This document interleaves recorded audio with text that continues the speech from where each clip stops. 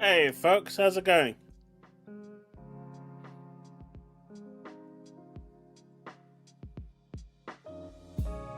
How are we doing? Sorry, I'm a little unprepared for today, in all fairness. I just got news that there's a showcase starting pretty much in 2.5 minutes. So we're going to be diving straight into that.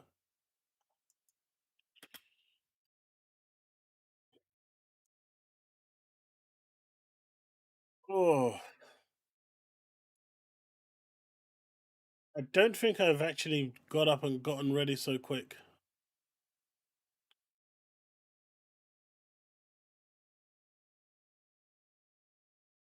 Near Automata is one of my favorite games of all time.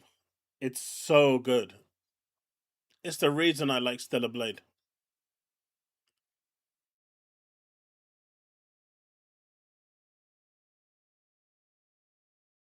Man, it's just too hot. I'm gonna be right back. Someone's at my door.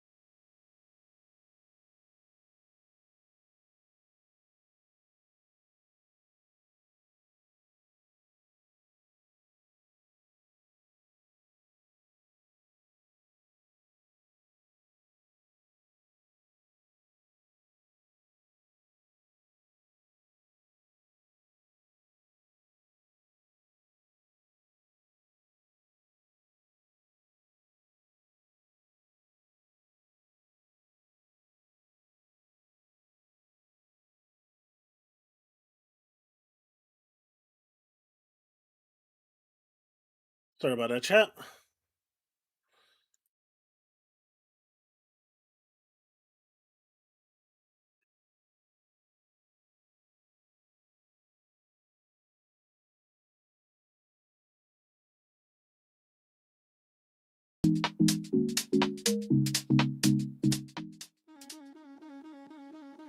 All right, here we go.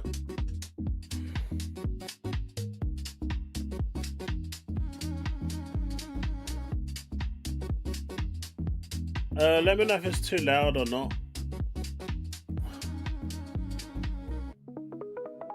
Man.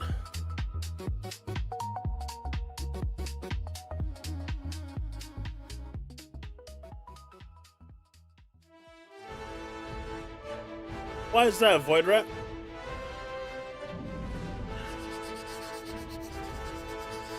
Oh.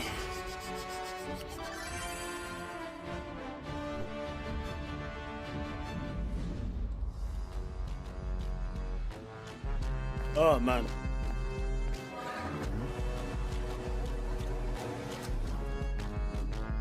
Didn't you hear? Playtime's over.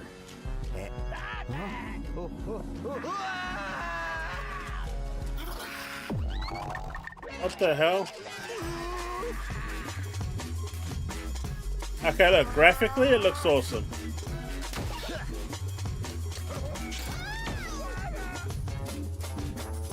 Oh, why a roguelike? Come on.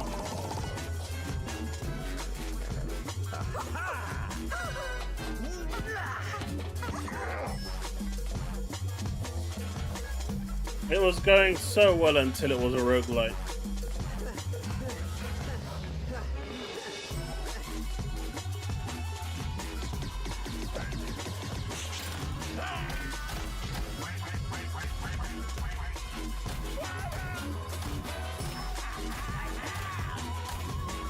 What are you waiting for? Garbage day? Go wish list on Steam. It's Esteban? Guys, if I wishlist this on Steam, will it go up in price by the time it comes out? Hey, Power.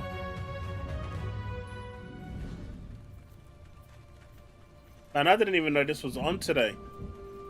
I woke up like 15 minutes ago and I saw Rabbi's message of all people.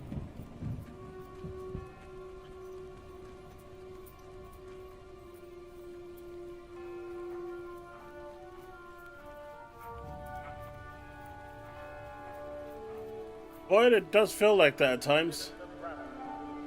Hey, Paul.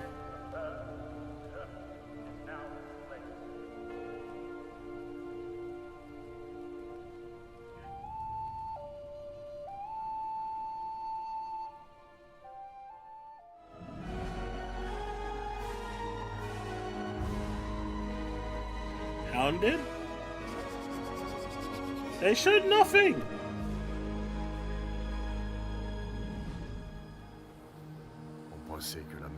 Don't worry about it, Power Boss. I was actually early. Pendant que les reptiles ravageaient tout, certains en ont tiré profit. Comme ces voraces de Black Drip, ils ont fini par tout contrôler. Oh. Like I said, I only woke up like 15 minutes ago. Sur l'île de Belmas, combattre, survivre et se protéger. C'est tout ce qui compte. Jimmy, for once, I'm always on time.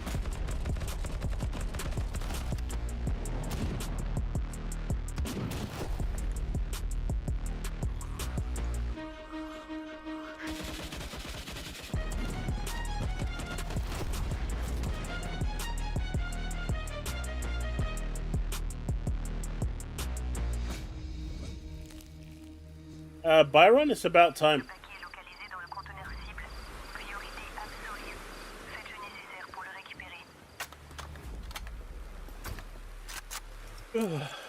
Jesus. Sorry, I'm still a bit out of it. The heat is absolutely murdering me at the moment.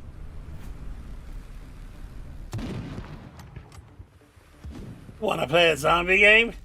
Huh? Wanna play a zombie game?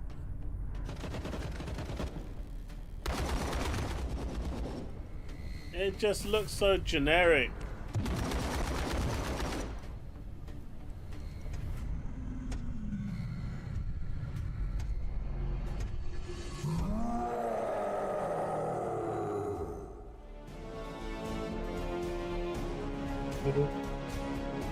Azur!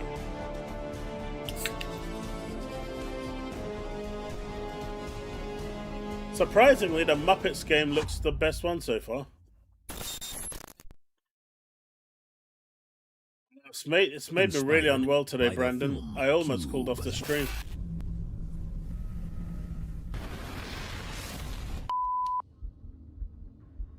Four players. Apparently this game is 4 players.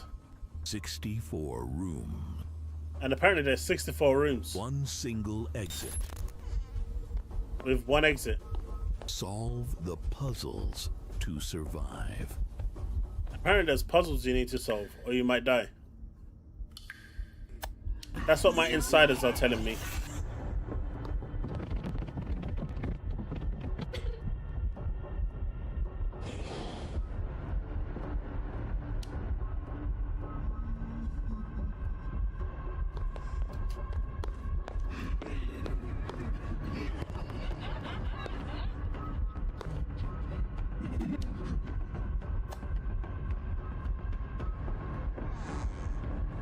You know I'm being truthful, right?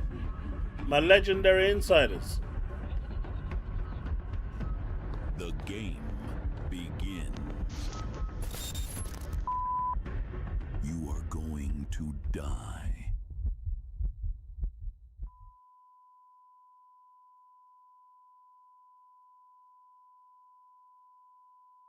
You know what? I'm not gonna touch my drink. Just in case it made me jump. PS4! Shit.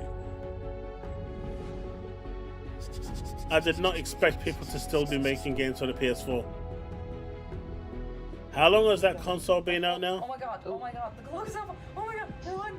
We have so little time, we have so little time, we have so little time. Let's go. What number did you got? 7. clock is ticking way too fast. I went into a room to investigate a carrier, and I investigated, and it was trapped, and I lost all my insight points. Oh, that's a shame. I need to find some nice contraptions to have some power, right? Telling you. They're not trustworthy. I saw them trying to trap a contraption there. How dare you? I will never join you again. I trust that my team will do. No. Okay. Let's just share this one. What do you say? Hello. Hello. Yeah.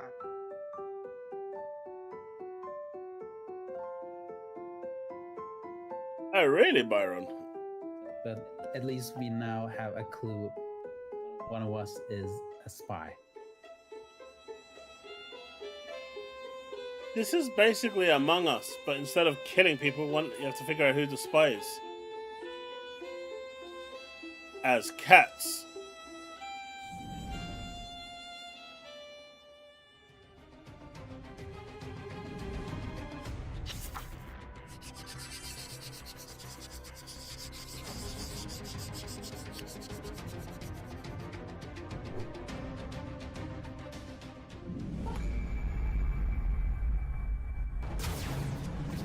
Ooh, F-Zero. Nice. F-Zero, and what was the PlayStation one called? I can't remember now. But this actually looks pretty good. Man, my brain is so fried today. Wipeout, that's it. Good on you, Chili.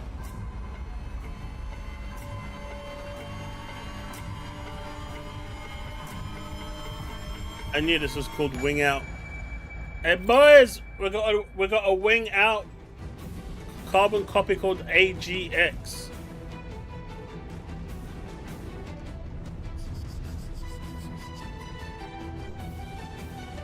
Oh, you haven't played it yet?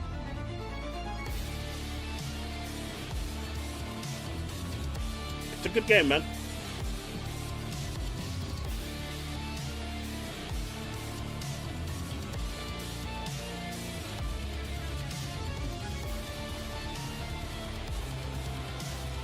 I think the game I have really enjoyed all gen is Forza Horizon 6.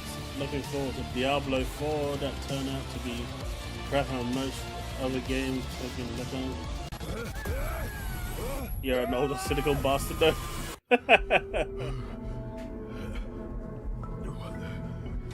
Hey look, the new Bond game, I don't care what anyone says, it's a good game.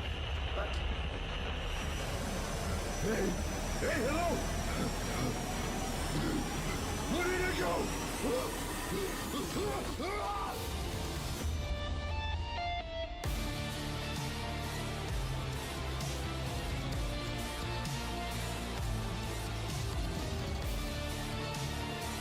Look, change the dude into a waifu, and you would have had me as a playing customer. But there's no waifu, so I'll stick to NTE. Guys, I'm addicted to neverness to everness. I don't know what to tell you. Right now, I am so addicted to neverness to everness. It's not even funny. I'm literally just driving around the city, solving anomalies and beating up people. I haven't been arrested yet, though.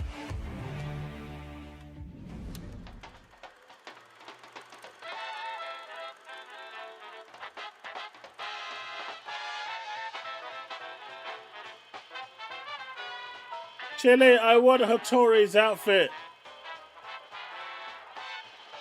I'm just not prepared to pull that many times with the Porsche coming.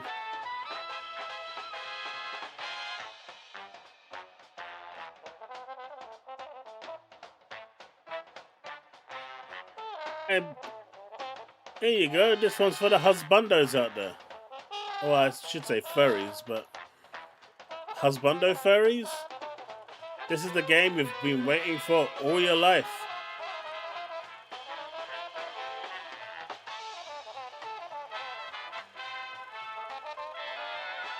Stop rubbing it in, Chili. I'd burn my goddamn currency if the Porsche wasn't coming along. Hey, Void Ray, everyone's doing a card game now, man. What they really need to do is make a Who Framed Roger Rabbit game.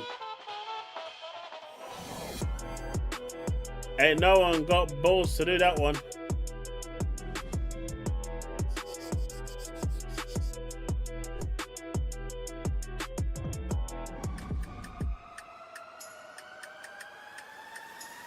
What, an NTE? Get better cars. I drove a tuned up car today. That shit was awesome. It was beautiful to drive. Hey, Rabbi. Thanks for the tweet. I saw it like 15 minutes before the showcase started.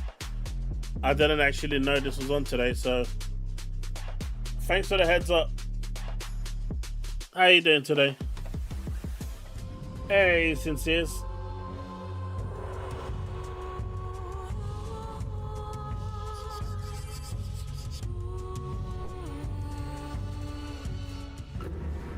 Man, I am not feeling great.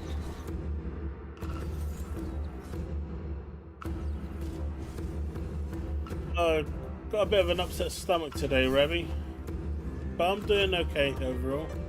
How are you?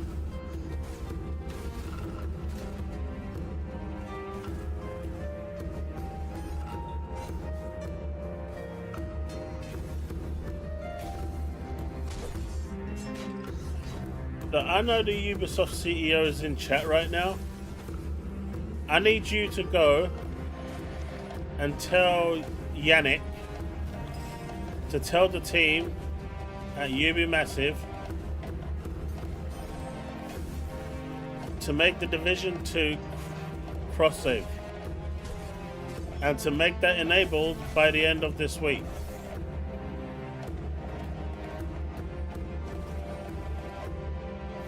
Nah, this is dead on arrival.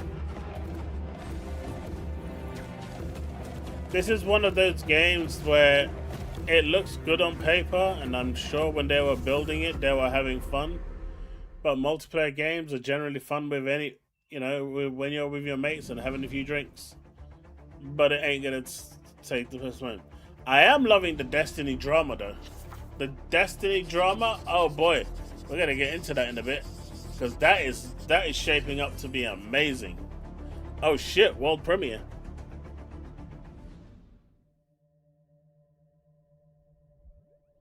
Yo, Banisher, you need to get that shit done.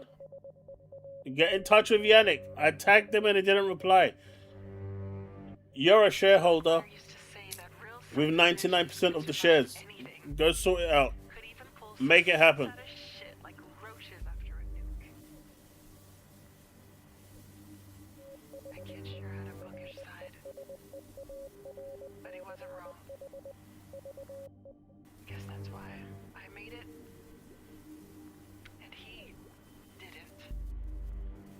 Yeah, cross save.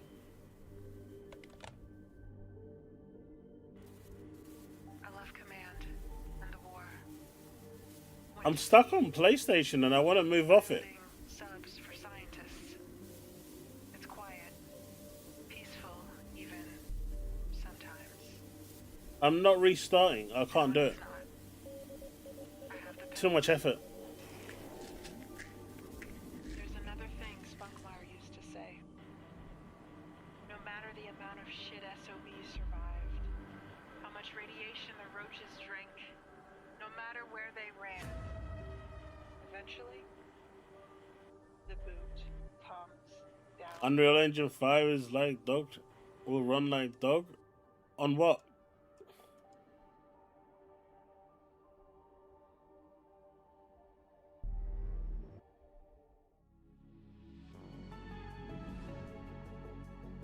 What was your...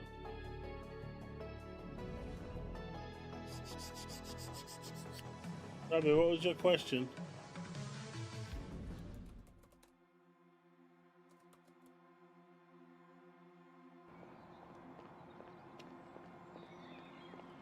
Yeah, pretty much what Soul said.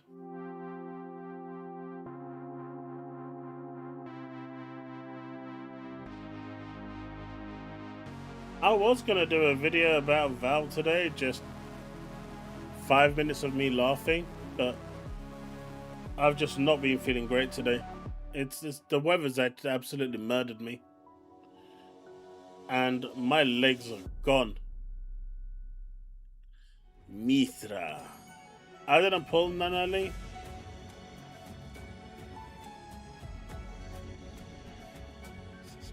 Hey, apparently the Steam machine is more expensive than the price hike for the OLED. It's $1,000 plus. Yeah, that shit's dead on arrival.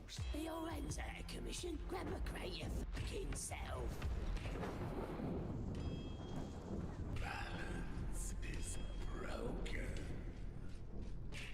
I require sacrifice.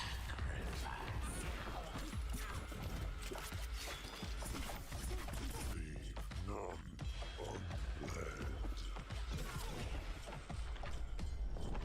The thing is, though, Valve is going to get away with it because they can.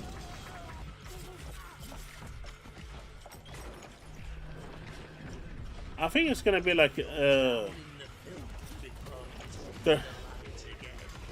I reckon they're going to want to keep it under 1,000, so they'll do 999.99.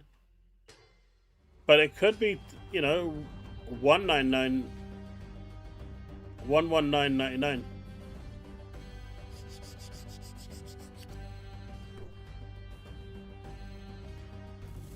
Man, I watched a bit of Alex with what's his name? Colin Moriarty.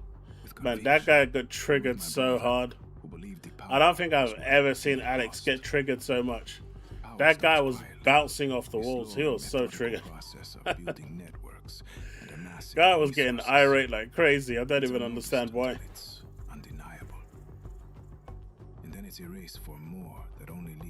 I would take the 5080 over the Steam machine every single day of the week. Enough money, enough power. But to have everything means to give everything. This is the price of power. Are you willing to pay? Yeah, that's the one. I only saw like maybe 20 minutes of it before I started to feel unwell, and I kind of took a back seat for the day. The heat's just really done a number on me. Apparently it's going to get cooler tomorrow. I really need it to. Or I might have to invest in some air conditioning because I can't deal with this.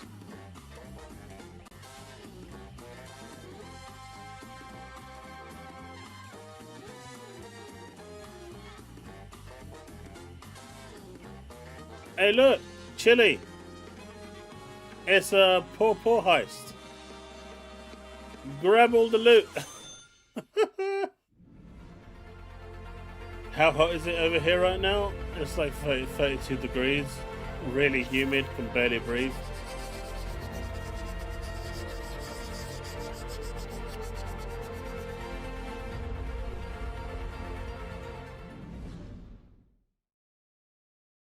I'm also a chronic diabetic, so I'm like feeling 10 times hotter than a normal person. Oh yeah, my music style. I'm gonna be the next big alt-rock superstar. Maybe I'll check the radio, see what's going on around the city. There's a cool show at NB Lounge next Friday. Looks like it's for bands with alternative. I mean, we're only in May, Void. Now I just need. Can you imagine what it's gonna be like in July and August? Today. Park's gonna be I can't do it. So I'll practice guitar instead. I gotta get my chops up anyways. I think I'll end up just passing away overnight. Okay, great. I'm gonna head to the park and make some cash, play a few hits, and see if I can pick up a few new fans. Today's the day to write the next big hit. I need to craft a song. This is the music my band will actually have to perform on stage, so I better make sure I know what I'm doing. I've got writer's block. I've got no inspiration. I know, Chili, that's the thing. Maybe if I play my cards right, I can collect some of Jesse's thoughts from my lyrics. It's like yesterday, it was like 34 degrees. No, the day before it was like 34 degrees, right? 35 degrees. And the wife brings me my lunch. And I'm like, oh man, I was hungry. And she brings me something that's like fire-breathing dragon spicy. I'm like, why? Quick trip to the music store. I'm driven. to check my stats and level up with all this experience. And so yesterday If I wanted during the my best gameplay skin stream most on my talented other player, YouTube or channel, sweet-talk my way to success? I guess she there's brings me different ways to spicy be the best. crisps. Time to find that perfect band. I think she I'm found no out I've got manager, life so I better insurance. pick people who rock the crowd as well as play well together. I'm convinced we locked now. ourselves in the garage for days and nights and days and nights, and we rehearse and we rehearse and we rehearse. Practice makes perfect, gang. Uh-oh, trouble's brewing. The bass player's unhappy. Well, the crowd doesn't love him, and he was being paid way too much, so I gave him a cut. Not my Yeah, I fault. got done over Now by he's the threatening GPs to over quit. here, man. Well, I managed to smooth things out. They so I wouldn't guess I see have me for some like 3 management years in me. during There COVID. was some drama, but we got some gigs, and And now so- we're grinding around town, playing show after show. But it's almost time. My for the big condition show. went unchecked Time to for take 3 that years. big step.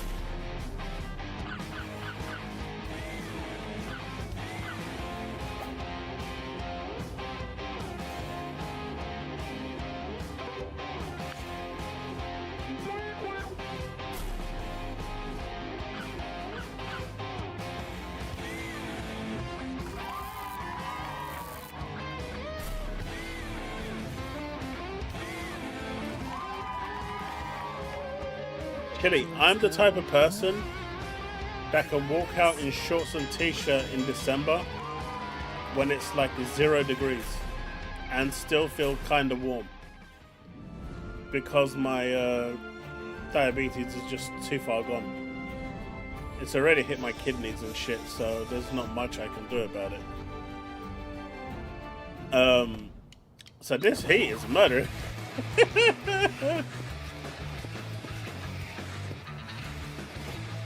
Ooh, all she needs is some paper rounds, and we got our paper girl.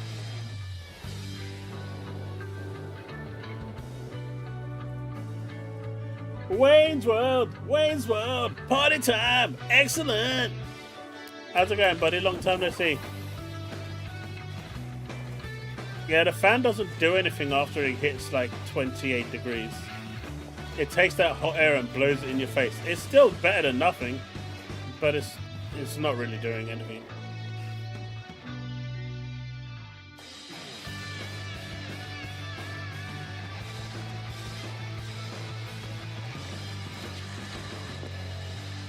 Have you upgraded all the food in the cafe, Chili? Hey look, this isn't a mixtape knockoff, this is Roller Girl.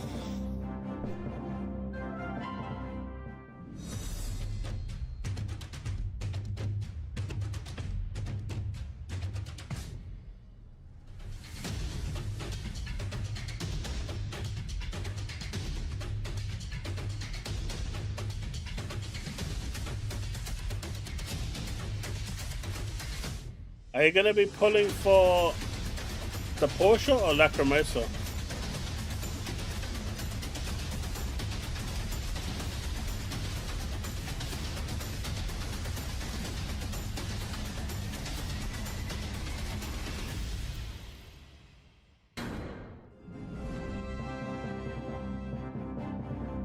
I didn't see Paris's video. I did release a video last night though, I'm not sure if anyone saw it. Early hours of this morning in the From the UK. moment you were born, Okay, this looks interesting. Okay, it looks trash. Bend to your will.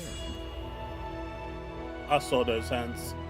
And though I have worn this crown a Okay, lifetime, no, I've something wrong with her always face. known you. But you know what? There's some potential. She can fly. When the crown passes to you, the people will not merely follow. They will rise in your name. Where I ruled with caution, you will reign with courage.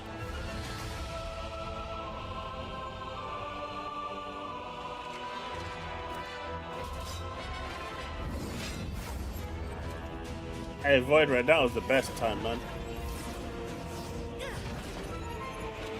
The 90s, the early 2000s, they were great. And when the shadows come whispering, I just you couldn't will justify the not cost of that, man.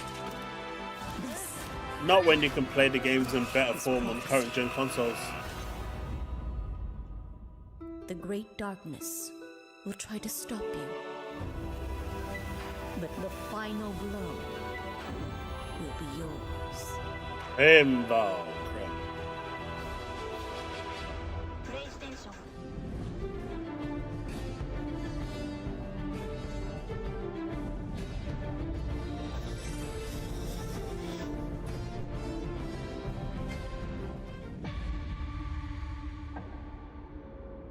Man, Rachel got excited for nothing. Rachel was like, let's go!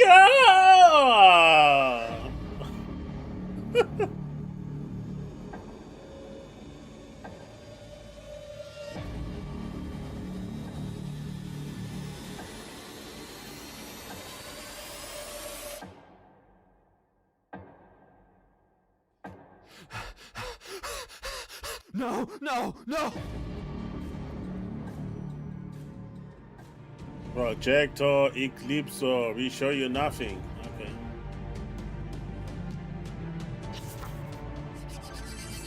I like this showcase though. There's no talking, it's just games after games after games.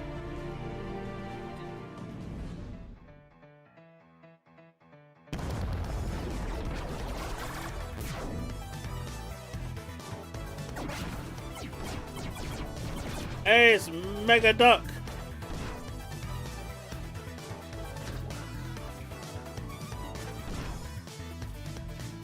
Hey! Half duck, half robot action. I told you, it's Mega Duck.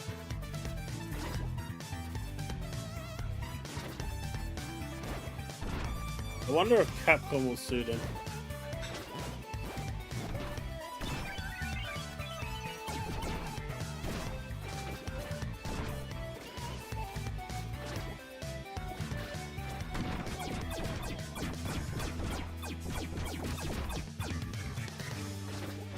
Not gonna lie, it looks kind of good.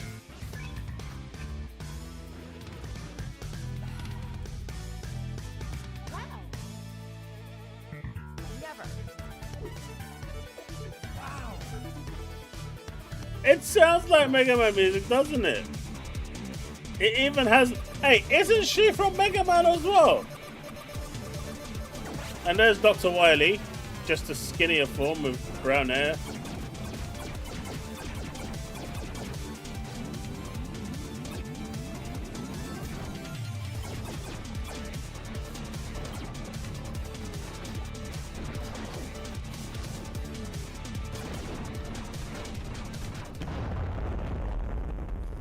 All done.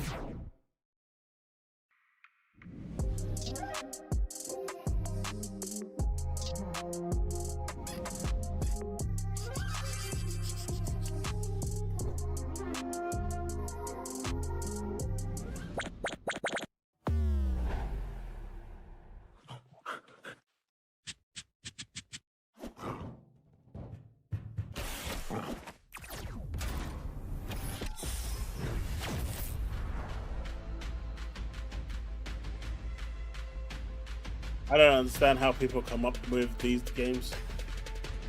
I'm convinced that when people are creating these games, they really do just, you know.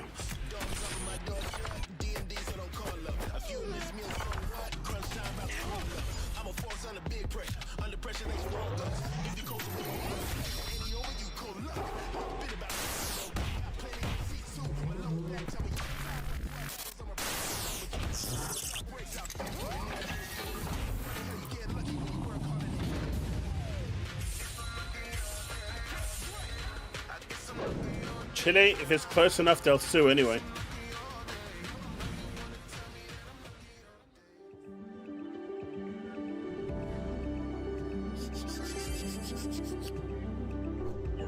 Premiere.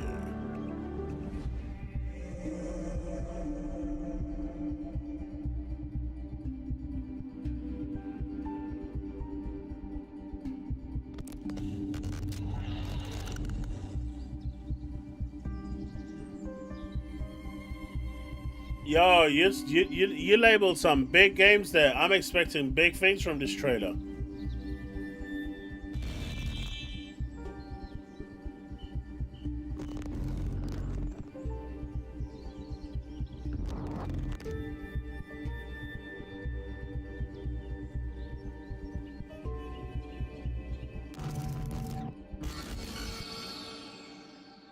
Hey, you suck! That's all I'm saying. You show me nothing.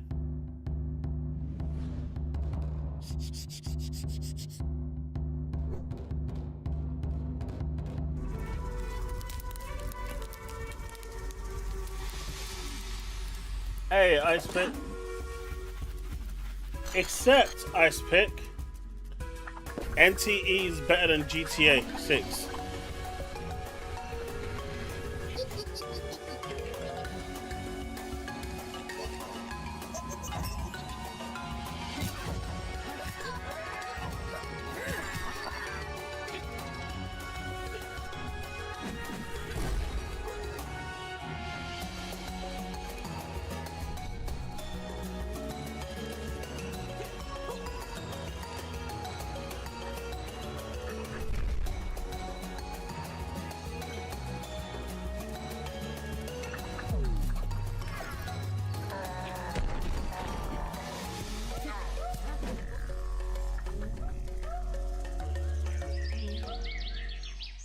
I'm gonna lie, this one don't look too bad.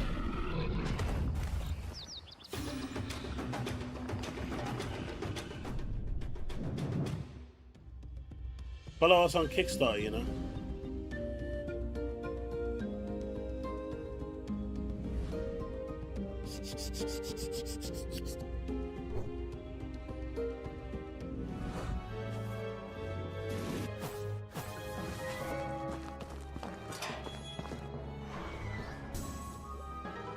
Ananta's gonna be completely different, man. That's a different breed entirely.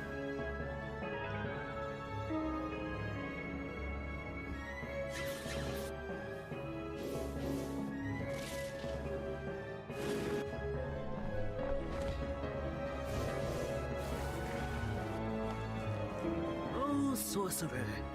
Do you understand how much has been sacrificed for this? This god, it must be resurrected, no matter the cost.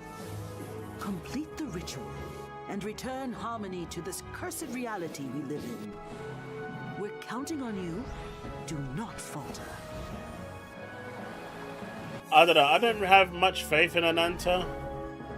Mainly because they removed the gacha.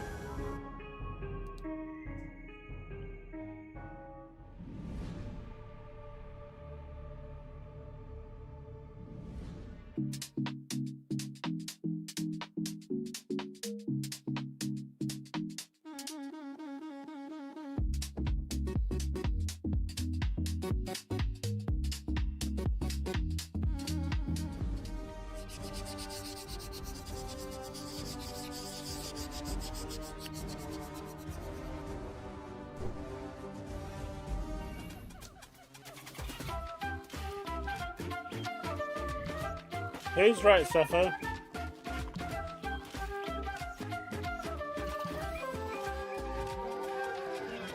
Are you kidding me?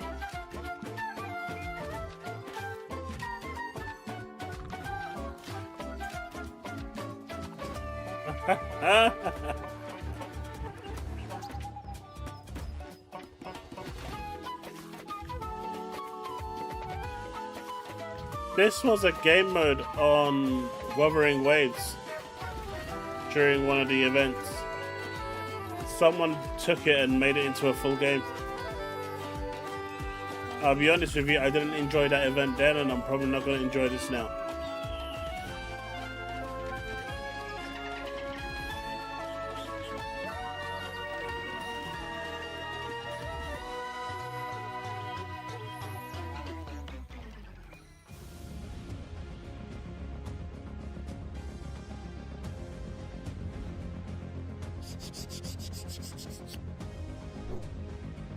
What's happening on June the 5th? Is that the Summer Games Fest?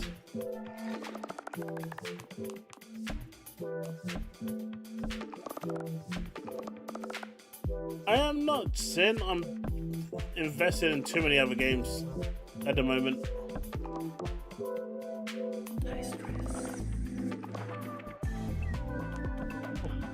It is not, Woodpit. And so it's going to have a massive uphill struggle.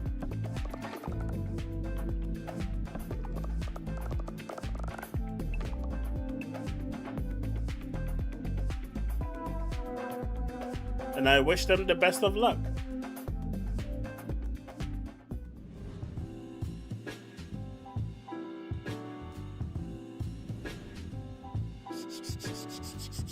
Yeah, the 5th should be Summer Games Fest.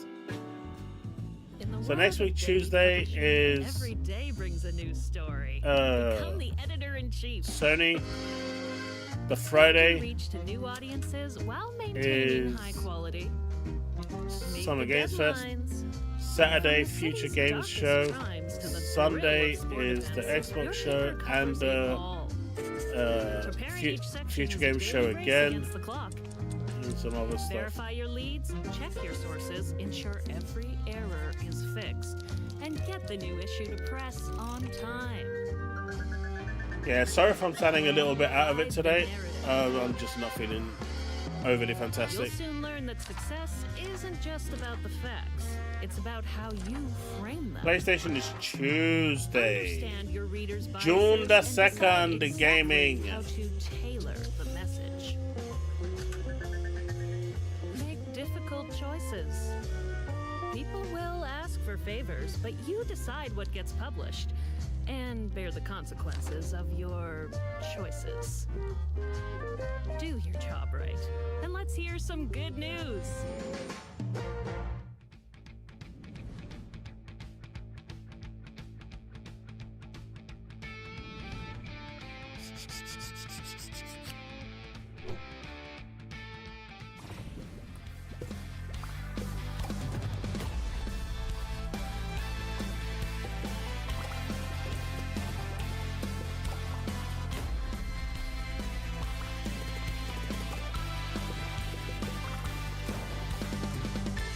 Poor man Smash Brothers, okay.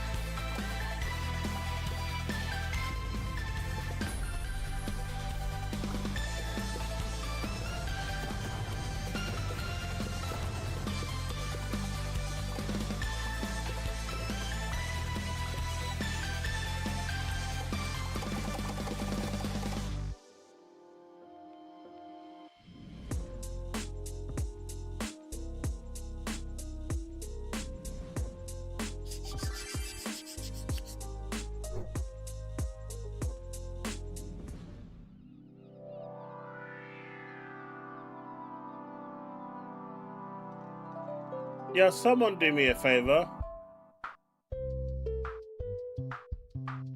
In chat, can you type exclamation commands?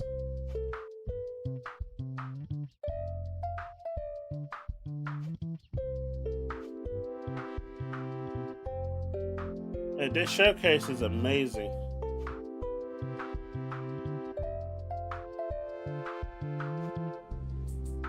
No, exclamation, not at. Find love.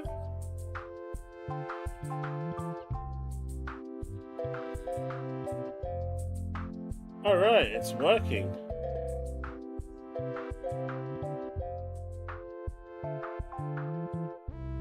I wonder if clip works. That's the one that not findsing. Wake me up next gen, please. Hibernation until then. Mate, I don't think next gen's gonna arrive anytime soon.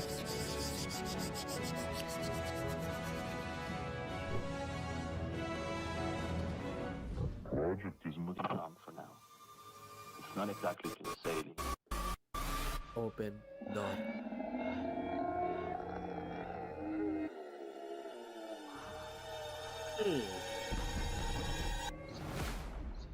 I don't think it worked. That's a bit unfortunate.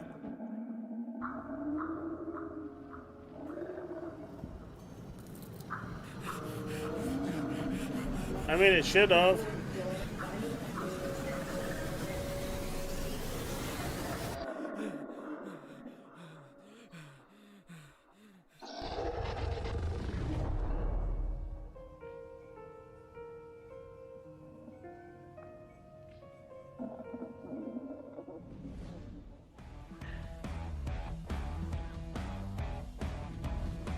Nope, it did not work. Bollocks. Well, I'll have to check and see.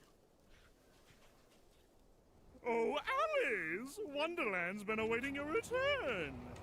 And you won't be leaving again. Hey, Diablo.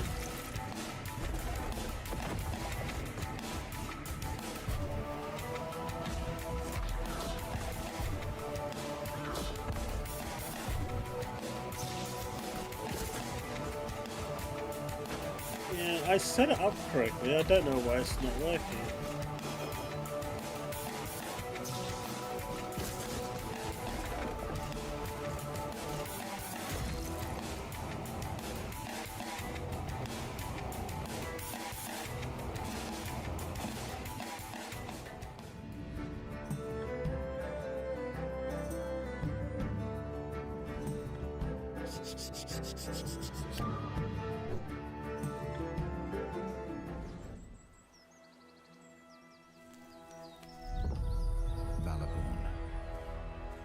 The place where no destiny is chosen for you.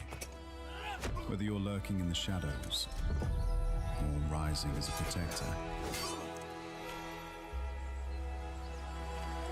every choice has its consequence. But even when you think it's over, there still might be hope. Wait, what did I do? What did I do? Where you least expect it. Wait, let me see. Did I do something wrong on chat? Maybe it's because I posted to that.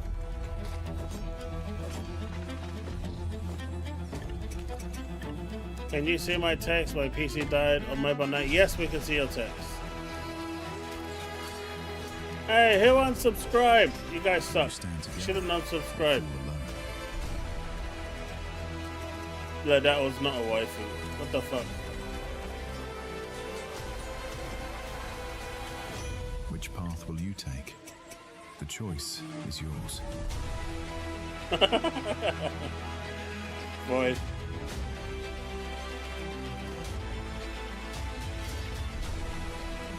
Man, I seem to be winding people up with that so much today, last night and today. I'm like, the Xbox LIX looks really good right now, isn't it?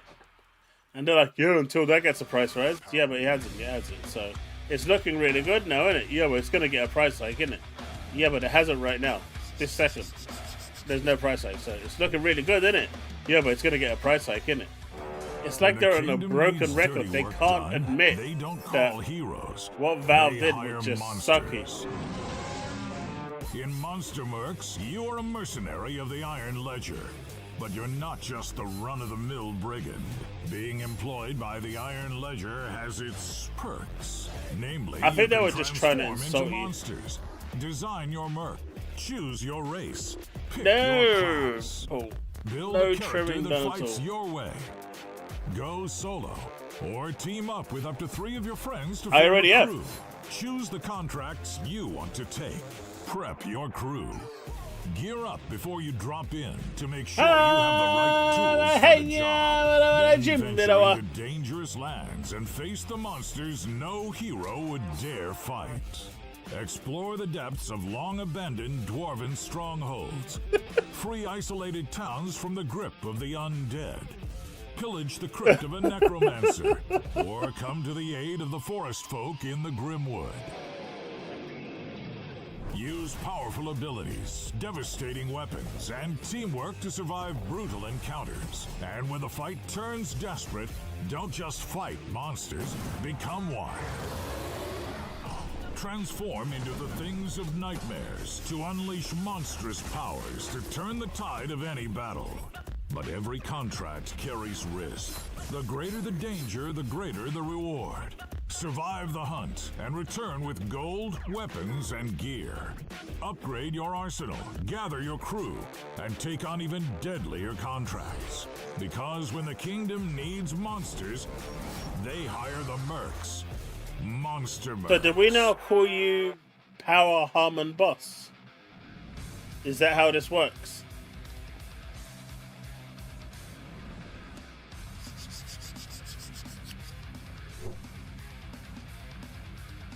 Tear those bastards to shreds! Oh, you're screwed, assholes! No! Stop! Here's how it started. Rachie, the thing you gotta understand is they even discontinued the cheaper model. They sure did try to keep the price low. The plushie's mutated into Grimps. And bam! I've got your back! Grab the hammy gun! We've pissed off the Grimps. Grab that crazy-ass gun! Get a move on! Let's save the world! Fishality! I love the smell of napalm. Rip and tear and save the earth.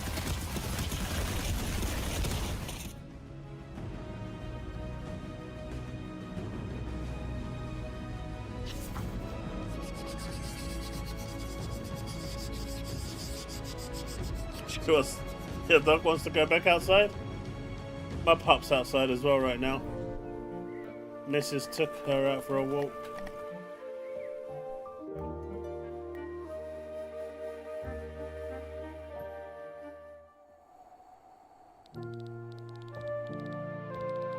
I had Chinese today. I regret it. Honestly, for today, what the missus should have done for me, instead of ordering Chinese, is cut some watermelons, get some hel lim next to it, a slice, a couple of cherek pieces, and that would have been done. That would have been good enough for me. Maybe a couple of zaytins, and that's it. That would have been perfect. That's like the perfect, meal for this sort of weather.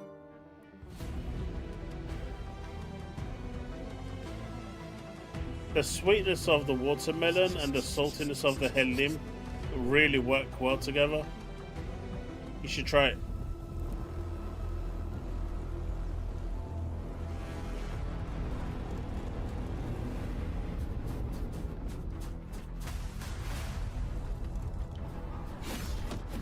Hey look, I know the Steam Deck is old, right? But that machine can't even run the games that the Series S can run. That shit is too old now, man.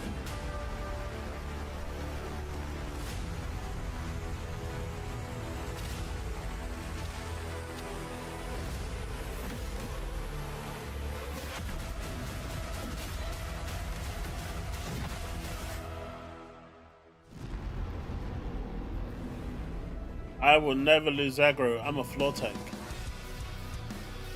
The best tank.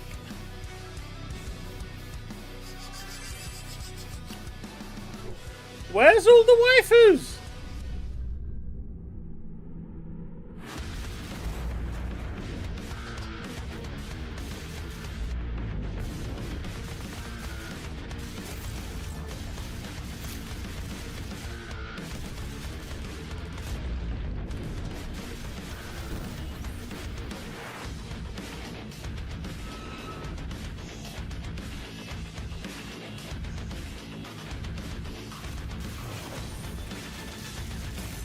Nah, it's not vital.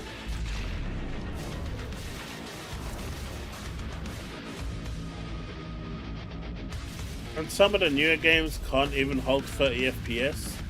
Then it's kind of, it's done.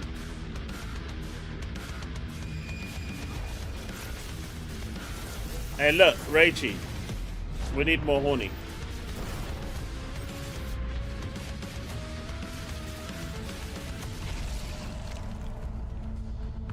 Everything is gun.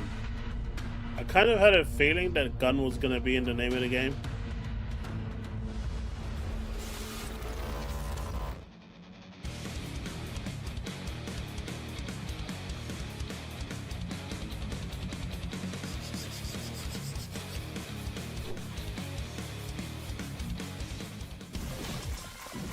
No, I don't need any new wigs.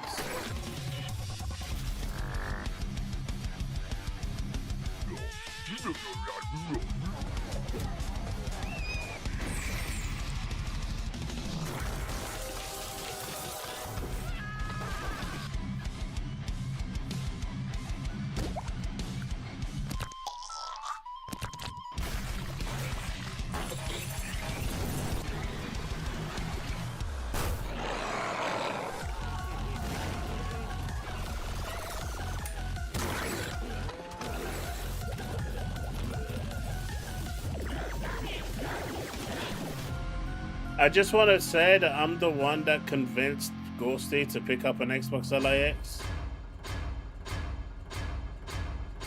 I'm gonna take full credit for that one.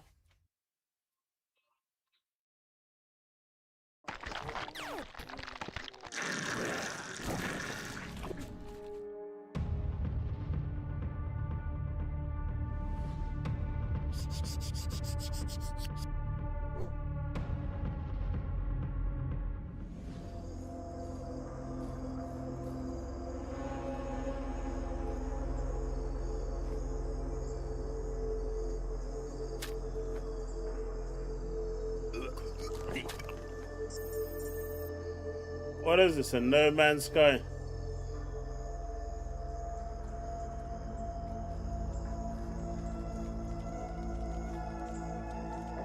Just need to go get a door, chat. I'll be right back.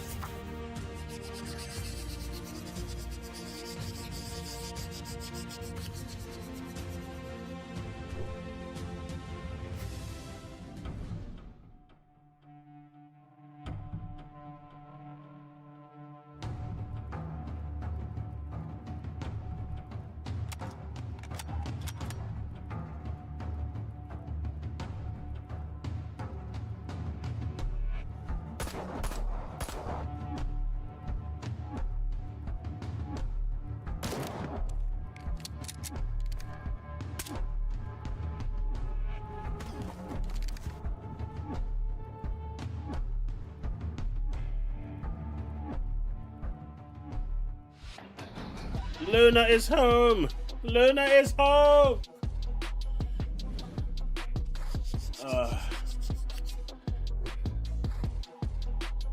Combo Devils. What did I miss? Okay. Back up. Oh, no, you're a guy. Oh, God. Yes, sir. This game is awesome. I love this game. Yeah, it feels very. I've got plenty of use out of my ally, man. And I'm finding so much of what you can get off the chat. You have actual links into combos like Magic Series, like Marvel's Capcom type. I was playing more like a platform fighter. I was playing more like a fighter, just like a 2D fighter. Yeah. No, this is peak. This is one of the best platform fighters I've ever played. Man got paid. He got paid. He got paid to say that.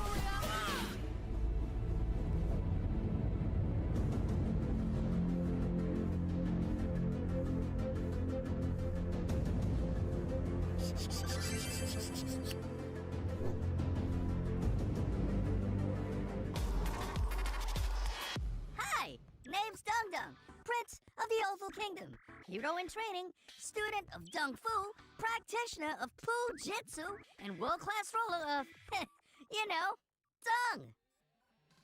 Life used to be all sunshine and peaceful piles of poop. But then, Princess Petunia showed up, spreading like a weed, thorny Petunia, you know, and unleashing a freaky army to take over the kingdom. And she's not even the worst part. They call them corruptors. They're all mucking up the kingdom. Null shrines, reality glitches, and bit blights. Stuff's straight up ignoring physics. So, I'm gonna save my parents, my kingdom, and, well, existence, I guess. The world stinks.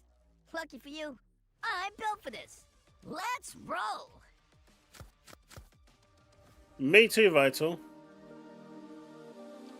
I end up, even if I'm just remoting into my Xbox now, I end up using my extra glasses. I plug my extra glasses into my Xbox LIX. And if I'm being really lazy, I'll connect an Xbox controller to it as well. And so I've got like a 200-inch screen in front of me with the extra glasses. It works great with the ROG.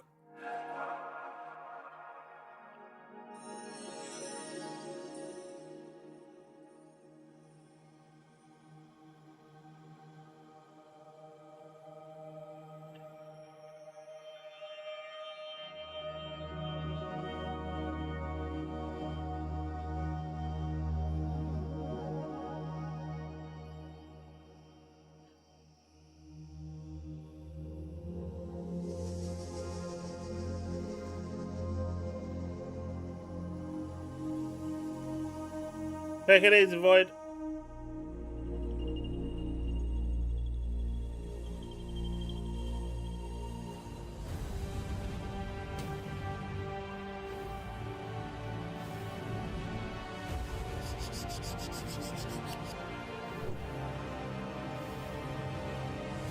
Limbic will guarantee your place in humanity's future. Your body will be safeguarded, and your consciousness sustained across DNA suits. In return, all that you are and all that you will become as a DNA hunter will serve Limbic. Do you understand and agree to these terms, Damien? No! You had one waifu and you killed her.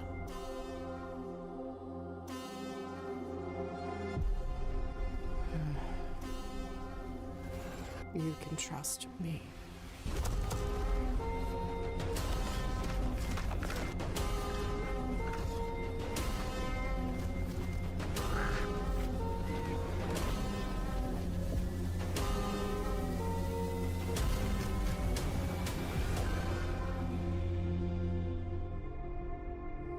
Hey, Steve.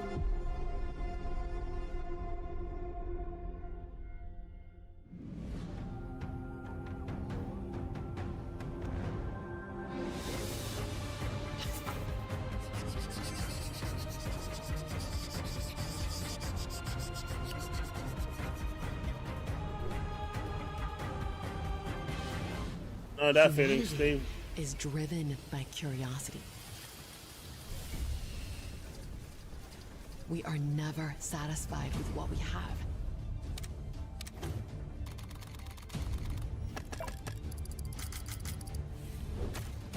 If it was released today, Moonlight, no. Like I said, I've not been feeling great today. I feel pretty unwell because of the heat. We explore. But this game is not for me. First civilization to arrive here. We all share a similar path, but will we have a different future? We will build our own wonder.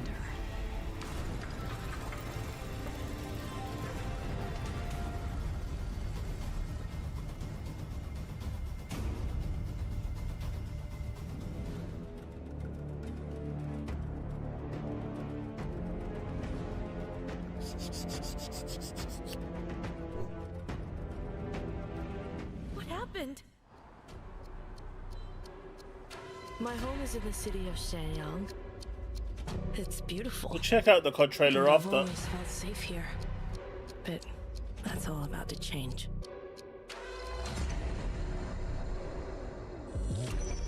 Does anyone have the link for the showcase on Tuesday? Mom? Dad? Anyone here? What happened?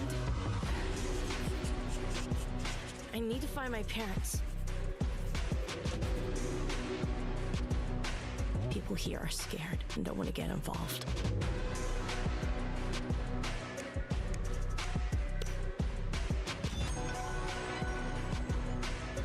But at least some are willing to talk. I don't know where this is leading me, but every clue reveals more of the city's darkest secrets. Man, Vital going back all the way to Virtua Fighter 1. Thinking that looks like pie.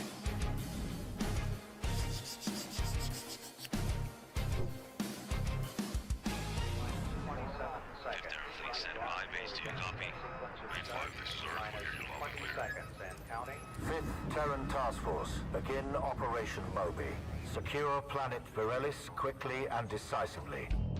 The entire war front depends on it.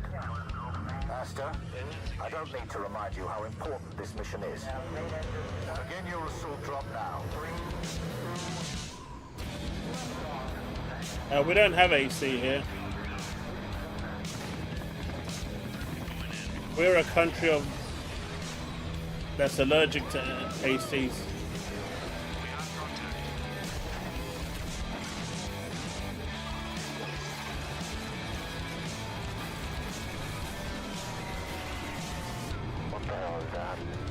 Secure, you seen this?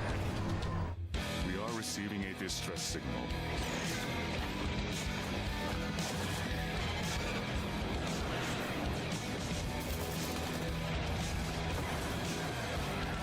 It's alright, Rachie. I'm already demonetized before the stream started.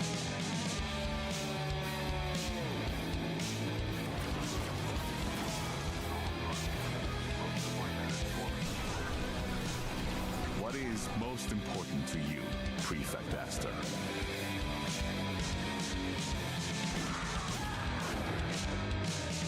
Go to hell.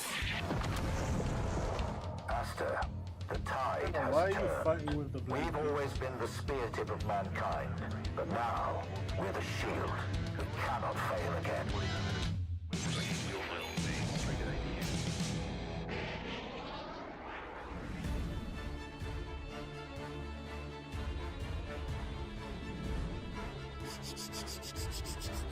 A recent survey showed that only 3% in the UK have air conditioning. And it's mainly due to building regulations here in the UK. They make it insanely difficult to apparently get it. You have to comply with so much BS. Whereas the rest of Europe and the world don't have to comply by those stringent regulations. And it's mainly because apparently it consumes too much power. And because of that, they put, unreasonable legislation in front of it to try and basically make it not worth the while of those building properties to have it. It's not illegal by any means, but they make it very difficult for you to get, permission to get it fixated in.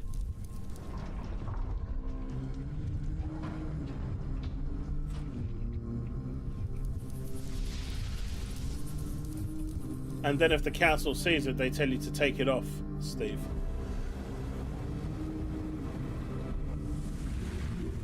So it does change the fact.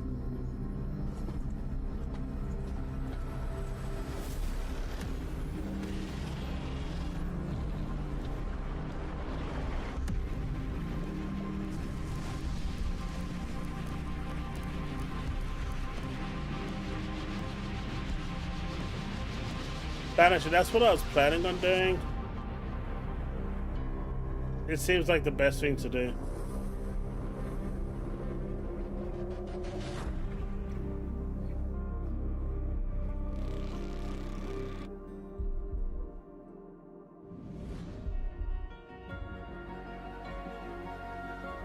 The problem with that, Vital, is that here in the UK we have a lot of solar farms. And during the summer they turned them off because they basically don't have anywhere to store all the energy that's accumulated. Whereas, they could be letting us use that extra energy that's surplus. But I think they can't monetize that, so they won't do it. I'm sure if there was a way for them to properly monetize it, they would actually do it. But because they, I'm guessing, can't, without seeming too scummy, they won't do it.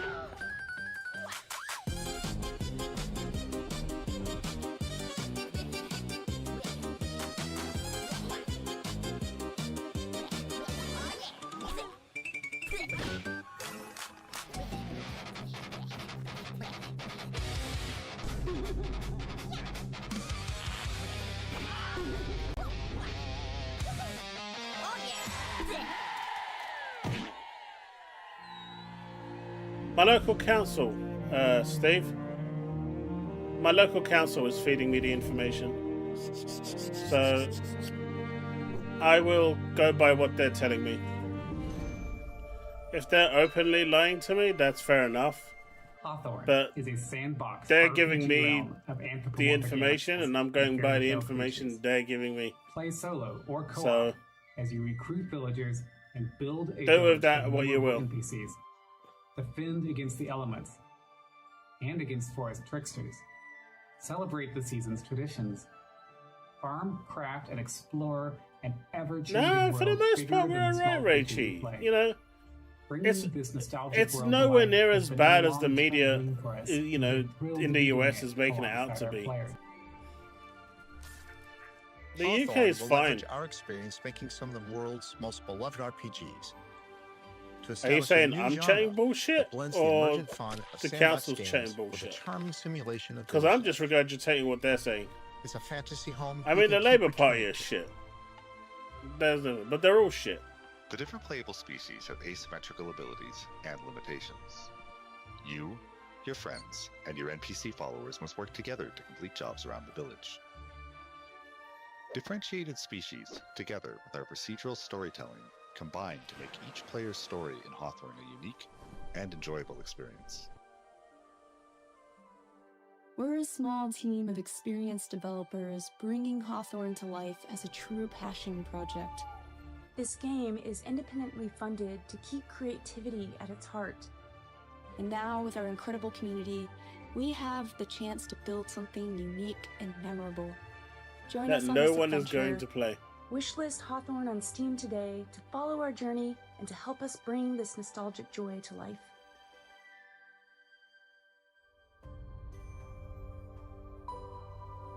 It's not Moonlight.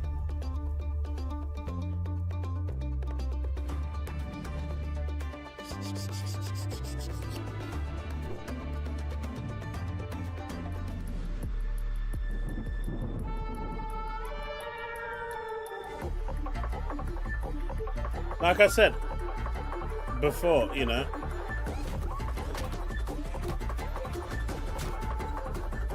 in northern Cyprus, when it gets like 40 degrees, I don't have any problem with it.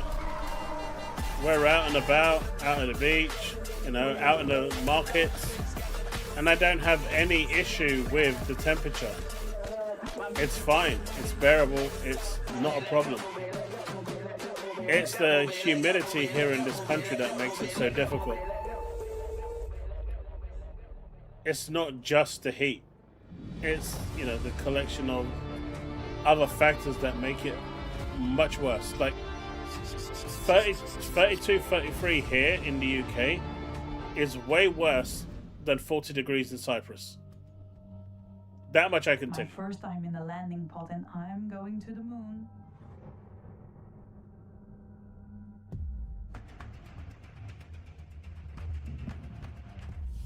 Did Oh, he this already looks give you the cool. brief? Not really. Typical. He always assumes we can read his mind. Mind. There's a problem with the sector towers. Malfunction? Or sabotage. Something tells me it's no coincidence. Where do I come in? Get to the scene, start scanning, and see if the mud boots are involved. We need intel, fast. I'm on my way, sir. Hey, kid, don't say I don't take you to the best places. Don't forget your assignment. I'll do everything I can. Let me use a computer to run a simulation of the comet's fragment orbit. Of course, occupy yourself. Come. In under 3 hours, the two main fragments will hit the colony. So it was a nuclear strike. That's what telemetry says. Hold it right there. You okay? The mud boots ransacked us. They shot him. Coyote is dead. His body's dead. It's not his mind. Suspecting me of being a mud boot? How dare you? This holds the memory of our civilization. Lose it, and we lose ourselves. And Bo, try not to die. I'll keep that in mind.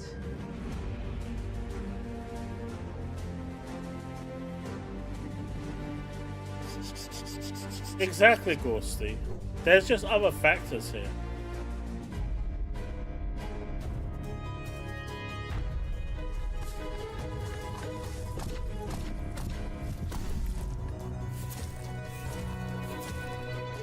Man trying to be One Piece.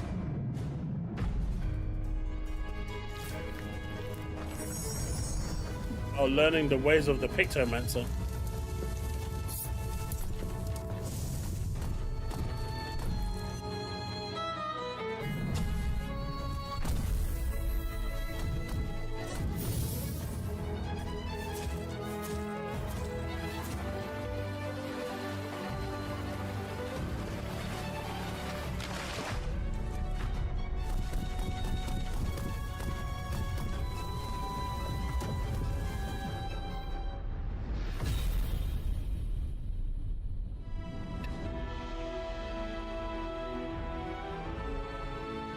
it's a cool concept.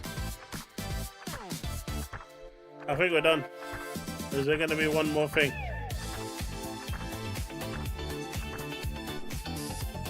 Nope. Alright, this was pretty underwhelming. I expected a little more from this, not gonna lie, but do you know what? It is what it is. Temu Okami. I expected a one more thing. Come on.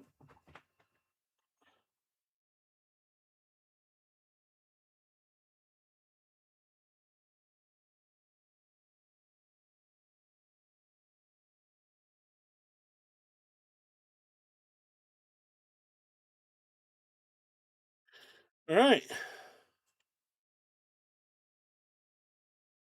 Let's have a look at the Modern Warfare trailer.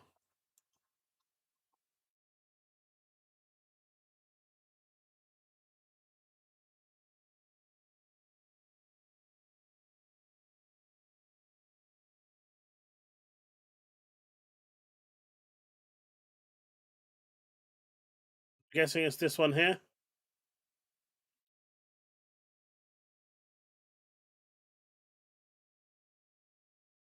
Let's have a look. Let's have a look. All right. 10 mics, and your asses better be in formation north of the stadium. Orders are anytime, any place. Sergeant J, keep your scouts in line.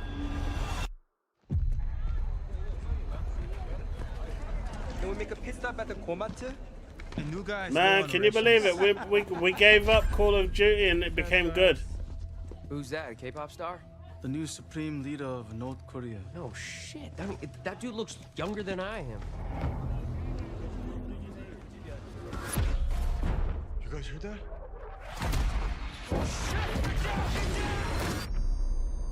Dude, you don't need to fight for us. Fight for yourself. Your country is even more fucked than ours is.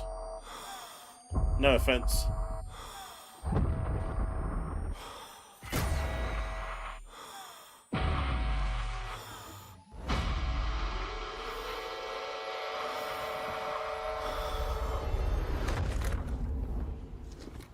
작전 개시, 여신 종료.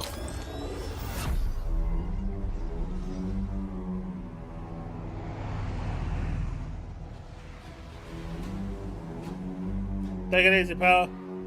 You're still a wanted man. Yeah, I know.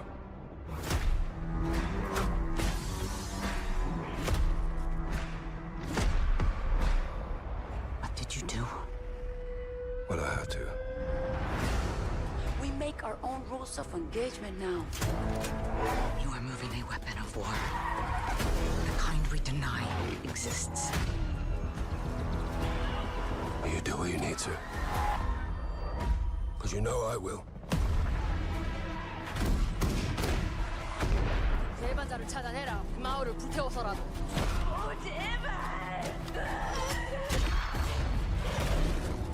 This look good though, Steve.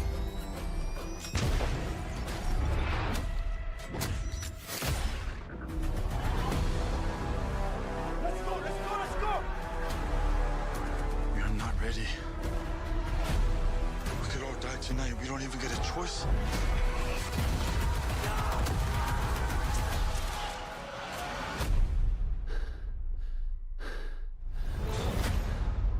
You broke a lot of rules, Price. No more rules.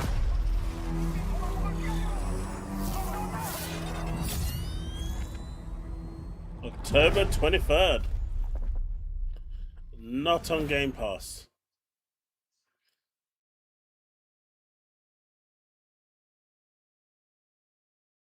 That is a shame.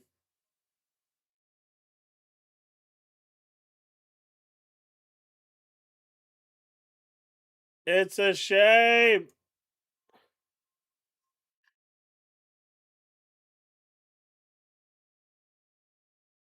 But yes, Warzone dropping PS4 and Xbox One support on June 4th as well is the smartest move Activision has made. It looks like they're finally leaving everything behind. No.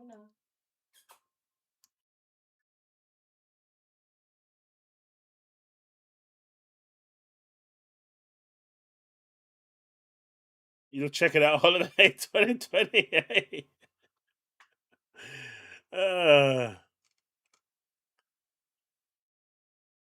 I don't know what you mean.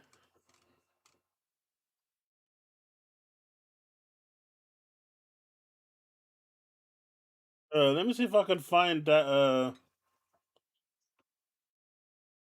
other showcase that was going on.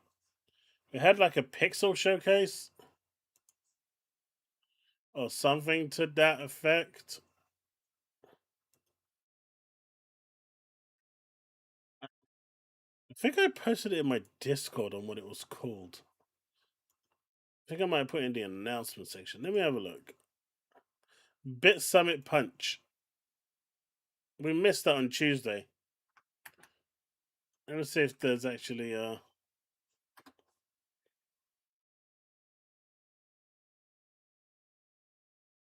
damn.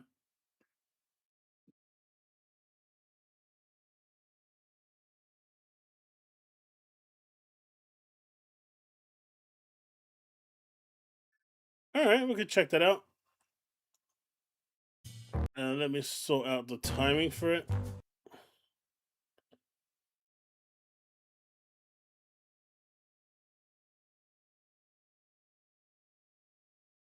Alright, so that's ready.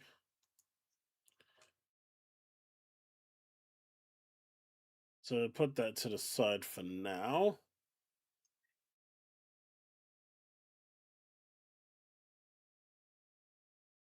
Man, people saying that the Steam Bros aren't coming out in full force to defend the Steam Deck. You are wrong, man. They're out in full force. Don't touch my Valve.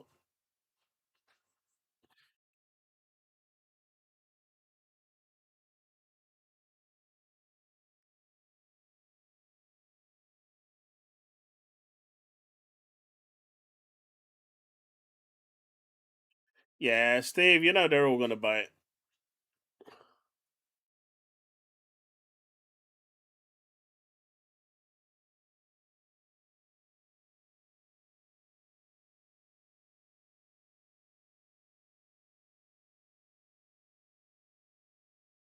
Oh, so Diablo bought Forza Horizon 6 just so he can bully me in community nights. That is just so not cool.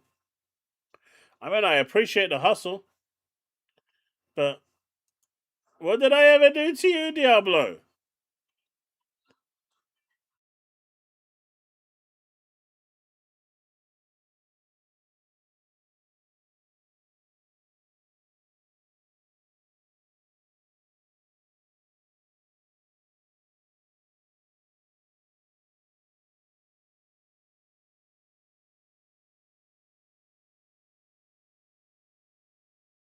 Man, Tim Sweeney defending Steam was not on my bingo cards.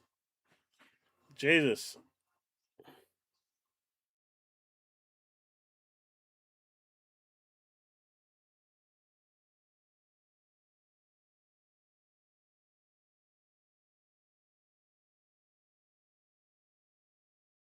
I saw Devastator. I saw, but this is interesting, right? We'll come back to the price hike because that's just silly, but according to Asher Sharma, previous Game Pass price hike accelerated subscription losses. So they lost a lot, I'm guessing. And slowed growth. Price cut is starting to reverse this. Hard choices ahead for Xbox, says Asher Sharma. Growth slowed down and subscriber loss accelerated after the pricing and SKU changes last year. Since our price reduction, we have seen acquisitions grow and retention improve, which is a good first step. We are building a stronger Xbox. That means making hard choices about what we build where we invest, and what kind of company we need to be going forward. This is part of what you are starting to see in the shift from Xbox to Xbox.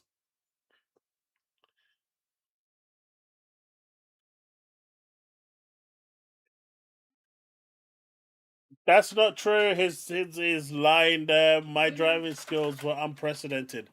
I was driving blind for like the last hour of that stream.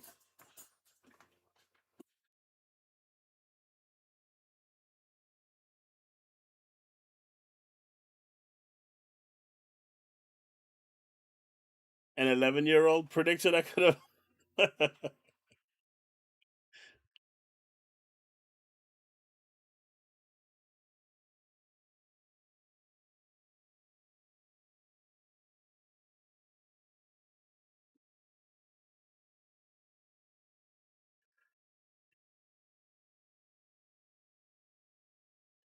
The phrasing here is misleading. There were no subscription losses in the sense of a lower sub count here. Mate, the CEO is saying that subscriber loss was accelerated. What the fuck?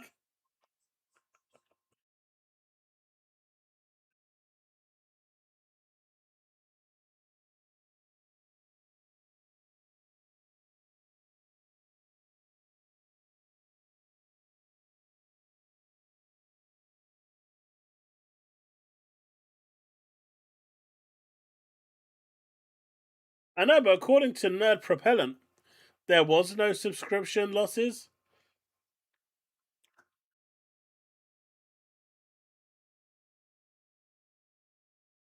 It's like the CEO is saying we had subscription losses. Yeah, you're lying. I don't care if you're the CEO, you're still lying. I don't care if you're the one that has all the answers, you're still lying.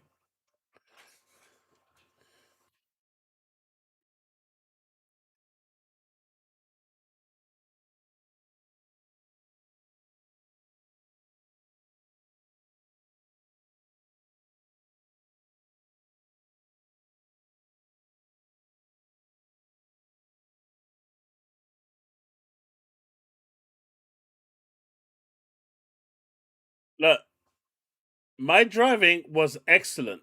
Don't you come at me with none of this.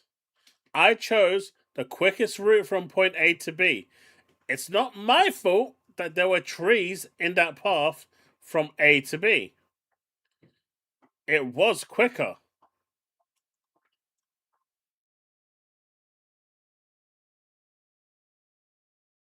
You do have a point there, Ghosty. You do have a point there.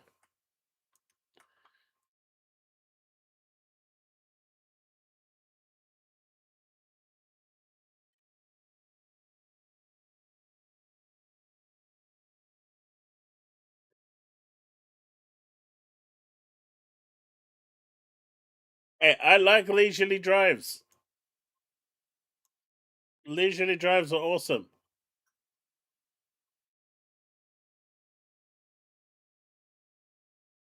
uh,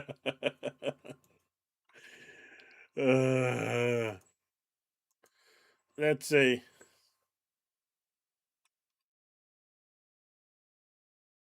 So the gaming news this week has been a little bit interesting, right? Because there's been basically nothing outside of Valve taking a massive dump.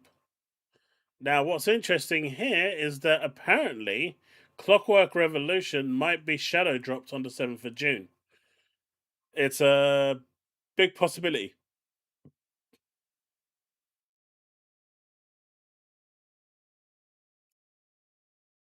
Look, I'm gonna put this straight to you, Ghosty. In NTE, I was driving at 140 something kilometers an hour. And I didn't crash. Not once. I was doing great turns and everything. That's a real racing game. Not none of this Forza stuff.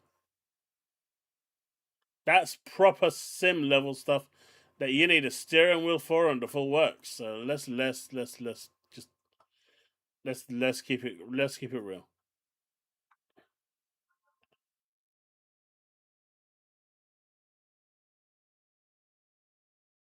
Hey, Bullets.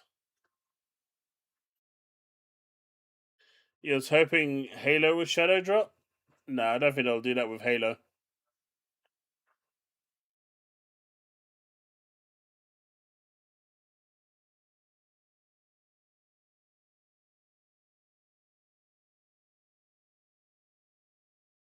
I mean, KMH is KMH, right? Doesn't Forza use MPH? I was. That straight line, I beat Steve. He saw it, and he was pretty jello about it too.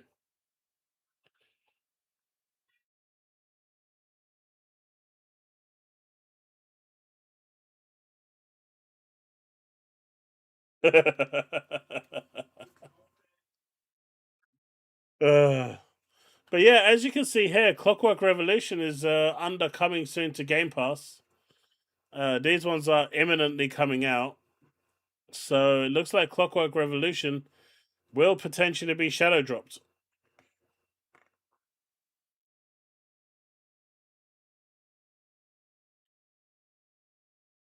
I ain't talking trash. I'm talking real. I speak the truth. You can't handle the truth. Or something like that. Just saying.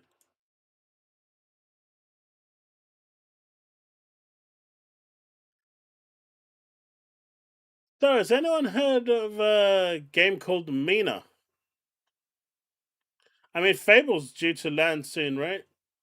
Like by the end of the year. But soon. Mysteriously, though, after this was posted, Fable and Clockwork Revolution has disappeared from the coming to Game Pass. So I wonder if Fable's actually not going to come out this year. I do know that Persona 6 has decided that they're not releasing it this year. The game is complete, tested. I think they've got like maybe a few months left. The game should be ready by like the launch of GTA. So because of GTA, they're delaying it to 2027. Hey, look, you don't come next to me. I'm already feeling like shit. Don't do it. Look, it's gonna shadow drop, okay? I've said it. It's gonna happen.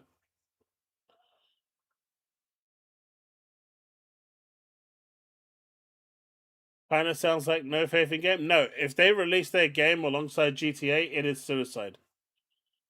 The game is going to not do well. Like we all know this.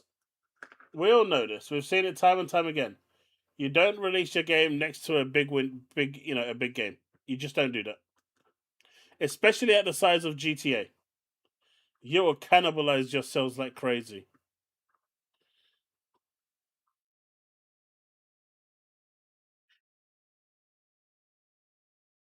Apparently, the game is pretty much done. Chili. They've only got little bits left to do. I am not regularly wrong. I am pretty much always right. Oh, I know GTA is getting delayed. I've been saying that since last year. But they haven't announced the delay, so everyone is kind of pushing their game to next year.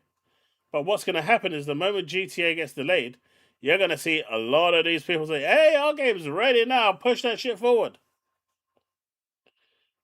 And start pushing them out. I think Rockstar should just come out and let people know if it's going to be delayed or not. But it's going to tank their share prices, so they won't do it.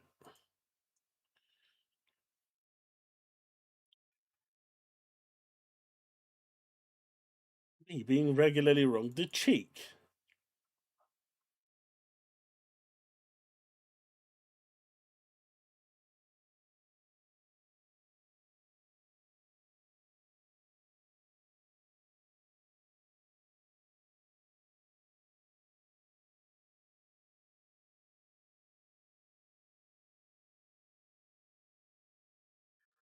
Man, I do like how Mylan became public enemy #1 in the Destiny community with one dumb tweet. My guy thought he had a.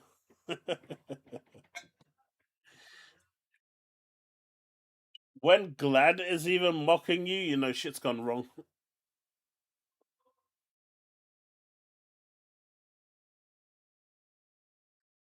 What did Asher mean? Hard decisions have to be made for Xbox?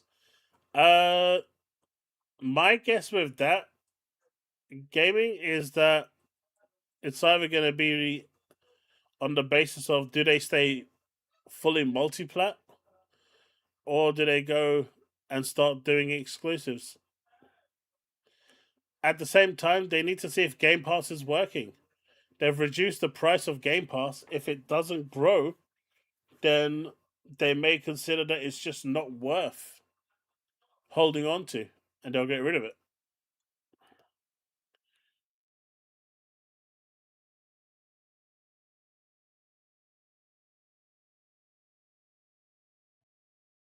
Wrong, Bags. Absolutely wrong. Real gamers play on Stadia.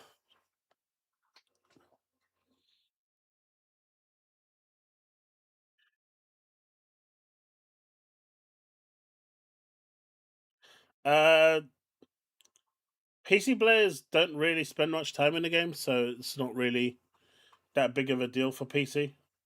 They're the lowest spenders, so Rockstar really doesn't care about the PC community.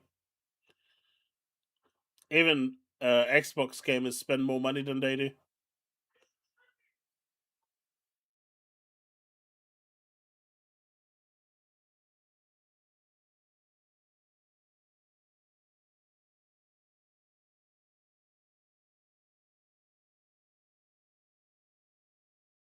And I'm just saying what the free options are, man.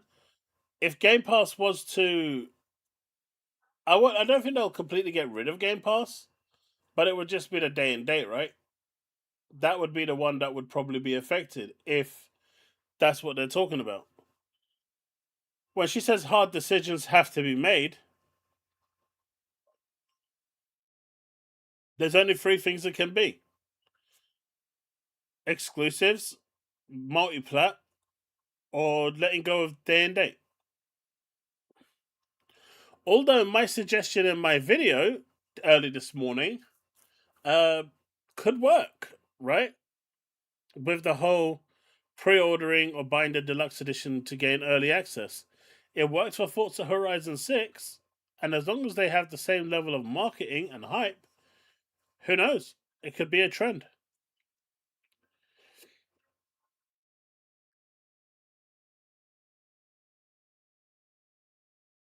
Facts. Facts. Guy is speaking facts.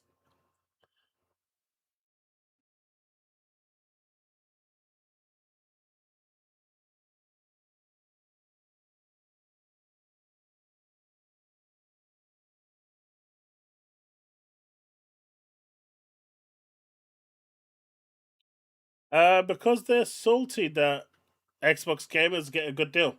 That's it. That's it. Excellent.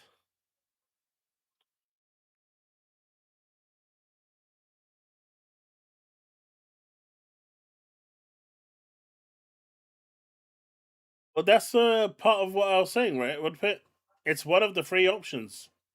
They either go full multiplat, they start getting exclusives, or they lose day and date. I can't imagine anything else being on the agenda for hard decisions.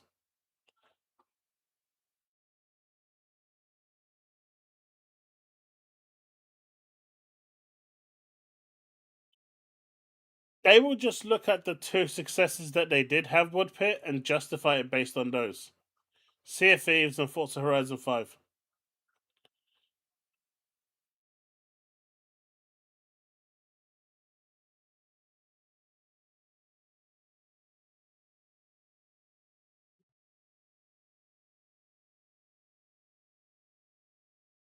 You don't see how that's tied to Game Pass? How what is tied to Game Pass?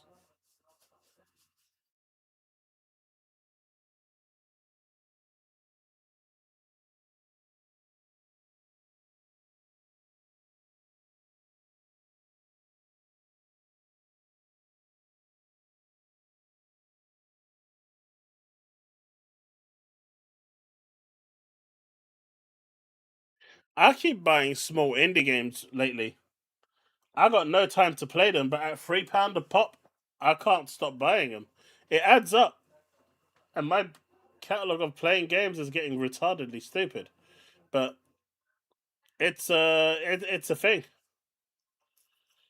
I jumped on the Xbox well, I went on the PC app.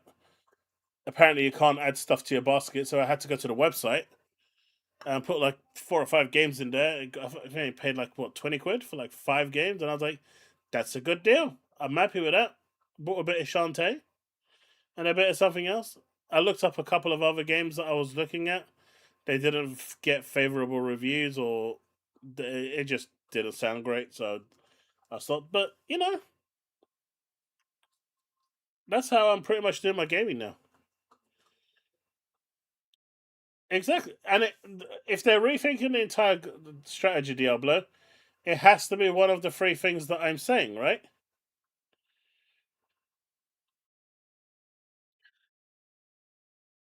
A good. Hey, look. It's a game I want to play. Whether or not I'll play is a different matter, right?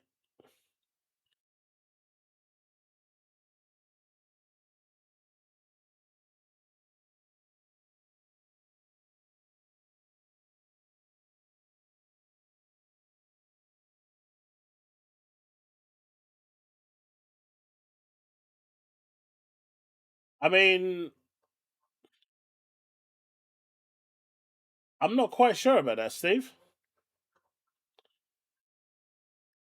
It depends if they want the image of Xbox to mean something. If they want the brand to elevate, then they need to take a hit in the profits.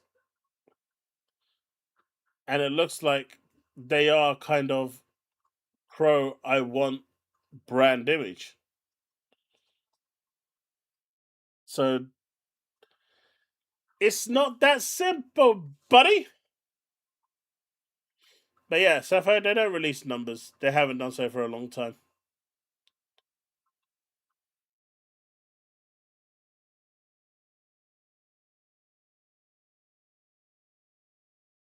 Yeah, but see, they're also releasing a console. And if they turn around and tell everyone, hey, we're releasing a console, you don't have to buy it because everything's an Xbox and you can just, you don't need a console to play Xbox, then sure, I'd agree with you. But they've gone back on that. And the fact that they've gone back on that means that they're willing to take a hit.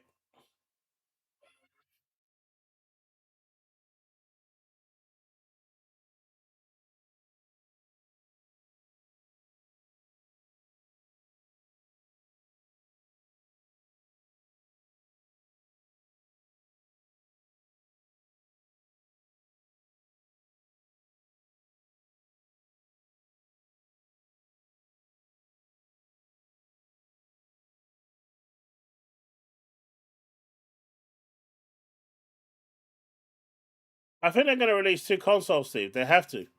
If they don't delay their console to 2028, when it's rumored that the Rampocalypse is going to die down and supply chains will, be good again, it makes sense for them to release a lower end model and a higher end model.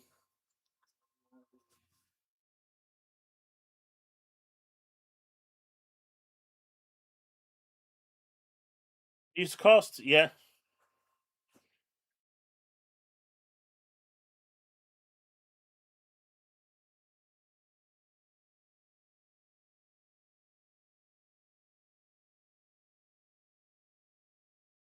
You're being way too generous, Woodpit.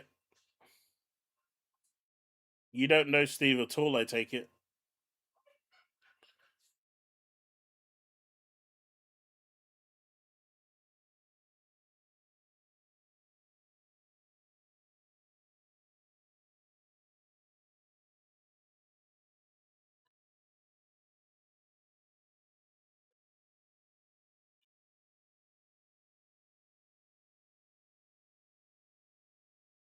So look, here's the thing, right?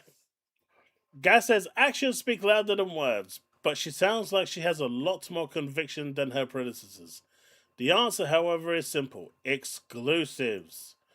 Asher Sharma, this is part of what you are starting to see in the shift from Xbox to Xbox.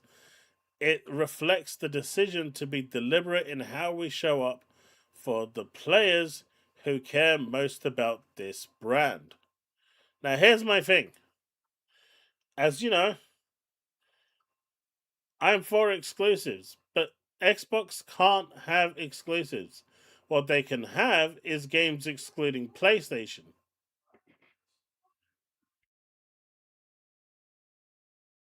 And that's really all they can have. Because the moment you can play the game on another platform or another hardware, it ain't exclusive. I don't care what anyone wants to say. It's not exclusive. This whole, yeah, but it's exclusive to the ecosystem, that's just buzz PR words. The moment you can play those games on a hardware that's not the base console, it's not exclusive.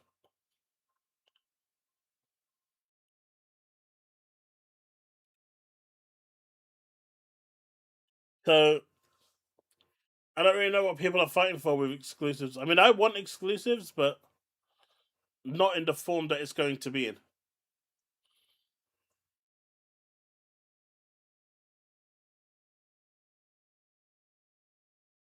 You know?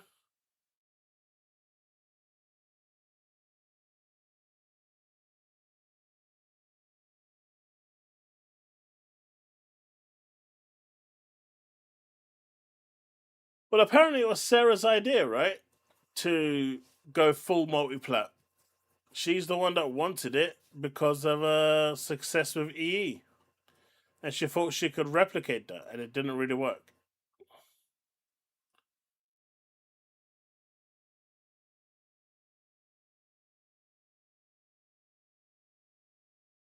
Hey, look, like I told you before, she's listening to the community. She literally rebranded Xbox based on like what 10,000 people's votes.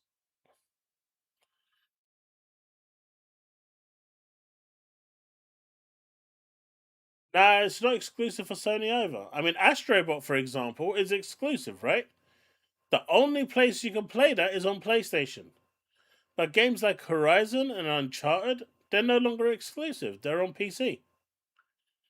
They can cry about it all they want. That's not going to change anything.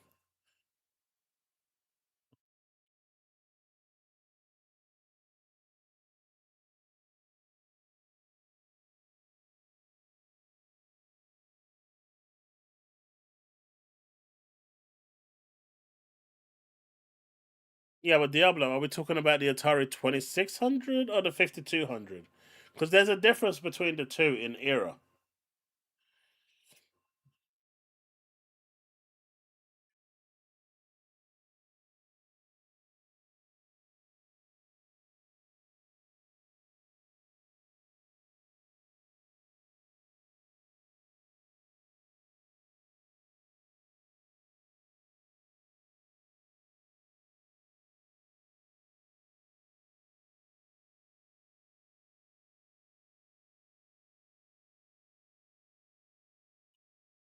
First Light has sold 1.5 million copies, which is good.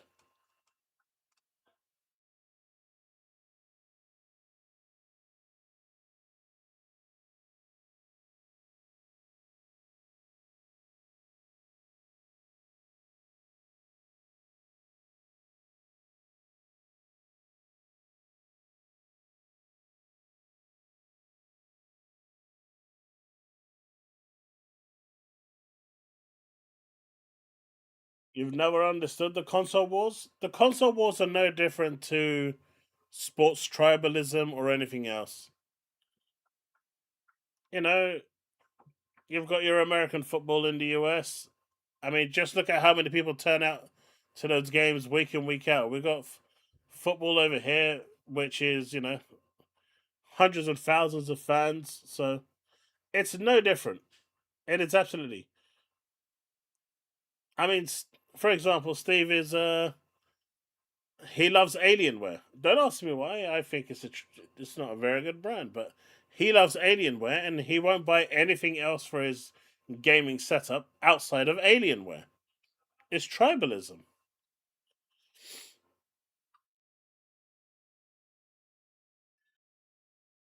Yeah, the Atari 5200 failed hard.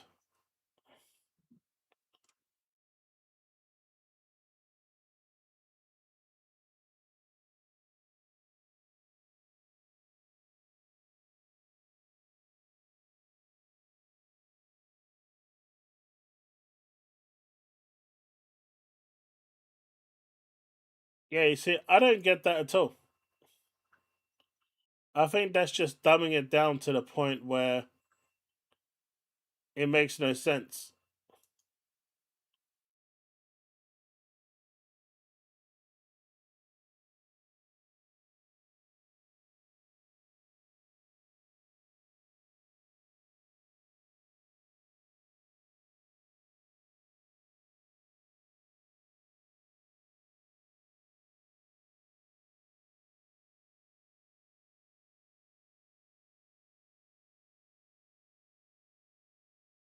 The thing with Alienware was always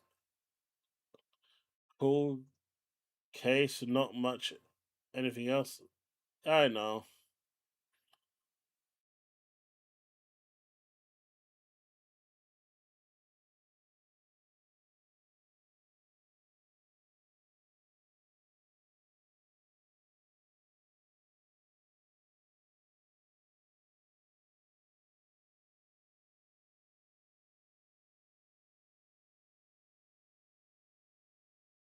I mean, they're working on that sort of tech right now, Steve. So who knows? Maybe in our lifetime it might happen.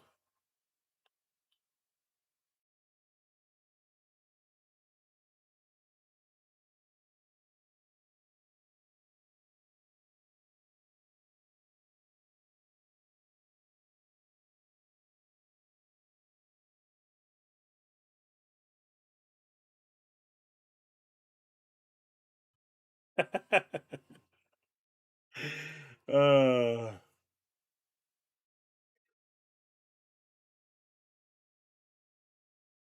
yep. Crackety crack crack. All right, so we have this showcase as well. It's about 40 minutes long. I don't know if anyone wants to watch it. We could check it out and see how it is for 10 minutes. If it's rubbish, then we can move on. I'm just going to go get some water or something because these are really warm at the moment and it's not cold enough. Gonna go get some ice put in there. I'll be right back.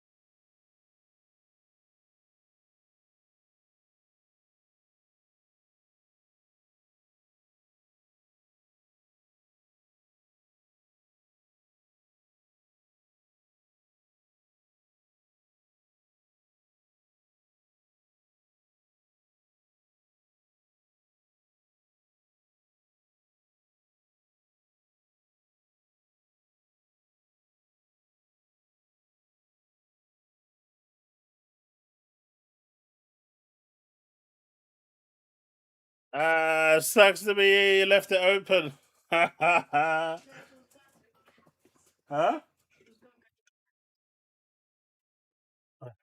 Okay. All right, folks, we're back. Sorry, needed to fill up the jug of water, get some ice. I need nourishment in beverages tonight. And I had to feed the cats. Alright, so let's check this out, see what it's like. But yeah, man, when it comes to Asha Sharma, I think she has a decision to make. And I think she needs to make the decision soon. I think she needs to rip the band-aid off and just decide A or B. That's it. I don't think there's really any other thing to do to decide about it. I think the longer she leaves it, the more of a backlash there's going to be if there's no exclusives.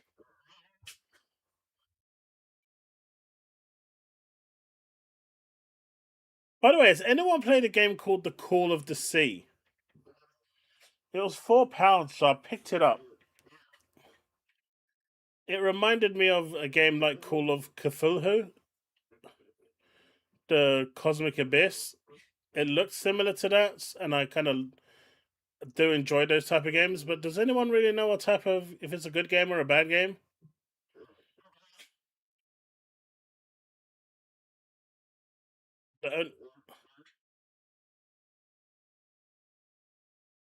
See, Bags, if it was down to me personally, I would remove games off PlayStation. I would stop releasing games on Steam and leave them on Xbox PC and Xbox console and xCloud. Right? That is the ecosystem. Xbox has built an ecosystem. Steam is not part of the ecosystem. So I would leave it on Xbox PC, I would leave it on Xbox console and xCloud. It's still not exclusive because you don't have to have an Xbox to play Xbox games, but then you can truly say that it's in the ecosystem. The moment you break that ecosystem, then it really doesn't matter where you put the games. That's my view on it.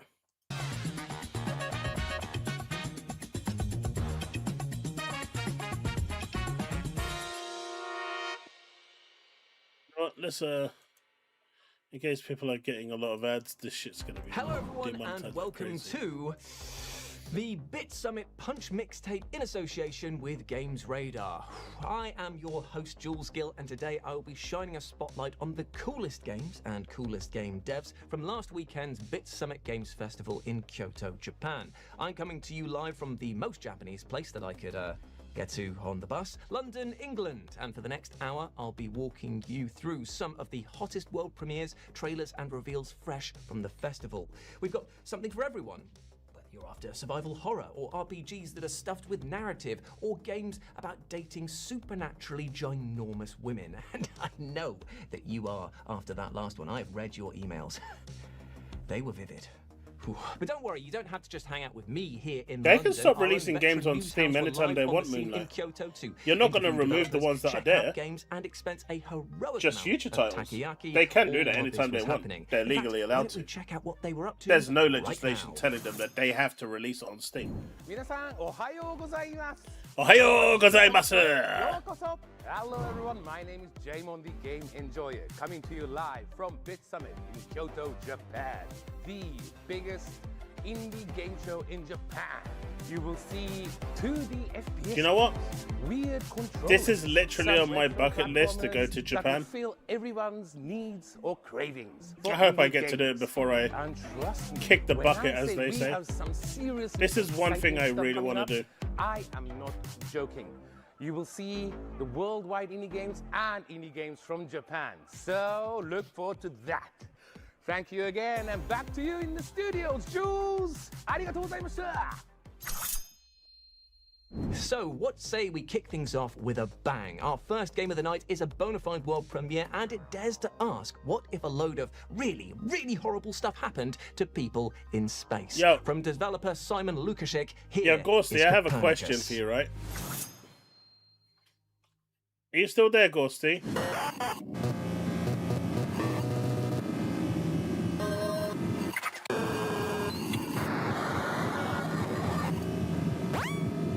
What the fuck is this? You can't escape. If you love. Wishlist incremental suffering. Which video are you talking about? Extraction. How can you ask this question, Gorsty, with a straight face?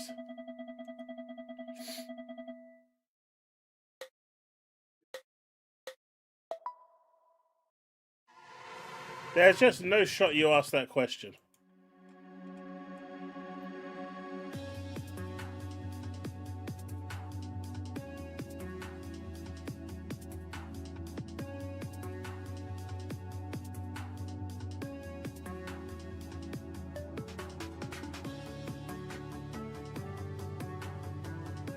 But they're not trying to shut down Steam. Steam has all the other games, right? They don't need Xbox games on there.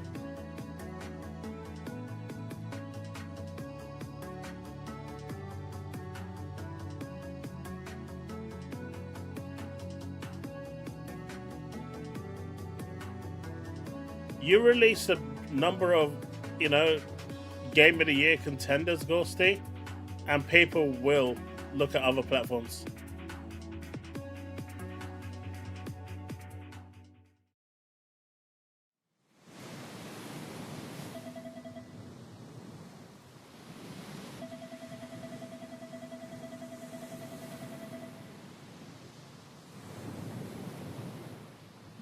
This game kind of looks alright. Psycho. Steve, this will be right up your alley. You've got a Switch too, right? See, I told you we had a giant lady dating game. Congratulations to all of you who just experienced some kind of awakening. And So to the Moonlight, communities why of is Easter, Half-Life where Alyx specialty not subreddits available now on feel truly seen for the first time in their lives. the PC store? Why are half the games not available on the Xbox PC store? If it's illegal, why aren't they available? Why aren't they being sued? Which is bringing back the days that I spent hunched over. So yeah, I think you're 100% wrong.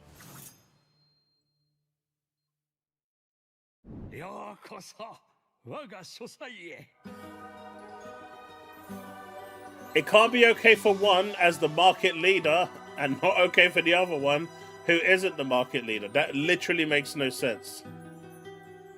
Hey look, Forza Horizon 6 is going to win Game of the Year.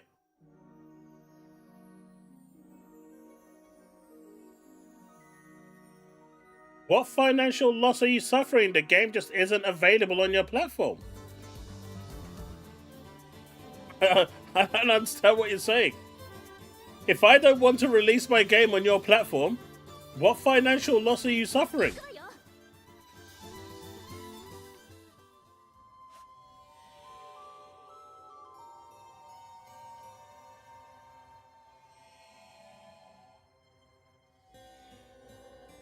Hey, Overshot.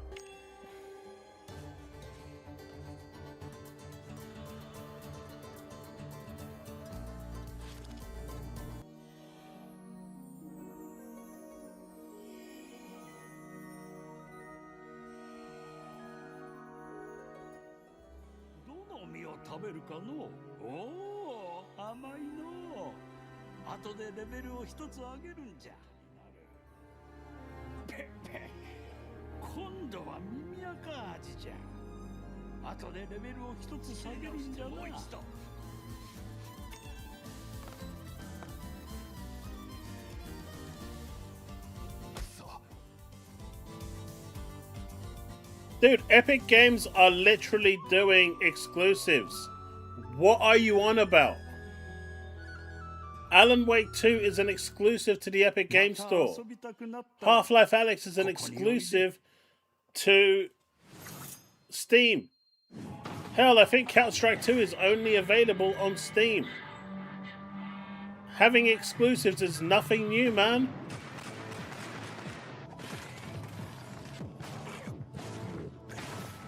I mean, I do get it. In America, you can sue for absolutely anything, and there's a chance to win. But that's beside the point.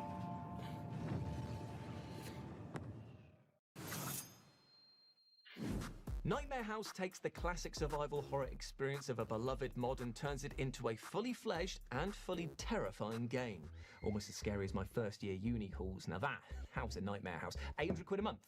Without bills. Are you kidding? I'd rather take the undead. It's Top Killing Games class action lawsuit. Oh yeah, the Bit Summit. I don't think so. I know in California they have a lot of success at the moment. Hey, Grey Manad. So they're really pushing the stuff in California at the moment. Legacy.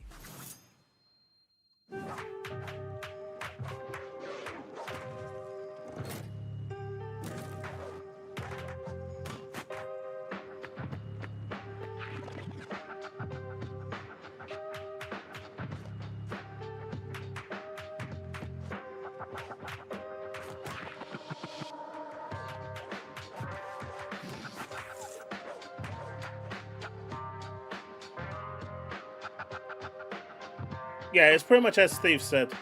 If Microsoft wanted to today, they could cancel the Forza Horizon 6 port of the game for PlayStation 5. They could just move it and say, you know, it's cancelled. You know, like Sony did with Stellar Blade. That game was announced to come to Xbox. Sony moved in and said, right, we're cancelling the Xbox version. And it got cancelled.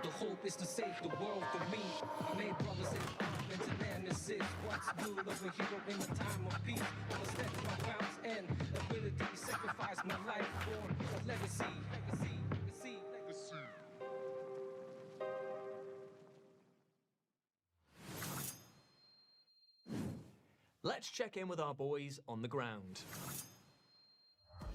Hi, my name is John Davis. I'm one of the organizers and founders of Bit Summit. So Bit Summit started in really around 2012 was when we started to think about it. We were between projects at Q Games. Rumor has it, Steve, the co-founding companies.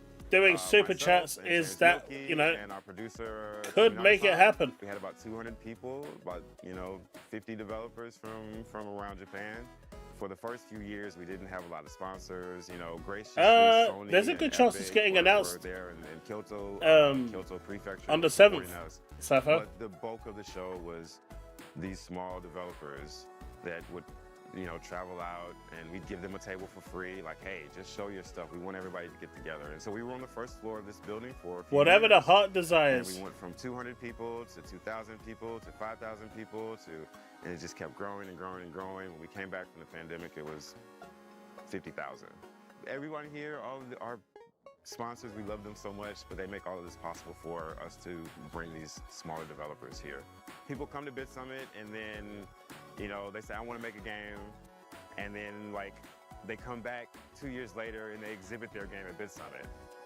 We are 5 memberships away from our monthly goal, though. A year later. And so the whole event is based around that kind of ethos, that community.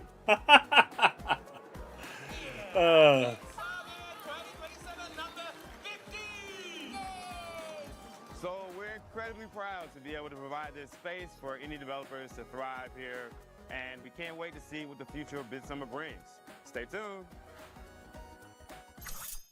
I told you, Fable just doesn't have that sort of following or hype around it. Even the original Fables were cult classics. They weren't massive games. They never were. They were good within, within their small group of community.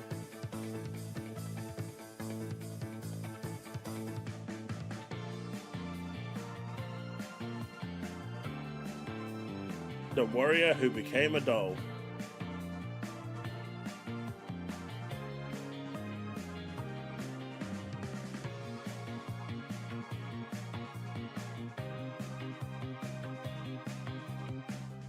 Man, you can tell the Japanese games are just weird. あなたの罪は何？私の罪は。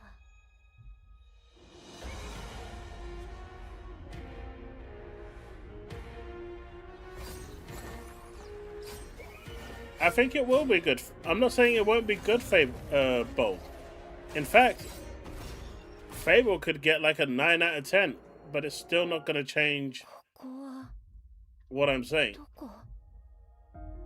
In Wonderland, where the souls of the dead are trapped, only those who defeat the queen can be free.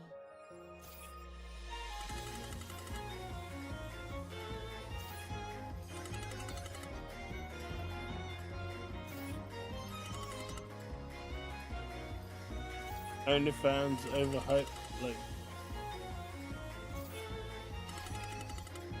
that game did not do well, man. I don't even know if Saros actually made their money back.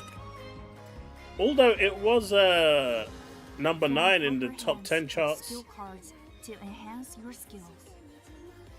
If defeated, time rewinds. Confess your sins and turn them into power. Why did the queen create this world? What awaits the victor?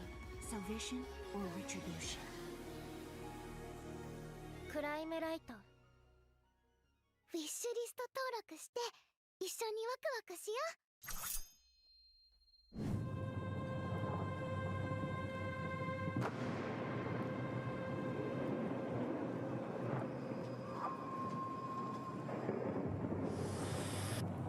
峠の前のみんな、カイリミットチャンネルへようこそ。レント。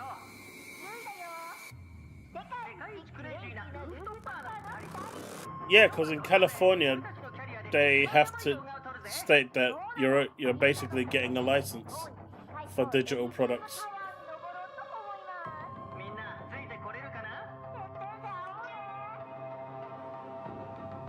But that doesn't mean that they can't have exclusives. Exclusives are exclusives. Every platform is entitled to have exclusives.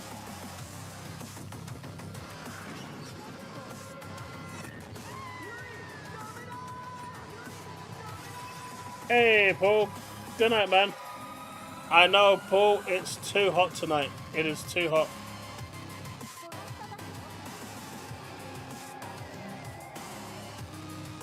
We just had a bunch of showcases to get us started for this week, so I was actually didn't know about the one we watched earlier, which wasn't very good, by the way. It was pretty poor. But this one I did know about, and I forgot to stream it on Tuesday, now, I'm not which gonna is lie why to you we're folks, checking it out I've been today. excited about Broken Law ever since I fell down an urban exploration hole on YouTube that one time. I mean, I love the idea of going to somewhere that you're not meant to, surrounded by people in a dense city. Now, admittedly, I am less keen on being killed by a scary head lady with an infinite neck, but you What do you take mean? the rough with the smooth. Overshot our is next just game a is the base game gamer, of right? kings. The old 18 holes, Tiger's Folly. That is right, we're talking about golf. And Yodely Golf is an open-world multiplayer co-op game featuring literally one golf ball. No, really, check it out. 1, 2, 3.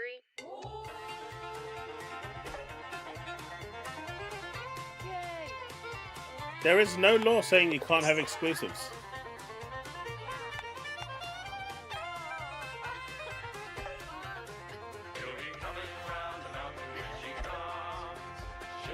I'm not sure why that's difficult to understand, dude.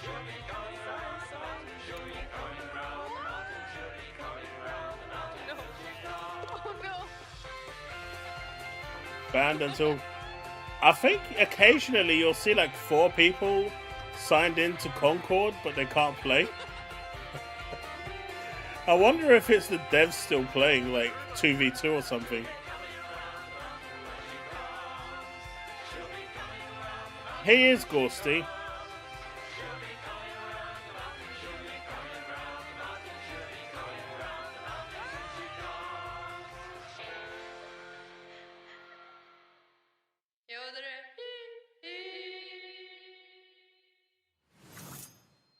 Hi, I'm Jonavi, and I'm a technical producer at Key Games. This is Yodely Golf. It's a 4-player You haven't super chatted me adventure 50 style quid yet, golf so game, I can't do and that. It's just a ton of fun. It's kind of meant to be crazy golf. You and your friends are gonna be in a open world full of mysteries, puzzles, all sorts of crazy items.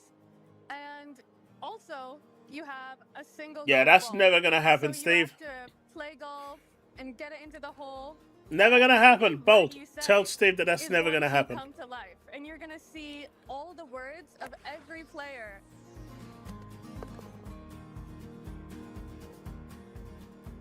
I think Brit Summit is unlike any other game show.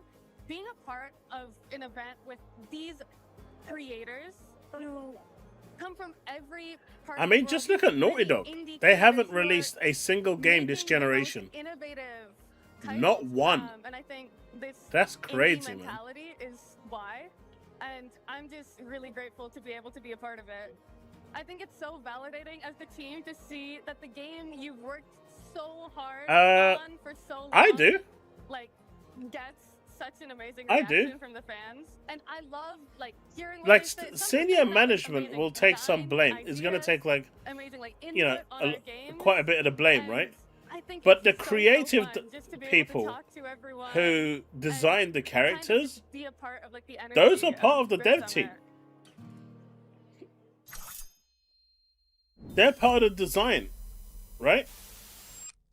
They designed these characters.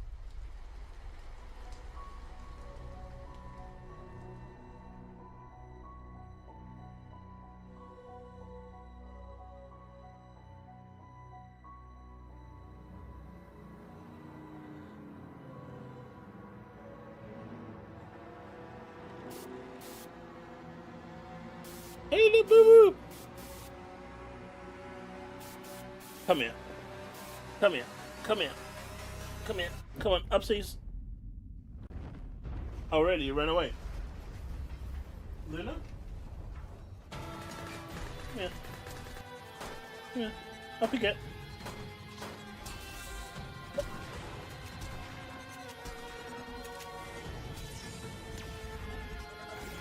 Yeah, come on. Okay.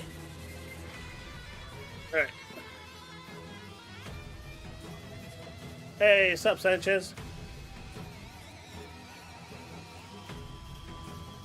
She had a little buff today. Not too long ago to cool her down a little bit.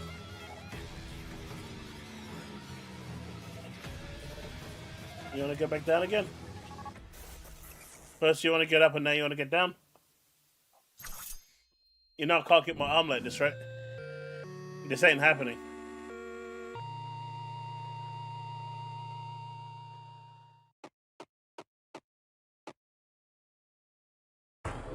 Buddy? Buddy?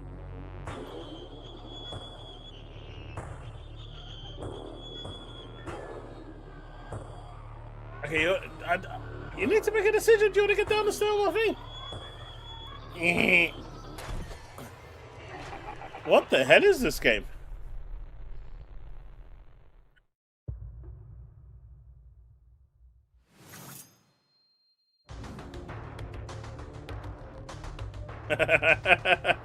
Sanchez. Kid smooth, huh?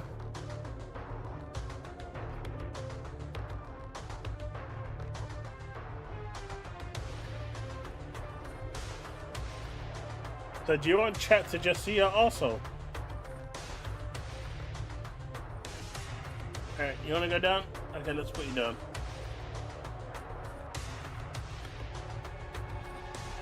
Hey, if you wanna get down, I'm putting you down, man. Don't like the wind.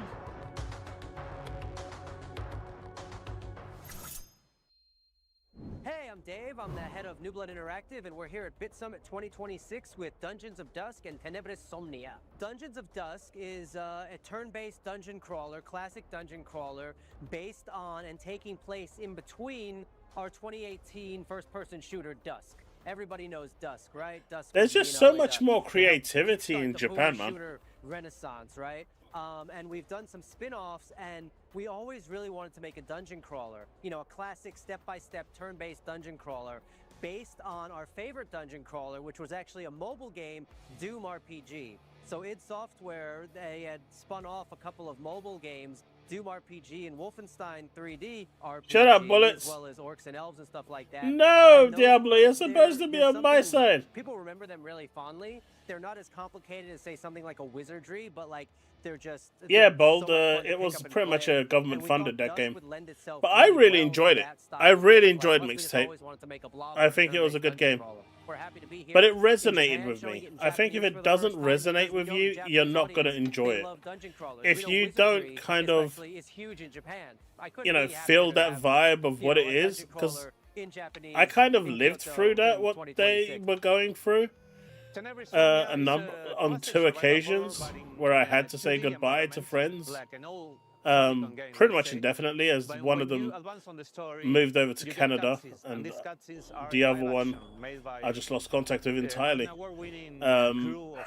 So for me, it hit home, and so it meant, you know, it brought back a lot of memories. Whereas if you can't connect with it on that level, I just don't think you'll enjoy the concepts of the game enough. Film crew, which is a lot of people.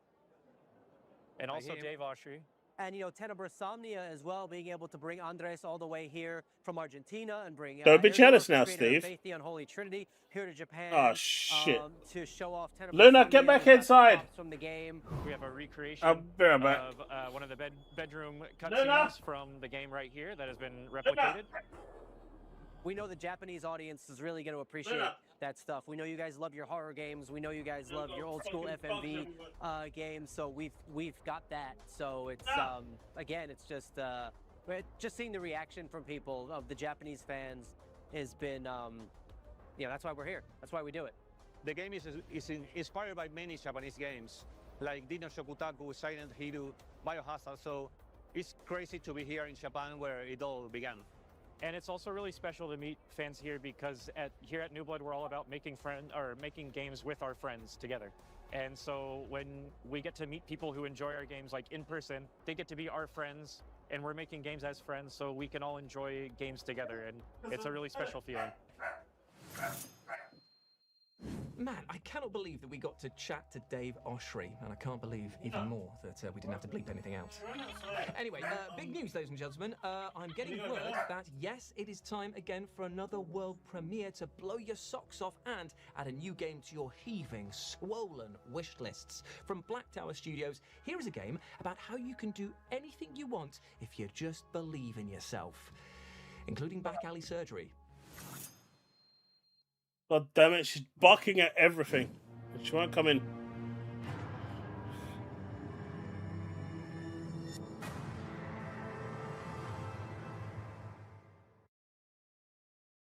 はい、私はミスオレンジ。この病院の助手をやってるわ。今日はあんたたちにこの病院のことを教えてあげるから、よく聞きなさいよ。では早速行ってみよう。 What did I miss, chat?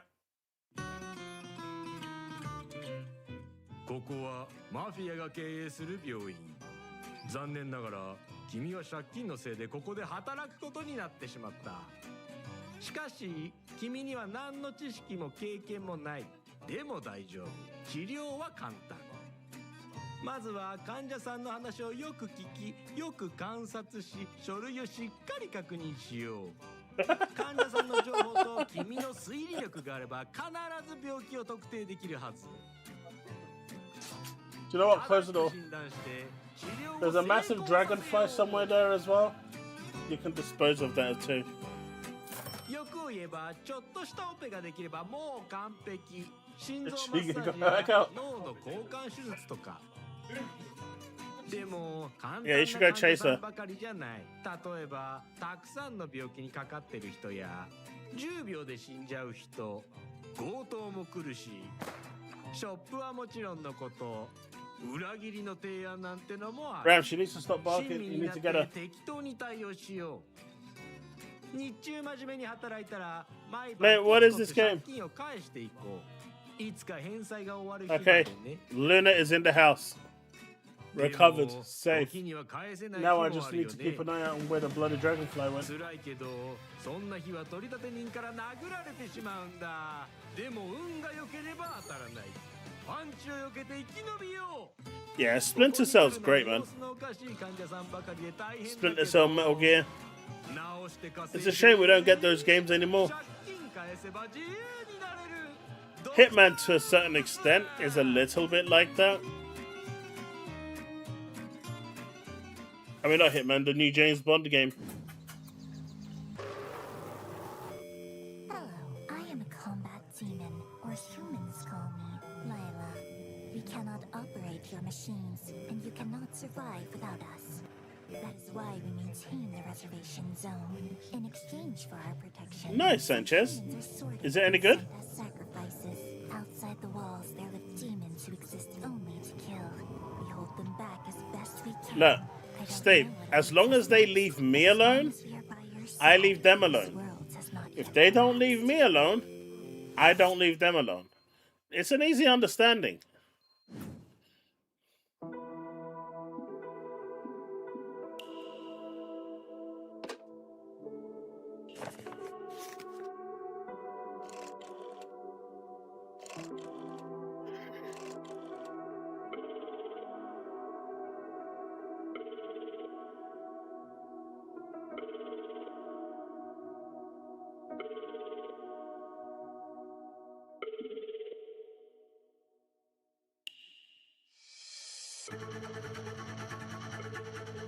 Schrodinger's cooler.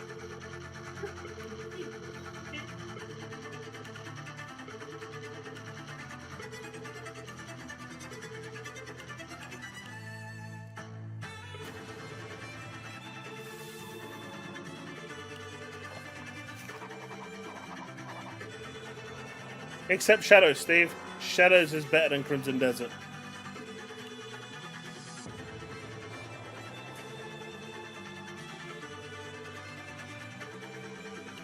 Shadows is the true Assassin's Creed.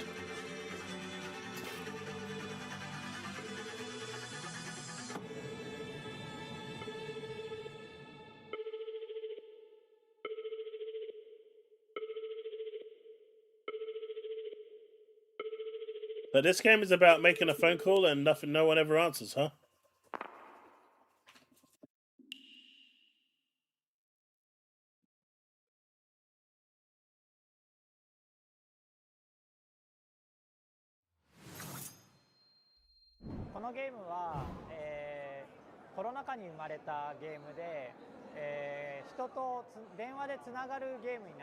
Anisha, we know that's not true, right?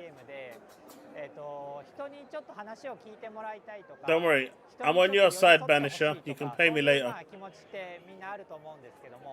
そのことをコンセプトにしたゲームになっていて、主人公のメアリーが目が覚めるとある個室にいて、これから死んでいくであろう人たちのお話を聞いて Shadows is great. It's the greatest. 黒猫に言われます。でその黒猫に言われるがままに、いろんな人の記憶だったりとかそういうものを調べながら最終的に自分に起きていること、なぜ私はここの部屋にいるのかとかそういうことも明確になっていくようなアドベンチャーゲームです。このゲームは本当に人の気持ちに寄り添う優しいゲームだと思っています。で一見ちょっととっつきにくい感じもあるかもしれないですけれども、ゲームとしては誰でも遊べるように作っているので、本当に広い人に手を取ってほしいですし、ぜひ一番最後までプレーをしてほしいと思ってます。でぜひ最後まで終わったら一番身近な一番大切な人に電話をしてほしいなと思ってます。はい。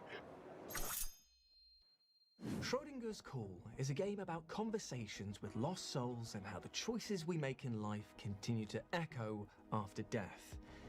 I don't think that there are any... Chat, Greyman said Forza Horizon 6 is trash. What are we going to do with him? You know? Anyway, up next we've got Falsus, an absolutely hypnotic rhythm game that is also somehow a card game? I mean, what? I have to use my fingers and my brain in this one? That seems unfair. なあ、見えてんぞ。何がですか？首だ首。 Bludgeoning. バインドの。てかおもろい色してんじゃん。 Hey, tell us. 何がそんなに気になってんだよ。ストップ。忘れたの？嘘ついたらすぐにわかる。 How you doing, Gray?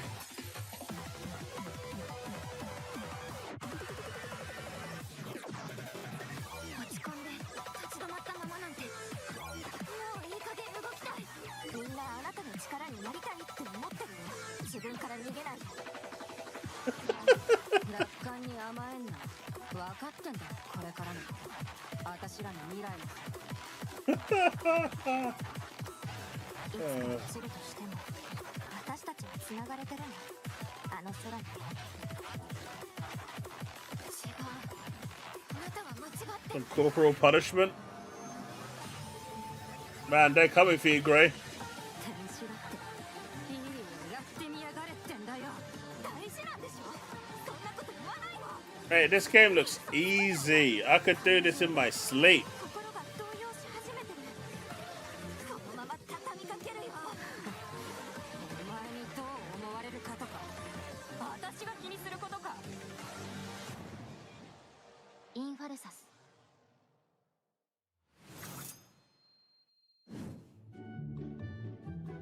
Hey, Ram, this is for you. You'd like this. Yes.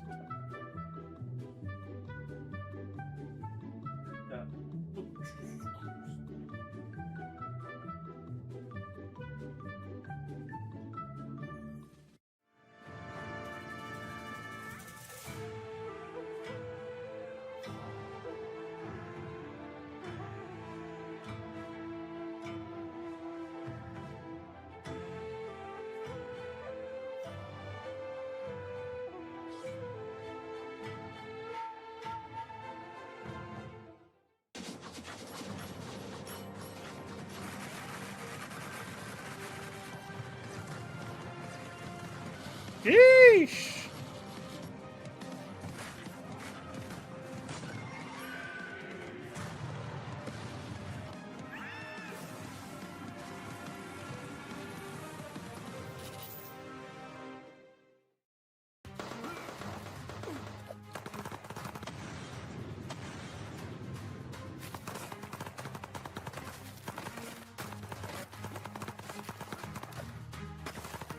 What don't you understand about the Japanese?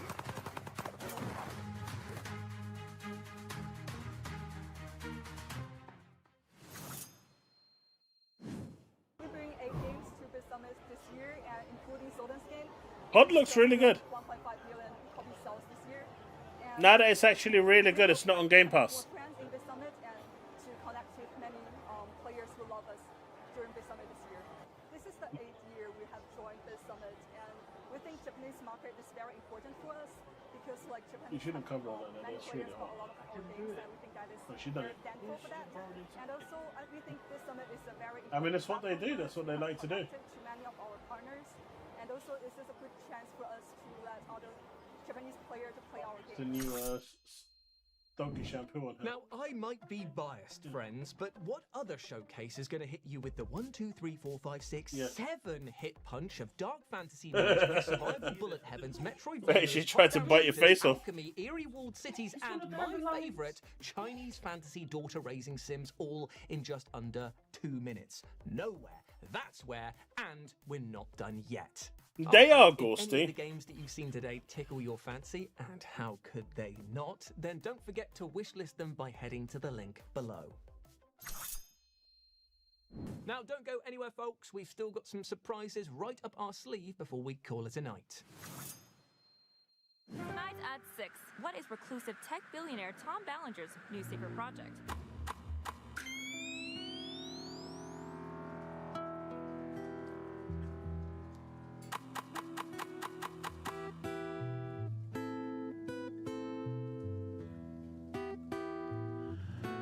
But there's at least they're creative, right? They're not just following the same kind of, oh, I'm gonna make a roguelike game, I'm going to make a Blades, a Souls type game. They do create weird games, and I'm okay with that. Is she trying to be Lucy from Edge Runners?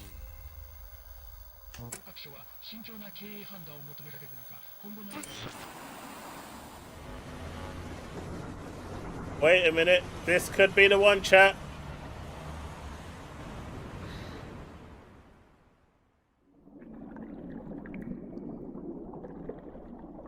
A fish is having a long dream in the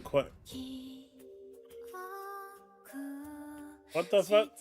Why is a fish having a long dream?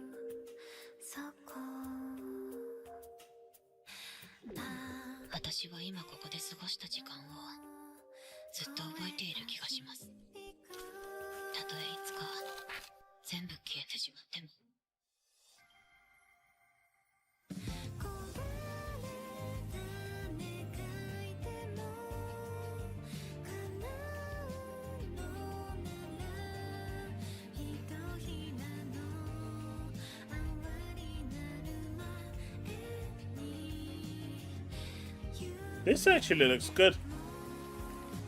Rain 98. I am going to wishlist this on Steam. I like the look of this game. I like it. I like it, chat. I like it. Our bodies have changed. Basic human needs disappeared. We don't age or get ill. Our wounds heal themselves. That's why we've called this island Eden. Bags, what do you expect from a Reforged lover?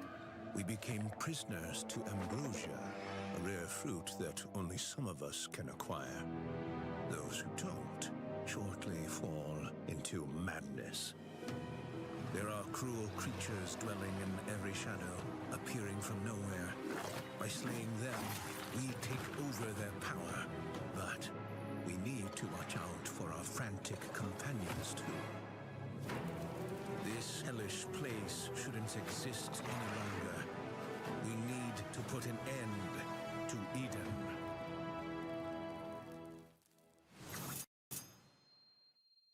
Now, you might not ever see me again once End of Eden hits. It's the exact kind of harsh clockwork world that I go crazy for. I mean, yes, its island is profoundly cursed, but look, nobody's perfect.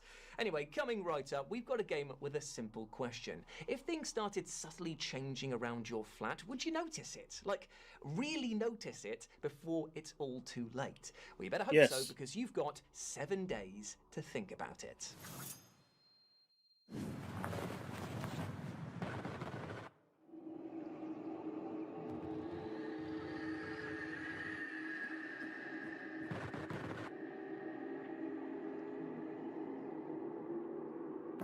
Rain 98. Add to my wish list.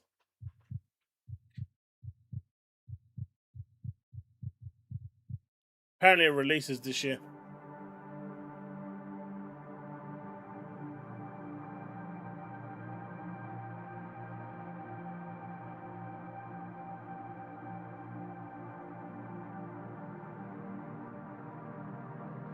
It comes out this year.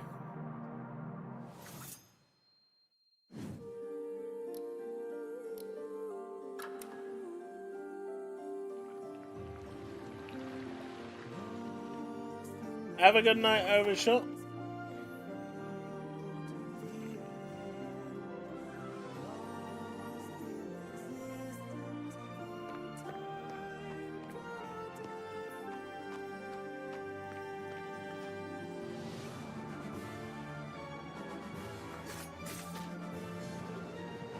At least this is a different take to the Metroidvania.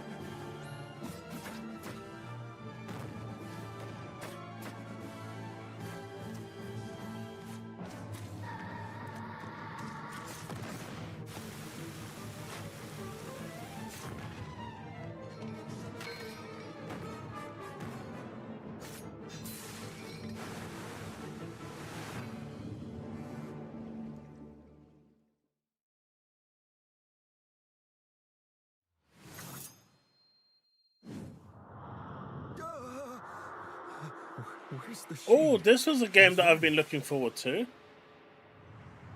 Well, are you a failure? Could do better. But it's hard. Every time I try. This is coming to consoles this year, I think. It's already available on PC. But thanks for coming with me. You must look after her. Don't let her fade. So you don't get lost.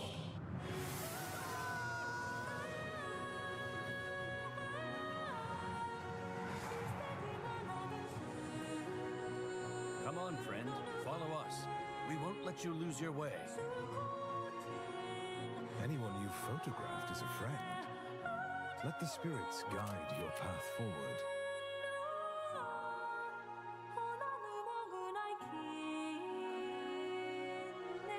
Light? Yeah, you're my light. Purpose. Thank you very much, everyone, for joining us. I hope you had a great time. Before you go, remember, guys, to wishlist all the games because wishlisting is free. We'll see you at next year's Bit Summit. Sayonara! Thank you everyone for tuning in to Bit Summit Punch Mixtape. We've had an amazing weekend here in Kyoto, and I can't thank you all for tuning in to our inaugural show. Please make sure you head to our Steam page. All the games are there, and check them out, wishlist them, follow them, show these devs some love. It really means a lot to us. And we'll see you next year. Peace. And that's our show, folks. Thanks for tuning in to the Bit Summit Punch Mixtape in association, and do not forget, with That's that.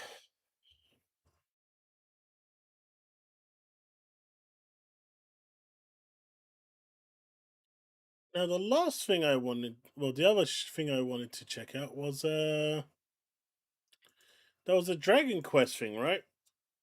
That came on.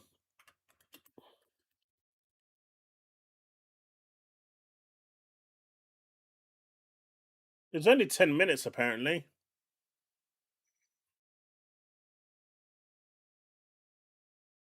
Here we go, Dragon Quest.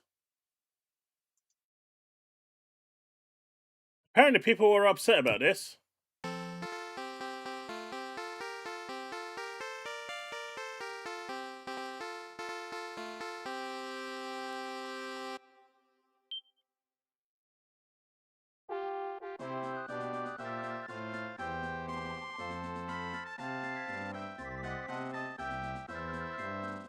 Man, games have come a long way since 1987.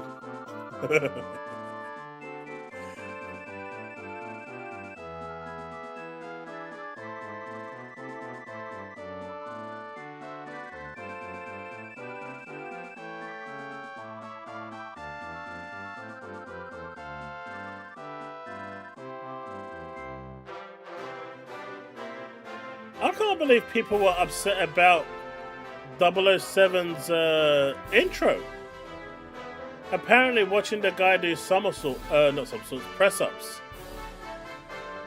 was terrible. And people were like crying on stream because it was so bad and cringe. I'm like, the fuck is wrong with these people?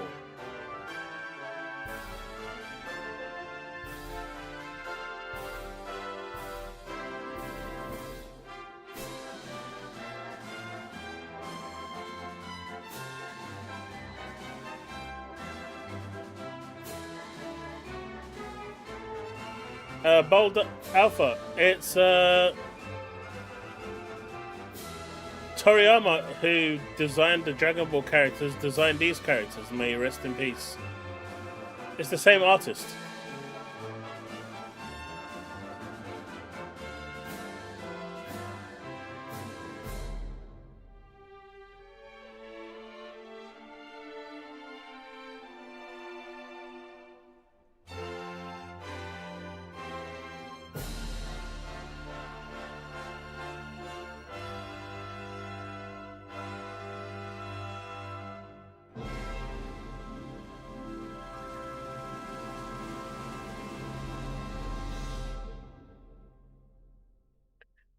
All right.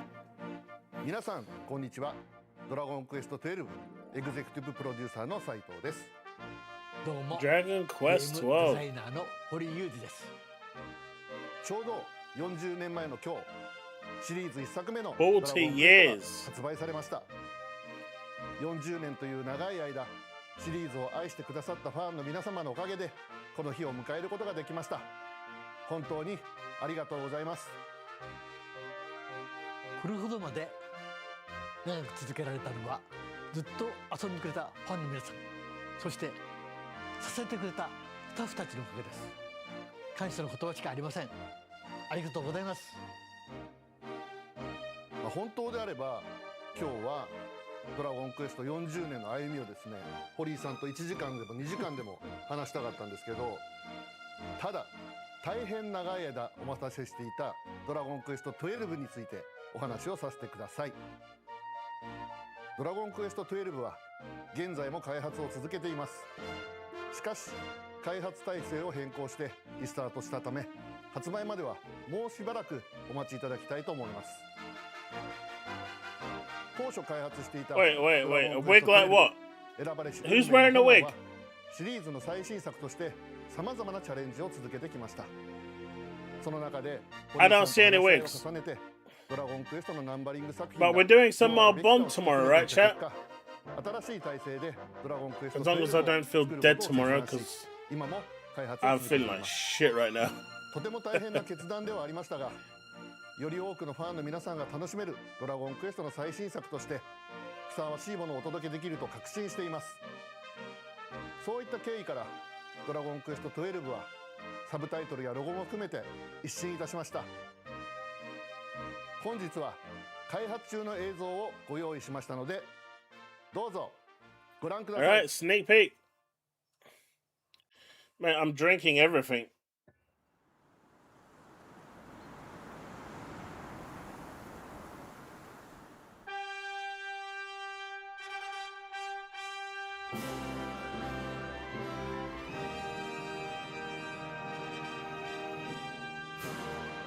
Look, Bond is available on my favorite cloud service now for Xbox. So if we do stream it tomorrow over at my other YouTube channel, and if you are interested in watching the gaming streams, feel free to check out the link in the description below. It should be youtube.com/the Chaos Lounge Gaming. No, Chaos Lounge Gaming. So yeah, that's where all my Let's Plays have gone to. I can actually check out how it looks on the 5080 now, as opposed to the 3090 Ti.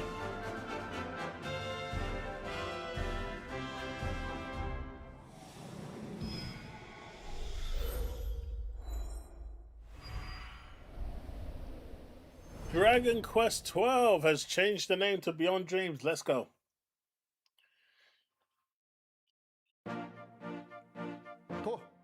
You're probably ahead of me, Ghosty.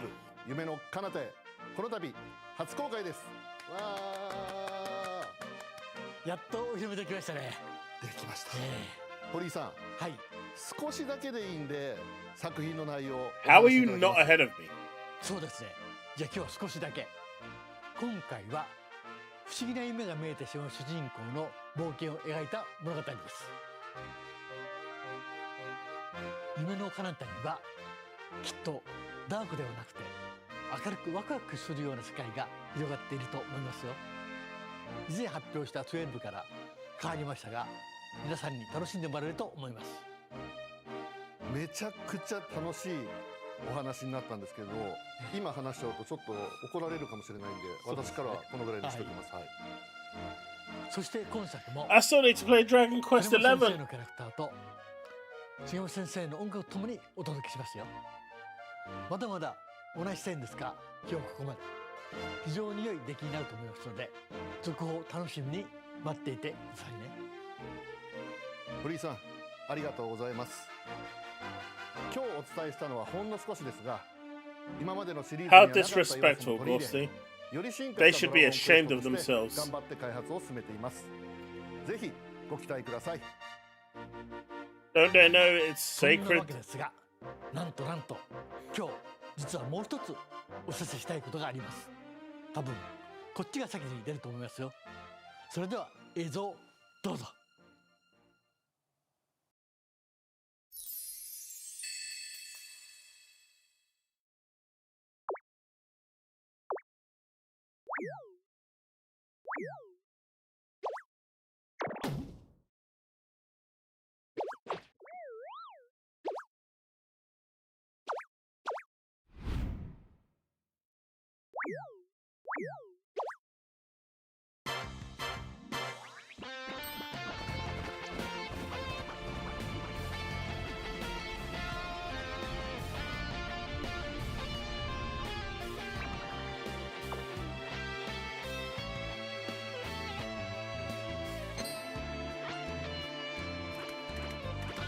Dragon Quest Monsters?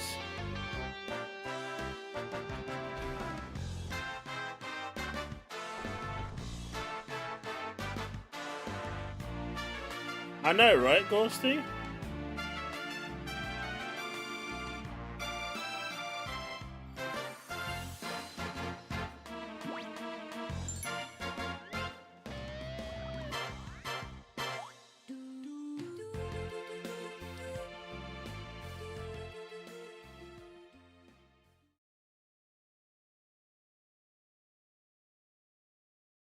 Is that the end of the show?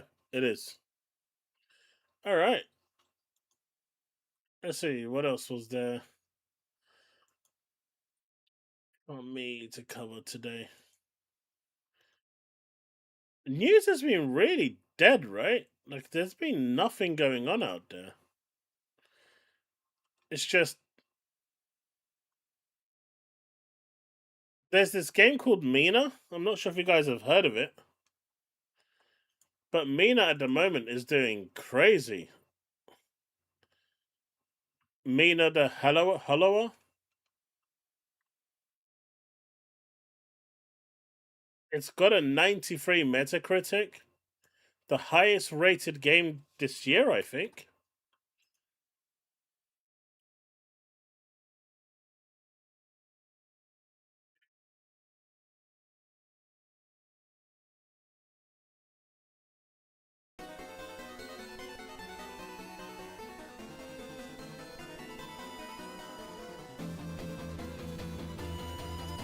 This has got the highest rated game of the year.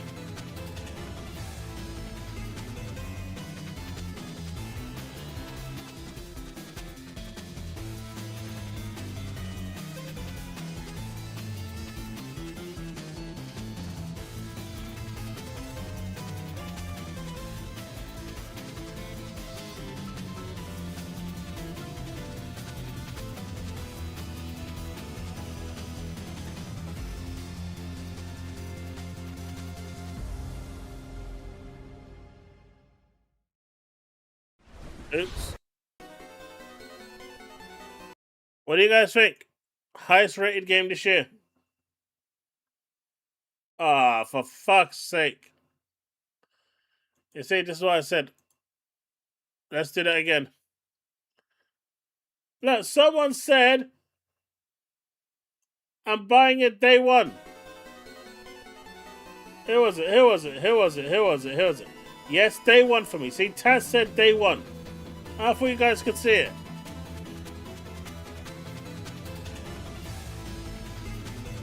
I blame Taz.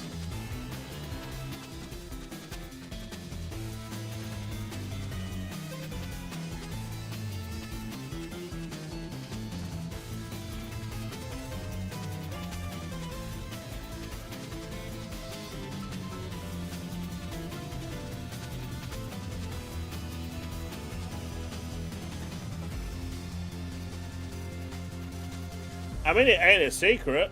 He is better. What do you guys think?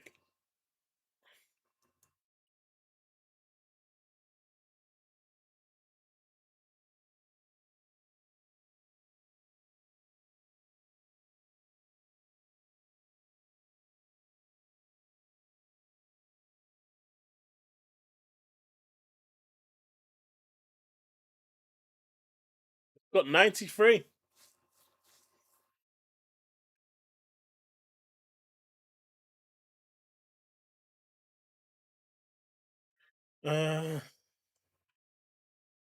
Xbox has updated their Game Pass logo.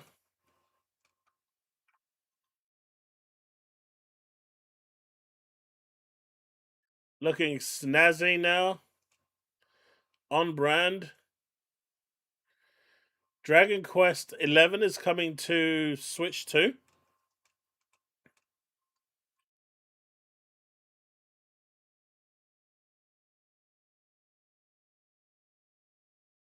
Oh, there was this actually. Apparently this is a novel, so maybe you guys that read books might know of this. It is called Lord of Mysteries. And because the novels have done really well, they've decided to turn it into an MMO. And so this is the first 5 minutes that they've revealed of this game. 今天天气真好啊！不好好逛逛，怎么对得起难得的好阳光？ When it comes out, it's probably going to look like Mina, but right now, as it's them demoing the game, they're pushing every pixel they can. 什么特殊的节日啊？谁这么大手笔？哦，加德列百货公司，这不是贝克兰德的大百货公司吗？难不成要来停根开分店了？真不错，以后买东西更方便了。啊，银质的纽扣，羊皮手工靴子，天鹅羽毛笔，就是我的钱包可要遭打碎了。Don't be jelly now, Bags. This 这里 is 的瓜果物美价廉，对我的钱包更友好。 this is how the game is going to run on an Xbox 360. 下午好啊，布什先生。哟，米娅小姐，来块新鲜的后腿肉嘛，上等的黑猪肉。哈哈哈哈！哎，好啊，我晚餐的时候再来。听说卖猪肉的布彻先生以前是廷根大学文学系的学生。廷大大学生卖猪肉，这事儿当年还上过《老实人报》的头版头条。前面就是工厂区了，工厂的烟囱把天都熏黑了。哎，快要下雨了，得快点了。地下市场藏在恶龙酒吧里，如果没有熟客指路，普通人根本找不到。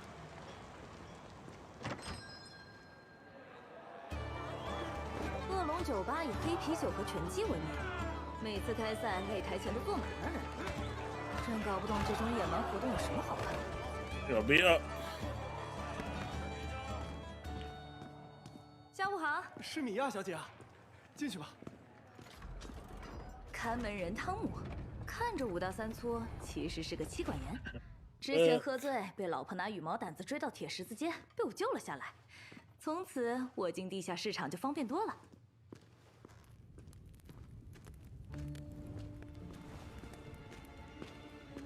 万能的地下市场，我来了。 Man, Astacross has been taken out of context so badly. I'm actually interested to see what he has to say on that one. This is one I want to watch. I want to see how much bullshit is going to spew on this one, or if he actually understands what Astacross will say. 约瑟夫先生，上次托您留意的书有货吗？刚淘来的好货。偶遇临界生物的100点。 这本书确实有非凡力量的残留，不过老板的肝脏看起来不太健康。老规矩，打个8折吧。你呀，不给你打折，你又要跟我磨半个钟头了。你这砍价的劲头啊，跟我以前一个老主顾很像。啊，对了。 But apparently the novel is like massive globally. 少喝点黑啤酒。 And so they're trying to capitalize off the novel's success by doing movies, TV shows, video games, the works, even animated shows. 你看看这手艺，这质感，绝对配得上你的气质。给你便宜不用了，谢谢。怎么样？不是，我堂堂廷根大学高材生，怎么会背这么优质的包 Yeah, this is Chinese.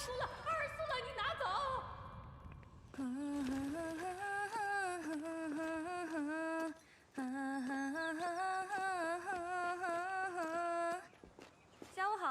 先生。下午好啊，大学生，想听点什么？故乡的小茉莉。 Would be nice to see some combat though.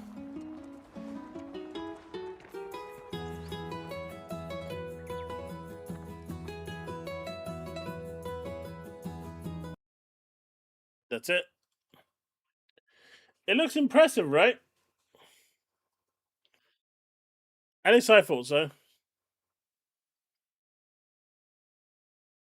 Alright, let's see what Mr. Belland has to say.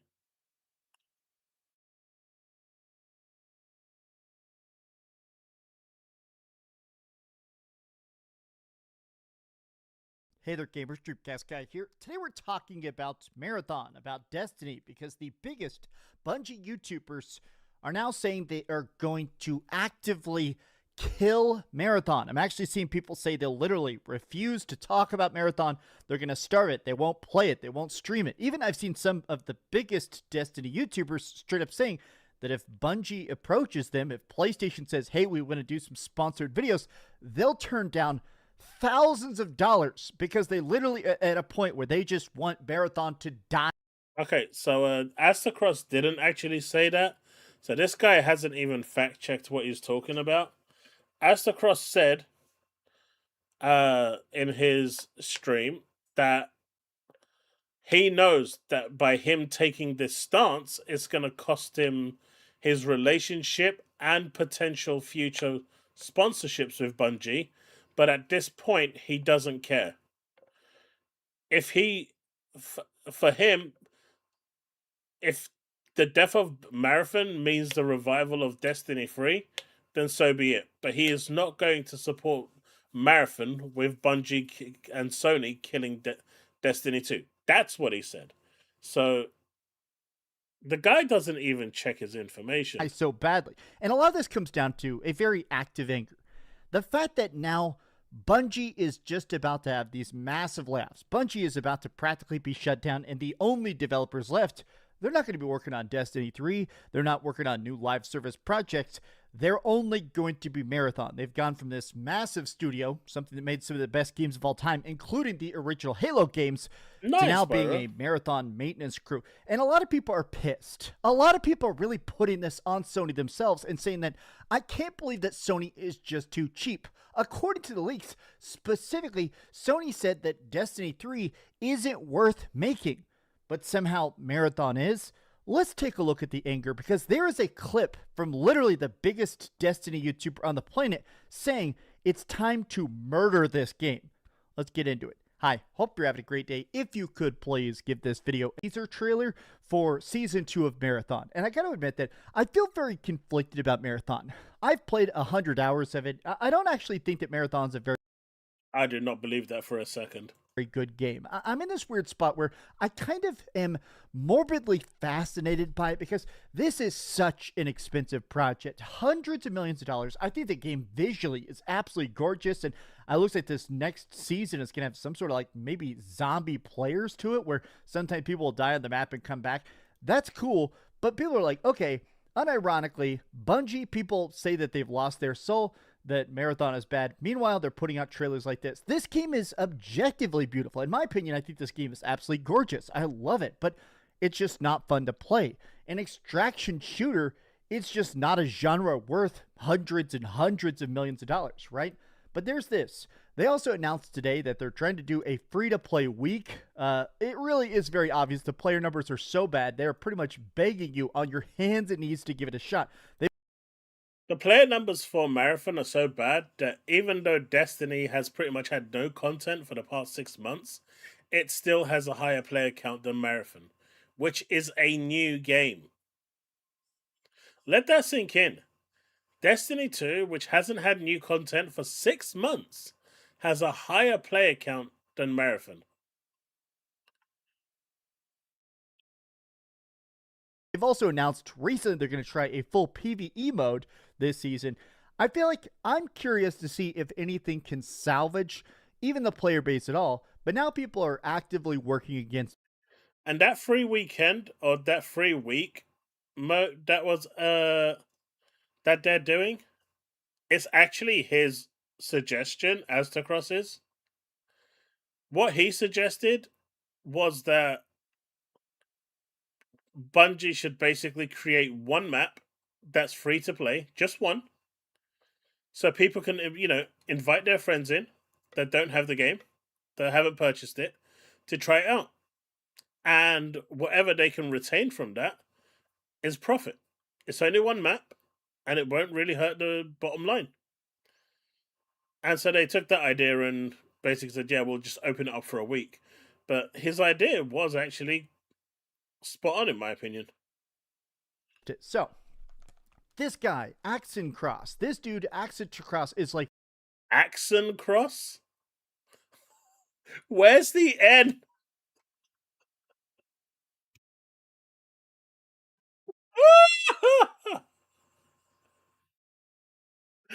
Oh, shit. Axon Cross?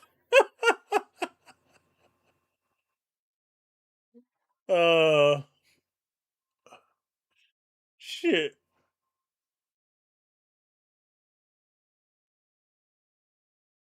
I tried Marathon 4 freaking times, not during the beta. I bought my copy. They just don't explain anything. They do not. It's an extraction shooter. Okay, I get it. But what am I supposed to be doing? You go find loot, you gather your loot, and you extract. And that's it. There's blueprints and stuff that you can pick up so you can craft better weapons in your base. That's really it.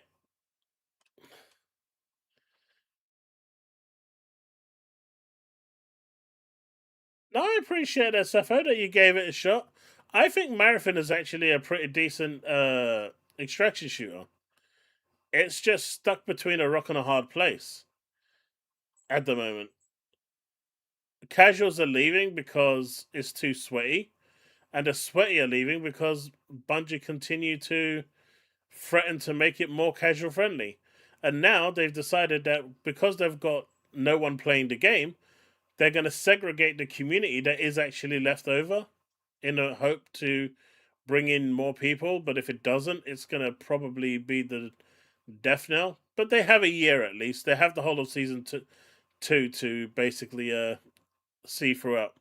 Literally one of the biggest Bungie YouTubers on the planet by far. This guy is made. Yeah, Bold, I'm going to be logging in on the 9th as well, in support of a Destiny 3. It won't make any difference whatsoever, but at least I hope that... You can always hope, right?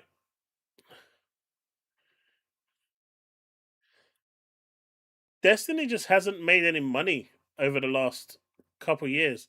Lightfall, which was super successful, probably their most successful expansion yet, really, and it still was faced with layoffs, and that was like their highest player count ever.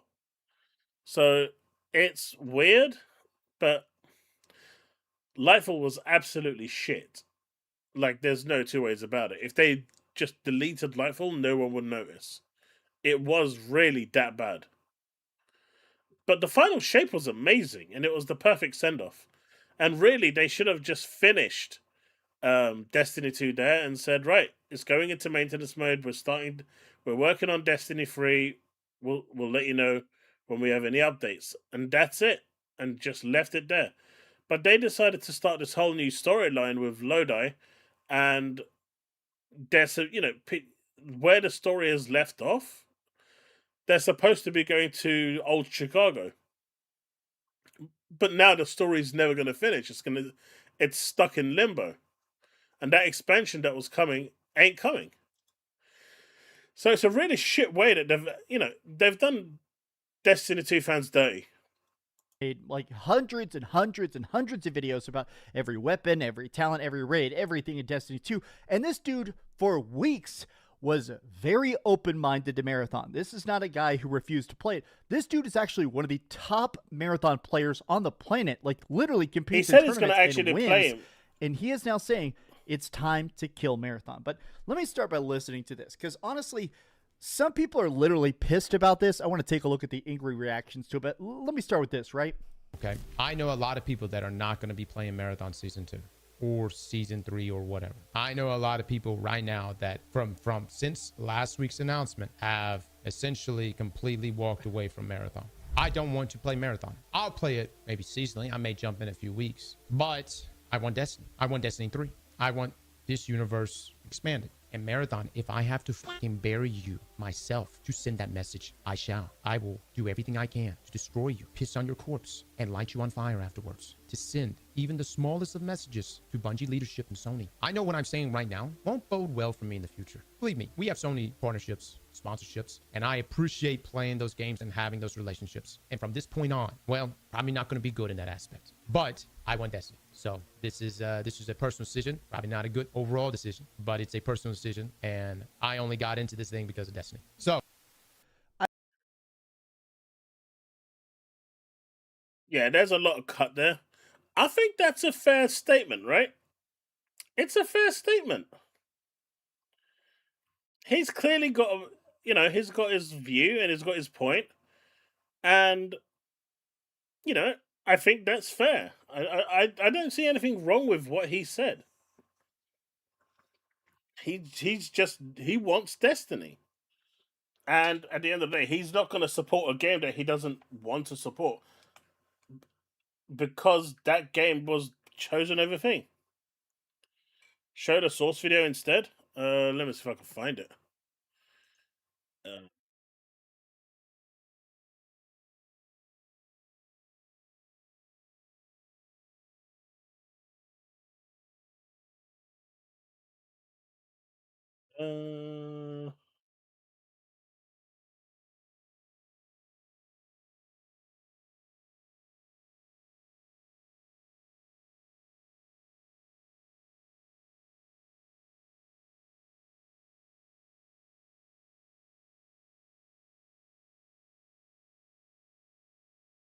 David.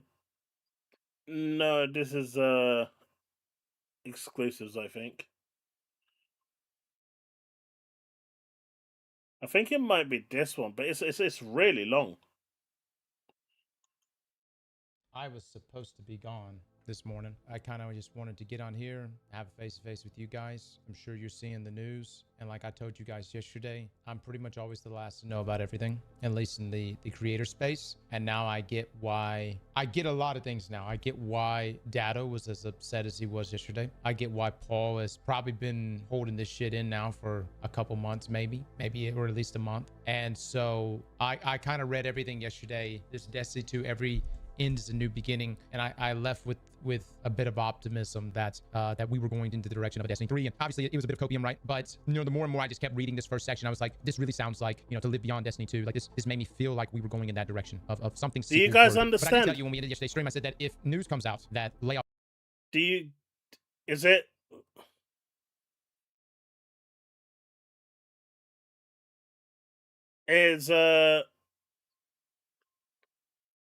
I've put it at 1.75. Can you guys understand what he's saying?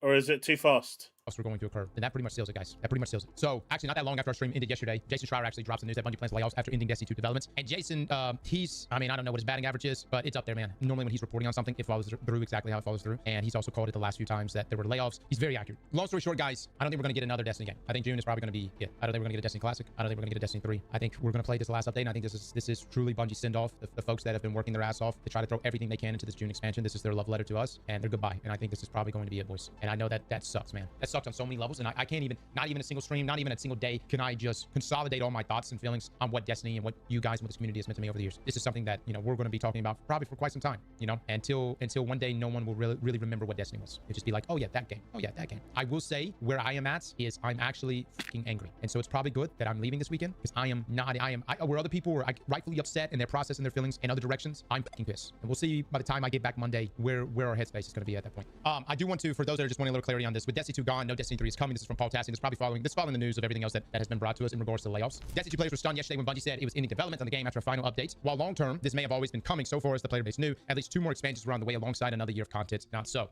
That's another thing that's really odd about all this, is that the Fate Saga introduction of the different characters, especially like Lodi and his character, this is not ending. It's not concluding that, or there may be some sort of conclusion, but it's not going to be it's not going to be the way that it should have been, right? In Bungie's goodbye message, they seem to hint that the Destiny brand would live on in some form, with players believing it was a tease that Destiny 3 is in development and would be announced at some point going to help ease this loss. That unfortunately is not the case, and things are worse for Bungie than most might even understand. From my own reporting, a recent Jason Schreier piece, whose details I can now confirm is some amount of common sense here, and what's known, Destiny 3 is not in production and has not even been greenlit as something to start down the road. It has obviously been pitched many times over, even before the final shape, but Sony did not want to spend the money. That has apparently not changed. Nothing else has been officially greenlit and is in development yet, even among other non-sequel Destiny ideas Bungie has. Where do they want to keep the IP alive? Part of the decision to axe Destiny 2 now was to move more resources over to Marathon, now entering its second season. However, Bungie, as a roughly 800-person company, is not going to have that many people working on an extraction shooter, and without a clear new project ahead like Destiny 3, there are going to be significant layoffs according to Schreier's reporting. The idea of a Destiny 3 has always been a long shot in the current state of Bungie, as given how many devs were working on the game post-final shape. They couldn't manage the new, heavily reduced content schedule. Developing Destiny 3 would obviously involve shutting down Destiny 2, but a true sequel would eventually need many more people working on it, which would require Sony to staff up Bungie specifically, especially if Marathon was still around. This is the thing that should really sting the most. It has obviously been pitched many times over, even before the final shape. It has been rumored that Destiny 3 was pitched as Destiny Payback. That's been the rumor. That Destiny Payback at one time was in fact going to be D3 or something sequel worthy. And it makes sense considering that at the head of that was Mark Noseworthy and Luke Smith, which means that if this was actually something pitched to Sony, it would have been pitched well in advance before final shape. I mean, bold. Don't forget, like, for me, Destiny 1 was the pinnacle of Destiny. It hit different. It played different. The community was different. It just was different, right? It felt more community focused. And the game just felt way more in its element. With Destiny 2 and the way Bungie did it and the way Activision wanted it, I guess, it didn't really work out. The double primaries at the launch and everything. And it started off on the wrong footing. Then they sunset all those areas and stuff. Not great.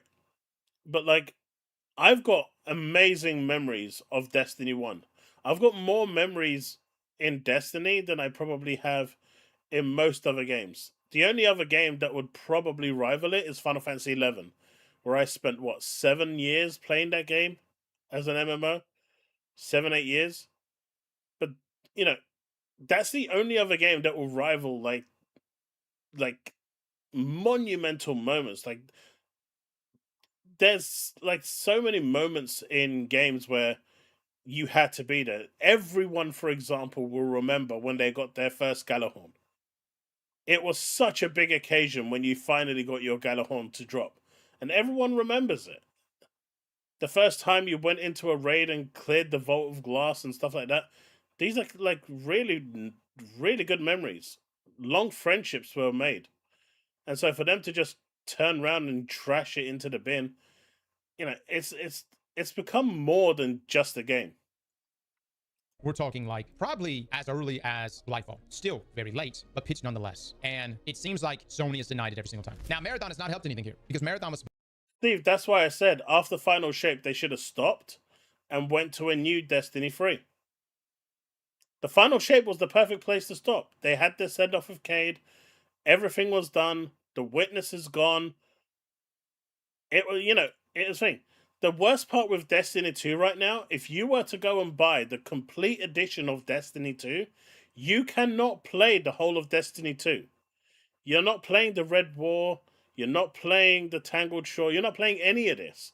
It doesn't exist anymore in the game. Like 50% of the game doesn't exist.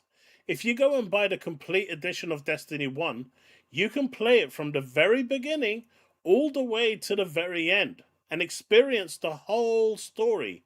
But with Destiny 2, not only is the new onboarding some of the worst onboarding for new players you'll ever see, but it's just so badly done with the whole sunsetting. You've got no idea what you're doing.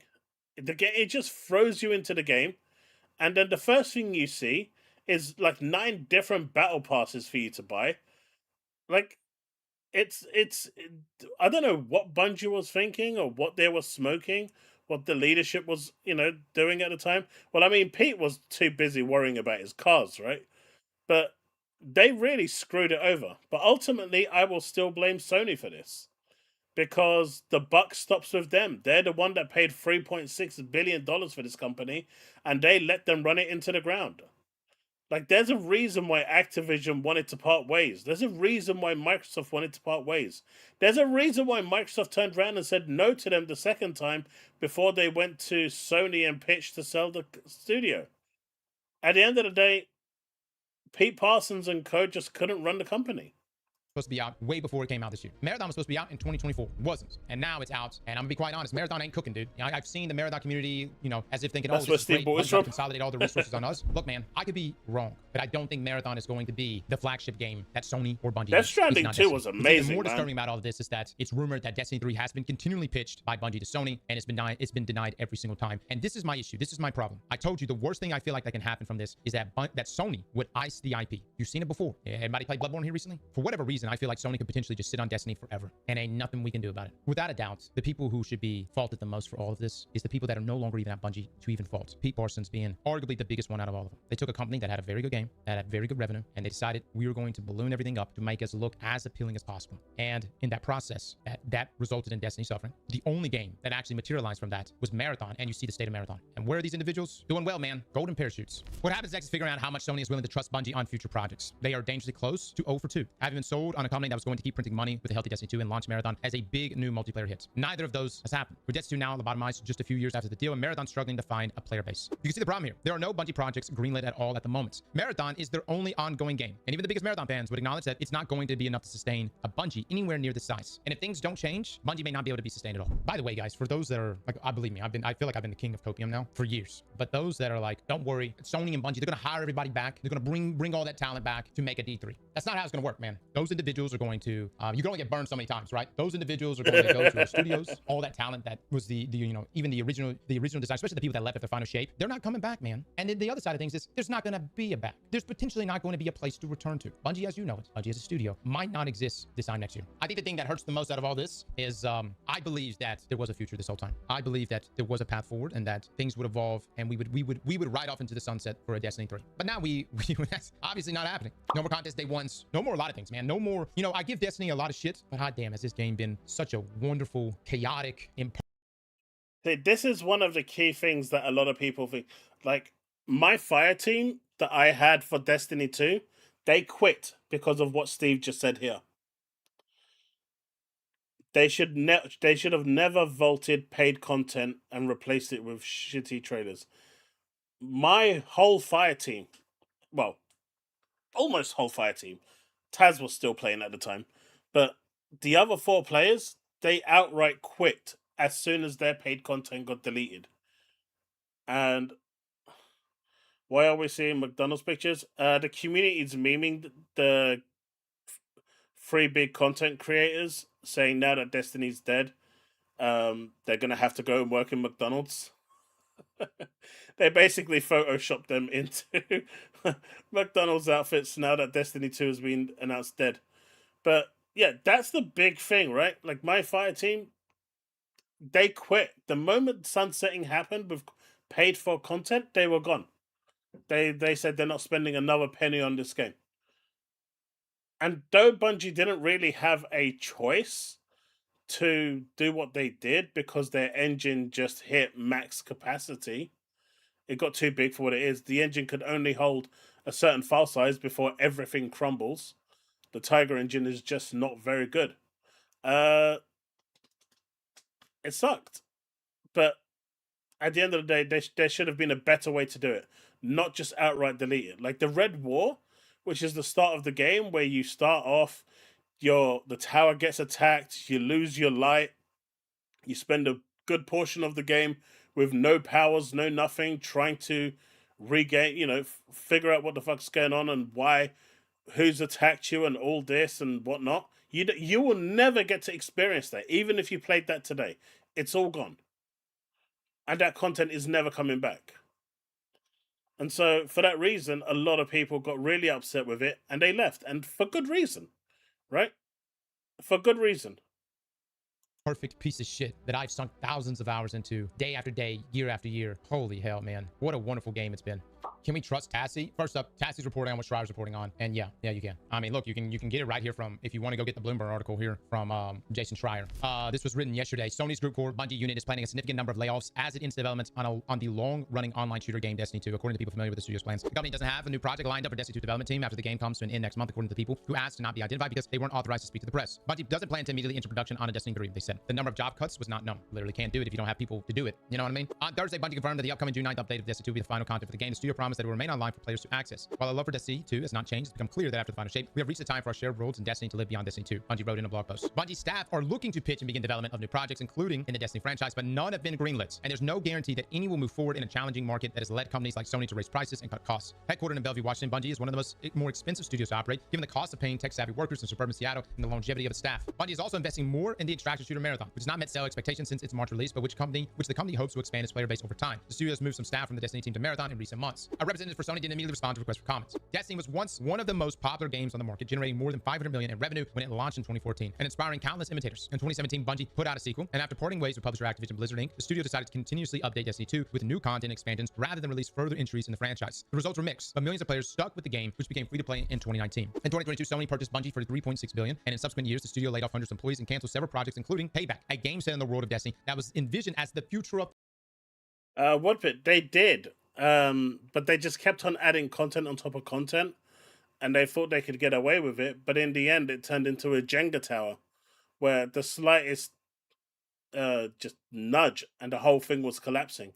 Destiny was going down regularly at that point. They just couldn't keep it up. So they had to do something.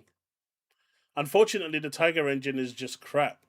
When they were developing Destiny 2, they were making a new engine. They created a new engine for the Tiger engine 2.0. The problem was, while they were building it and they got 60-70% through, the Tiger engine just wasn't capable of doing what it needed to do. So they had to kind of restart Destiny 2 and go back to the original Tiger engine. And then what they've been doing since then is just hacking the Tiger engine and adding mods, as you could say, so it could have additional features, because the original Tiger engine 2 just flopped. It didn't work. The franchise. Bungie released an expansion that appeared to conclude the game's story, the final shape, to rave reviews in 2024. The players' count has dropped significantly since then. The most recent release, a Star Wars-themed update, brought in a fraction of the final shape's players. Bungie's leaders had talked about ways to retool Destiny 2 to make it more approachable for new players, but earlier this year, they instead decided to end development of the game, partly to shift resources to Marathon. Give me Allison's tweet. Allison, who you guys have seen multiple times, who's been president of places like GCX, who essentially had taken over the narrative of Destiny 2 with a resume from places like BG3, was asked, Lord Mother, are you doing okay? So there are incredible talents at Bungie, and unfortunately, unless they transition to Marathon, I think they're going to get axed. And I don't even know, for instance, like Allison, narratively, if you're not doing full-blown campaigns, you know what I'm coming from, it sucks, dude. It sucks. Guys, I wish there was something I could do. Last night, I could not sleep, man. I literally was just sitting there rolling in bed. I wish there was something I could do. Just screaming to the void that we want a D3. We've already been doing that. If Sony's not gonna, if they didn't, look, this is the thing too. If it wasn't greenlit in 2024, when Final Shape had such good reception, when we had 300-something thousand concurrent players on just Steam alone, who knows what it was when you count console players as well. If it wasn't greenlit then, if a D3 wasn't greenlit then, dude, I don't think it's going to be ever greenlit. Guys, trust me, man. I've been showing up to you guys week after week on the copium train with you, trying to believe with you. This is not good. This is my suggestion. We go into this June update. We play the game. We play the updates. We experience Pantheon. We make some good memories. And for the Bungie devs that are going to be leaving, I feel for you guys. Some of you have already reached out. Some of you I'll get to play with. Would love to game with you. Would love to hit a couple raids. Would love to hit Pantheon with you and just shoot the shit. I think June is probably going to be a good update. I feel like a lot of love is being put into it. And Destiny's going to be one of those games we'll talk about probably for a very, very long time. Who knows? I think the what if will always live on. People talk about Anthem still, the what if for Anthem, but it's going to be tenfold here for Destiny. It's so strange. My interactions over the years, specifically over the past 2 years, with certain developers I won't name, they couldn't say anything to me, but I feel like they were trying to say something to me. I now analyze those interactions a bit differently, and so I just feel for everyone. I just feel for everyone in this.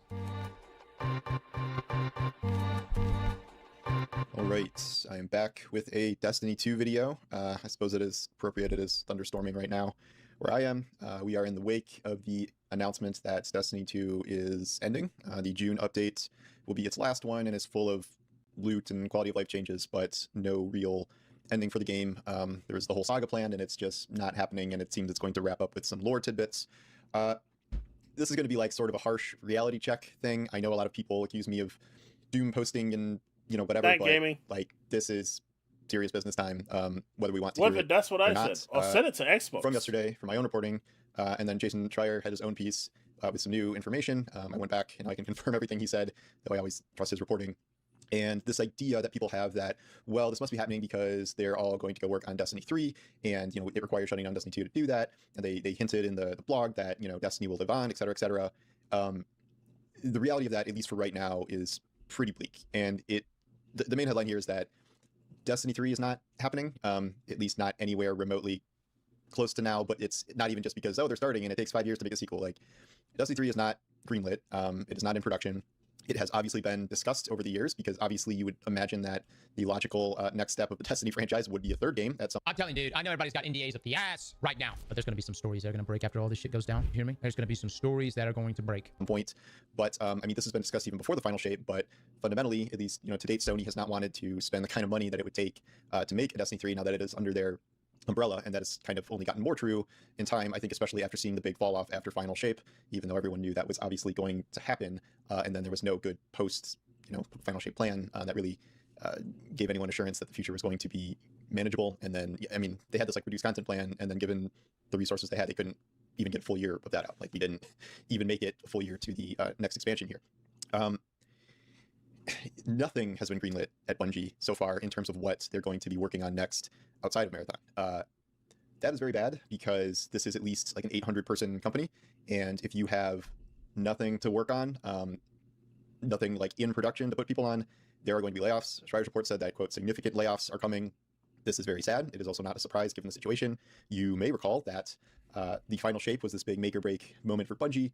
It launched, it did really well. It set, you know, record player counts pretty much. It was well received by players, and then they did a bunch of layoffs anyway. So obviously, if Destiny is ending development and people don't need to work on it anymore and there's nothing to switch to, there are going to be layoffs. It is the case. It has been said outright through this reporting, Brian and Jason's, like, part of this is switching people over to Marathon. They're not just like cutting Bungie in half and leaving all of the Marathon team is doing their thing. They're moving some people over player-wise right obviously, now. they do not Yes. need like 800 people working on an extraction shooter. Community-wise, it does seem pretty clear at this point that the idea for Marathon is to expand into a... The problem with Destiny right now is that there is zero content. Zero. There is nothing to do in the game. There hasn't been for 6 months. You know, the content has dried. They've hit a drought.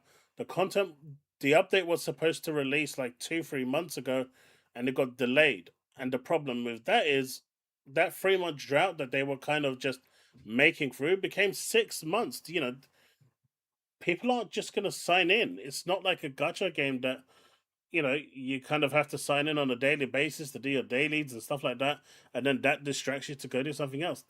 You've got all the loot, you've done all the dungeons, you've done all the raids. If there's no content, you're not going to play it. So the player numbers being low at the moment is a reflection of that. If you've got no content, the game just is going to, you know, people are going to stop playing. Just look at Anthem. Once they announced the end of service and there was no further content, I mean, even before end of service, there was no content. So people stop playing. The player numbers go down. Everything is the same. If you don't have content to keep you engaged, players stop playing. And this is why I was saying earlier that Ananta's going to have a problem. Because unlike NTE, which, you know, has you signing in on a daily basis and has you doing, even if it is just busy jobs for an hour or so throughout the day or 2 hours, whatever it is, right? Whether it's your deliveries, whether it's going to level up your characters or doing some side quests or just going and, you know, raising other stats and sorting out your businesses and, you know, raising money, robbing banks and whatever. It's got you signing in and doing that. If you don't need to sign in on a daily basis, then at some point you stop signing in altogether. Destiny and Ananta and all these other games fall into that trap. You need the carrot to keep you signing in. And as long as you're signing in, you keep playing. But the moment you stop signing in, that carrot is gone. And then one day becomes 2 days. And if there's no content, that 2 days becomes a month, 2 months, 3 months, until new content does drop. And eventually when it does drop, you might not even be bothered to go back because you're kind of done with it. So live service games need constant updates in order to keep you engaged. And if you don't do that, that live service dies. It doesn't matter how successful it is, how big it is, it dies. Look at Final Fantasy XIV. It had one of its longest content droughts ever, and it hemorrhaged players like crazy. People were dropping left and right, canceling their subscriptions and just not playing because there was no content.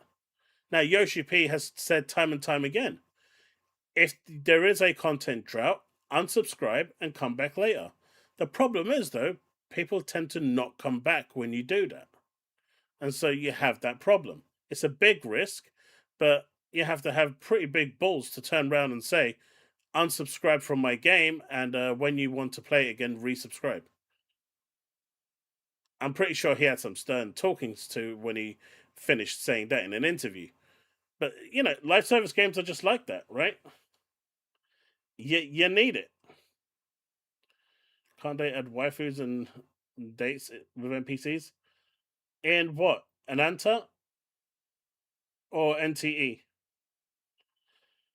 Why did they do marathon at all? Just did it free? I mean, that's a good question, right? I mean, the original marathon was a PvE game.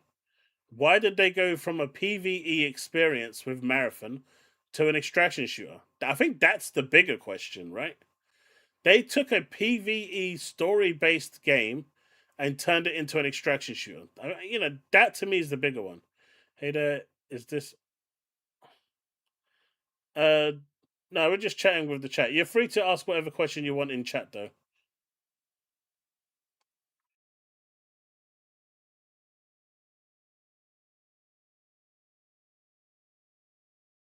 About waifus and... I mean, that would be good. But then you have, Rachel, you have Marasov, right? Like, if you haven't seen Marasov, you should definitely check out Marasov. Much larger game, it seems, like with many different modes. PvP, PvE is already being discussed. That a lot of that was improvised because they want more players, and there was never like a plan to do a PvP or PvE mode even experiment. Yo, can y'all quit talking shit? Like, I don't think Paul has said anything here that's wrong. I think if anything, Paul's probably been sitting on this information now for well over a month. Hence why he was probably having such a negative stance on everything. But Paul dooms and glooms Destiny? Well, I don't know if you know this or not, Savage Patch, but if there was ever a moment to be doom and gloom, now is it. I don't know if you think it's hunky-dory around this motherfucker right now, but now it's fucking doom and gloom. Actually, in season 2, it's over! You know, they are building... I'm very calm right now. I'm very calm right now. I'm super calm right now. Out the game, and they're going to take more people to do that. I think Az is a little... I think he's a bit upset. There was something that Rachel just said. I stopped signing into Joint Night Abyss, same as me, because it's not on console. Well, I play it on PC anyway, so that's not a problem for me. Or on the handheld. And no gacha. The fact is, without the gacha, you don't have a need to sign in for pulls if you're free to play. There's no reason for... There's nothing there to entice you to sign in on a daily basis. And that's where Duet Night Abyss failed. And that is where Ananta is going to fail as well. Concord had no content. Plus, Concord was fundamentally broken. Right? Concord was fundamentally broken at its core. The reality here is that this is a very tough spot for Bungie, and like even beyond a very tough spot, like dire, because if they cannot find, you know, a project, multiple projects to be greenlit to start production on, and all they have is Marathon for the foreseeable future, how does that really sustain a company in any real sense? And yeah, I'm hating on Marathon, etc., but I think even the most diehard of Marathon fans would agree that Marathon cannot sustain a company the size of Bungie. And you know what? You know, best case for Marathon, like they keep a few hundred developers, the ones that either move from Destiny or the ones that are working there, and then he can't help but bring up Marathon in a Destiny video. It's like this. It's the same studio. This is all assuming that Marathon has I some sort of signed in regularly. future, and blah blah blah. Don't talk about player counts. Like the game needs and a I have significant great fun turnaround playing in the order game. to be the kind of thing that is a Bungie flagship series. Because if nothing is greenlit and everything is just in like theoretical incubation, it would be years until we see any other new Bungie product. And you know that we have Gummy Bears, but that's something that Sony just took, and now that studio is just completely under Sony, so it's not Bungie anymore. Good morning, Maybe they can move some of the Destiny people over to Gummy Bears. Maybe they can, move people over to other Sony divisions instead of laying them off. Like, this is, looking for some spark of hope in here. But the point is like, this all comes down to Sony and what they are willing to risk and invest at this point. I said in my last article, like, Sony's pretty much gone 0 for 2 in this Destiny purchase. They paid way too much for Bungie, obviously. Like, 3.6 billion for Bungie, which at the time only had Destiny 2, which was in its like 9th year of life or whatever, was insane. And the expectations they had there that Bungie would be able to like single-handedly make all their live service games successful, that Destiny 2 would never drop. Look, man, I don't like Pete, but god damn, man, he the heist of the century. You hear me? Came in there and was like, listen, we are live service masters. And someone's like, well, you only have Destiny. And he goes, oh, you think we only have Destiny? Oh, no. We got 5 games. 5 games. 4 in incubation right now. All live services. Oh, you're going to make live service games as well with other studios? You need us. Yes, consult us. As experts in this domain, we will help you deliver on those other live service games. God, dog it. And it's always like, I don't know. People are playing games right now, right? Yeah, they're playing games. It's lockdown. And then Pete's like, that's right. And we're going to be locked down for the next 30 fucking years. It's going to be nothing but video games. It's going to be video games and the metaverse. Whoever greenlit the purchase of Bungie got it in motion? No, he got put out. he got let go. At least the metaverse worked out? Oh, you think the metaverse worked out? Really? Show me where the metaverse is. Show me how that's doing. What reality are you living in? They just laid off 8,000 people. And that Marathon is going to launch. Laid off 8,000 massive multiplayer hit. None of those were like the most reasonable of expectations, or at least not something you should be heavily banking on to pay that much for a company.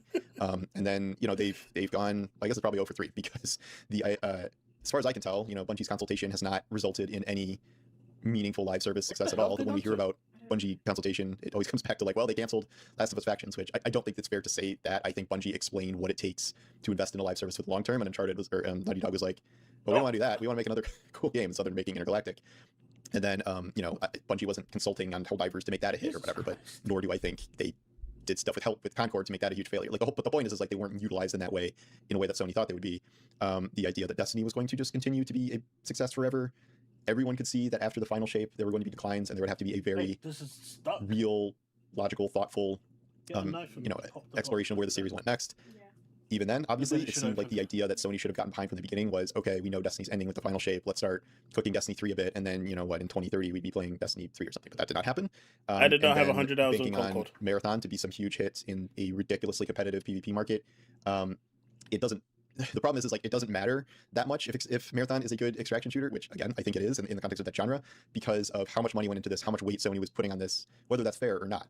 And like isn't up to expectations. And the figures, talking to Bungie, no one is happy with these figures. Everyone understands that these are very bad numbers. And so now we need this like giant large scale turnaround, and that seems unlikely. But Sony, again, was putting too much pressure and weight on this game, which I think could have just, it's just another Bungie project. Like Destiny's still the flagship. I can skip this if you want and go over here. Former Destiny dev says ex-CEO Pete Parsons was the real Destiny killer after Bungie ends live service development. Article here from Zuhad. Former Destiny 2 senior narrative designer Robert Brooks criticized ex-Bungie CEO Pete Parsons after Bungie announced the end of Destiny 2 live service development. Bungie officially announced yesterday that Destiny 2's final live service content update will launch on June the 9th, 2026. After that, active development on Destiny 2 will come to an end, though the game will remain playable. Bungie describes the update as a send-off for the long-running game with the new rewards, Pantheon 2.0, raid and dungeon loot updates, sandbox changes, and the return of Sparrow Racing League. For a lot of players, it's a hard one to process. It's been part of people's weekly routine for years, so the news does not feel like just another update. Since the announcement, many current and former Bungie developers have started sharing their thoughts online, and one former senior Destiny 2 narrative designer clearly is not happy with how things ended. Former Bungie narrative designer takes aim at Pete Parsons following Destiny 2's final update announcements. The comment comes from Robert Brooks, a former senior narrative designer on Destiny 2. Brooks posted on Blue Sky following the Bungie announcement, taking direct aim at former Bungie CEO Pete Parsons. Parsons stepped down from Bungie in 2025, with Justin Truman taking over as the studio's new head. It turns out the real Destiny killer was ex-CEO Pete Parsons. The post reads. This is not the only Destiny-related comment Brooks has made recently, and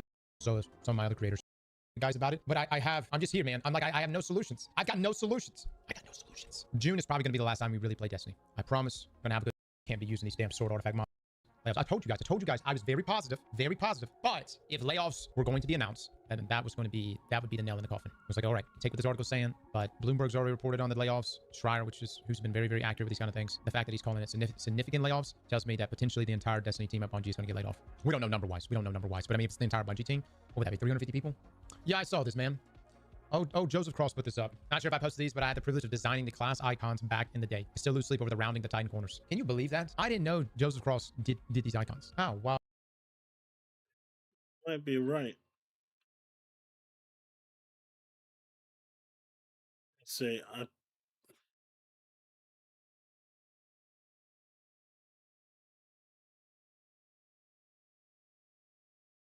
That's him playing that.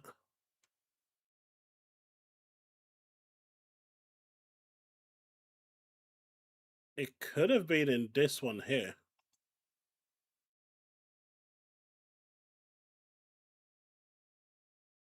another week, boys. And I don't want to get my hopes up, but I think Bungie.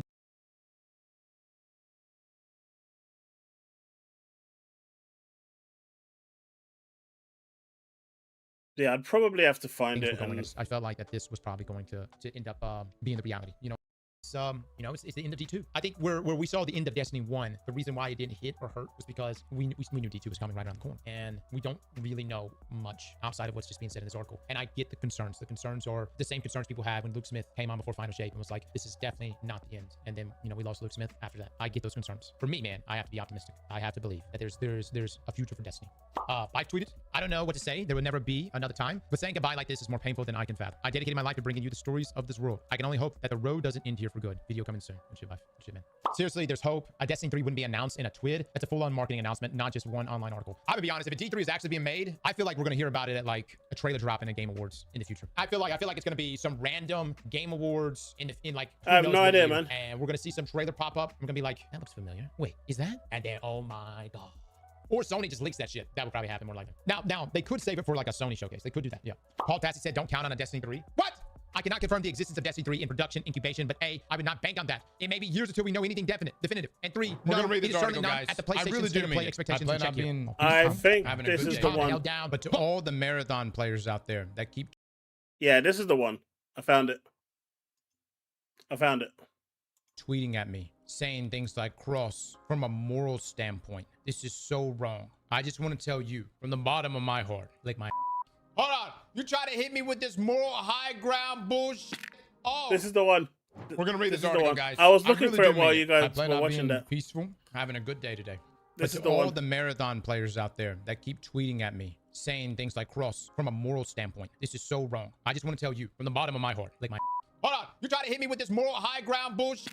Oh, you should feel ashamed. No, I should be feeling my ass licked. A Destiny 2 versus Marathon Civil War is heating up. Frustrating mini. Written by Mr. Paul Tassi here. As Destiny 2 fans grapple with the news that the live game, part of a series that has run for 11 years, will no longer get new updates after 2 weeks from now, many players are going through various stages of grief. And now, a number have hit anger, directed toward one game, and sometimes one community in particular, Marathon. This escalated yesterday when Ascross, the streamer and YouTuber, who's been the biggest content creator in Destiny 2 for quite some time, I won't say that, published a video expressing extreme anger about the situation, saying that he will no longer play the new Marathon season, and even potentially turn down lucrative brand deals from Sony for its part in this. Well, no, I pretty much said that it's a good chance we won't get any deals from Sony / Bungie from this point on. The refrain is simply that he doesn't want Marathon. He wants more Destiny, and it appears like he's going to use his platform to reinforce that point repeatedly, saying he doesn't care if he's going to be petty about it the rest of the year. It is a noteworthy moment, given that Ascross is a significant public face for the game, and again, it's the largest creator. Again, calm down, Paul. What's up with that? You calm the f down. Naturally, this explosive video has divided fans further, with some sympathizing or encouraging his anger, as it reflects their own, while others say that this is making everything worse, and comes off as sour grapes, to say the least. But it's not just him. His views are widely held, as are the opposites. And hella cross if you're reading this in a minute. Oh, God.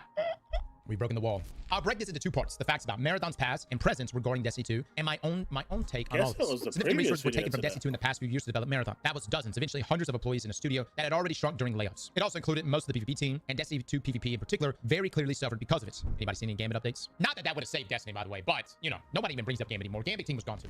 According to reporting from both Jason Schreier and me, the decision was made to forego continuing Destiny 2 to try to make it more approachable for players, and instead to reallocate more resources to Marathon while shutting down Destiny 2. Now, this occurred during a time when even with Destiny 2's worst numbers in the history of the game, it was still bringing in more overall players than Marathon, which is only 3 months old. Marathon will now be Bungie's only functional game going forward. Other Destiny spin-off projects have not been greenlit. The much hoped for Destiny 3 is neither in production nor greenlit, and Sony reportedly has balked at the idea due to its likely costs. This is in the wake of Marathon costing at least $250 million to develop over the years. Keep in mind, Sony looked at Concord and said, yeah, that's a great idea, let's do it. Sony, I need to know, like, can we just go get a cup of coffee together, all right? And could I just peer into that beautiful mind, that corporate beautiful mind, and just see what the f makes you think D3 is not a good idea? Like, I just need to know. Other than game production of that scale costs a lot. All right, okay. So with those facts, you may be able to understand the anger of the Destiny community about Marathon being chosen over Destiny 2 to live, or at least to be invested in. As whether or not Marathon survives past a few seasons or a year remains to be seen. But given that this I found the actual video there are finally. really 2 not great options here. One is that Marathon fails. Again, as Bungie's only...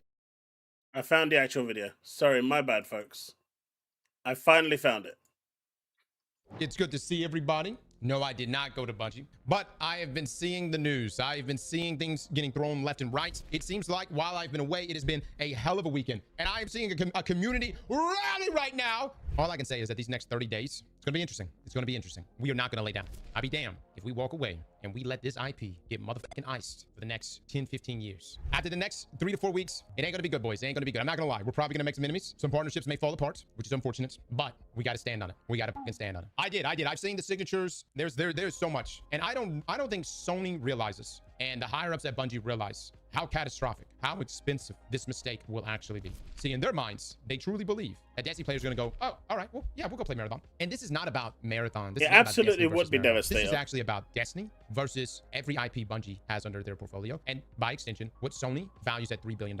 The problem is this: if you sync Destiny, people are not going to play anything else from Bungie. You realize if you try to do, any other reboot game, relaunch of any sort in the future that's Bungie related, you realize how tainted that will be? Sony's thought process on this is, well, we're going to take games that Bungie was working on and put them under our wheelhouse. For instance, Team LFG, they did it with Gummy Bears. They took Gummy Bears away from Bungie. They put it under Team LFG, under Sony. But that is still attached to Bungie. And so what I'm really trying to say is that $3 billion valuation, if you decide to completely ice the Destiny IP and do nothing with it, your community here, and by extension, the wider gaming community, will not trust anything you make going forward. I'm just telling you, that's the way I'm seeing it. They are not going to trust anything Sony/Bungie related. Again, this is common sense. This is common gamer knowledge. Or I'd say common gamer knowledge, at least the people that actually play these kind of games. But there are higher ups that are delusional to this. They don't understand this. If they understood it, they wouldn't have ever invested $300-400 million into Concord. People are not exactly making the best of calls. But if you think Concord was a disaster, sync Destiny, and watch what happens. Is that a threat? Brother, I'm just speaking. I've been gone all weekend. I've been out at West Palm getting lit up on the water. And every time I open my phone, I'm met with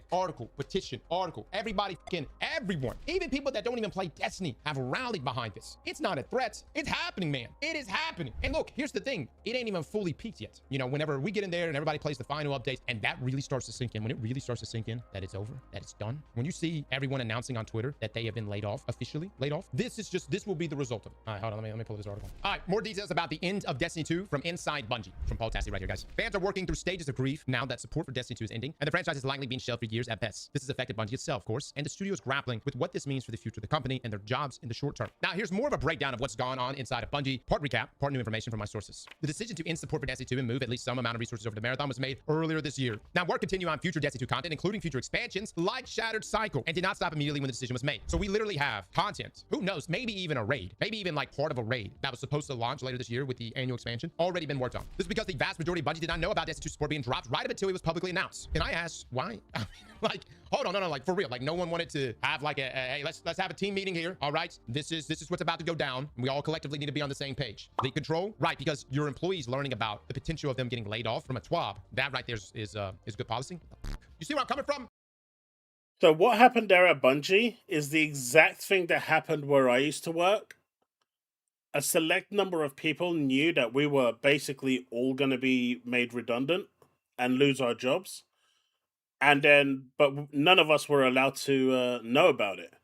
And then the ones that actually were made redundant, that got the call and were thing, we had to sign an NDA that basically said until the end of the year, December the 31st, at midnight, we weren't allowed to tell anyone that we were being made redundant. We couldn't say goodbye to anyone. We couldn't go to farewell drinks, nothing. We just had to just disappear. And that's what the American company wanted. And that's how they deal with it. They were really ruthless about it. Like, it was horrible. But I couldn't tell a single person that I was being thing. Otherwise, my settlement would be cancelled. Can you imagine working at Bungie, taking lunch? You're like, hey, man, what's happening? Oh, the 12 just dropped. Oh, let me. Whoa! We're shutting down?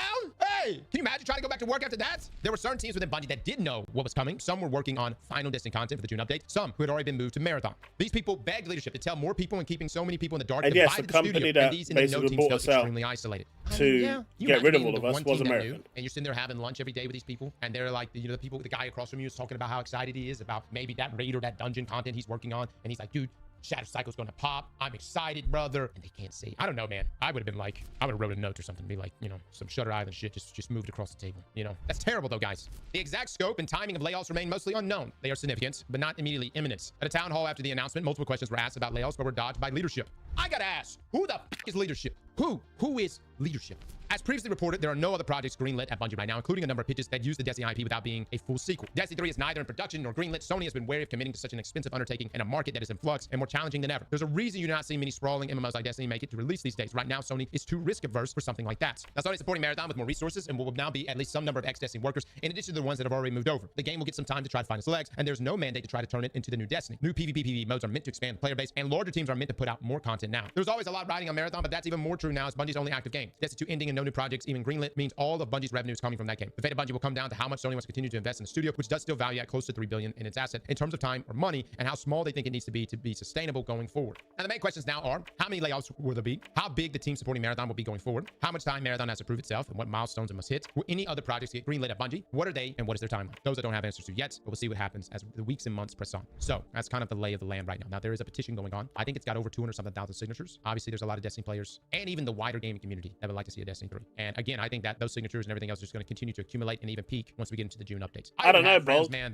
but whoever at Sony's making the decisions is definitely making the wrong one. Destiny's final expansion, if you will. In this case, I just think Destiny's too big of an IP to let go. The Marathon community, I'm sorry. I'm sorry you're caught up in this. You who just wanted to play a cool FPS extraction shooter set in this sci-fi universe. I'm sorry. You know, when I picked up Marathon in February/March, you know, I had a good time playing Marathon. And I believe that, you know, playing Marathon in some indirect way would contribute to Destiny 3. With that being said, Marathon community, you guys have been seeing some of the comments out there. And the reality is this. You're kind of the target right now. But really the target is Bungie leadership and Sony. But you're going to be one of the targets by proxy. Okay? I know a lot of people that are not going to be playing Marathon Season 2 or Season 3 or whatever. I know a lot of people right now that from since last week's announcement have essentially completely walked away from Marathon. I don't want to play Marathon. I'll play it maybe seasonally. I may jump in a few weeks. But I want Destiny. I want Destiny 3. I want this universe expanded. And Marathon, if I have to fucking bury you myself to send that message, I shall. I will do everything I can to destroy you, piss on your corpse, and light you on fire afterwards. To send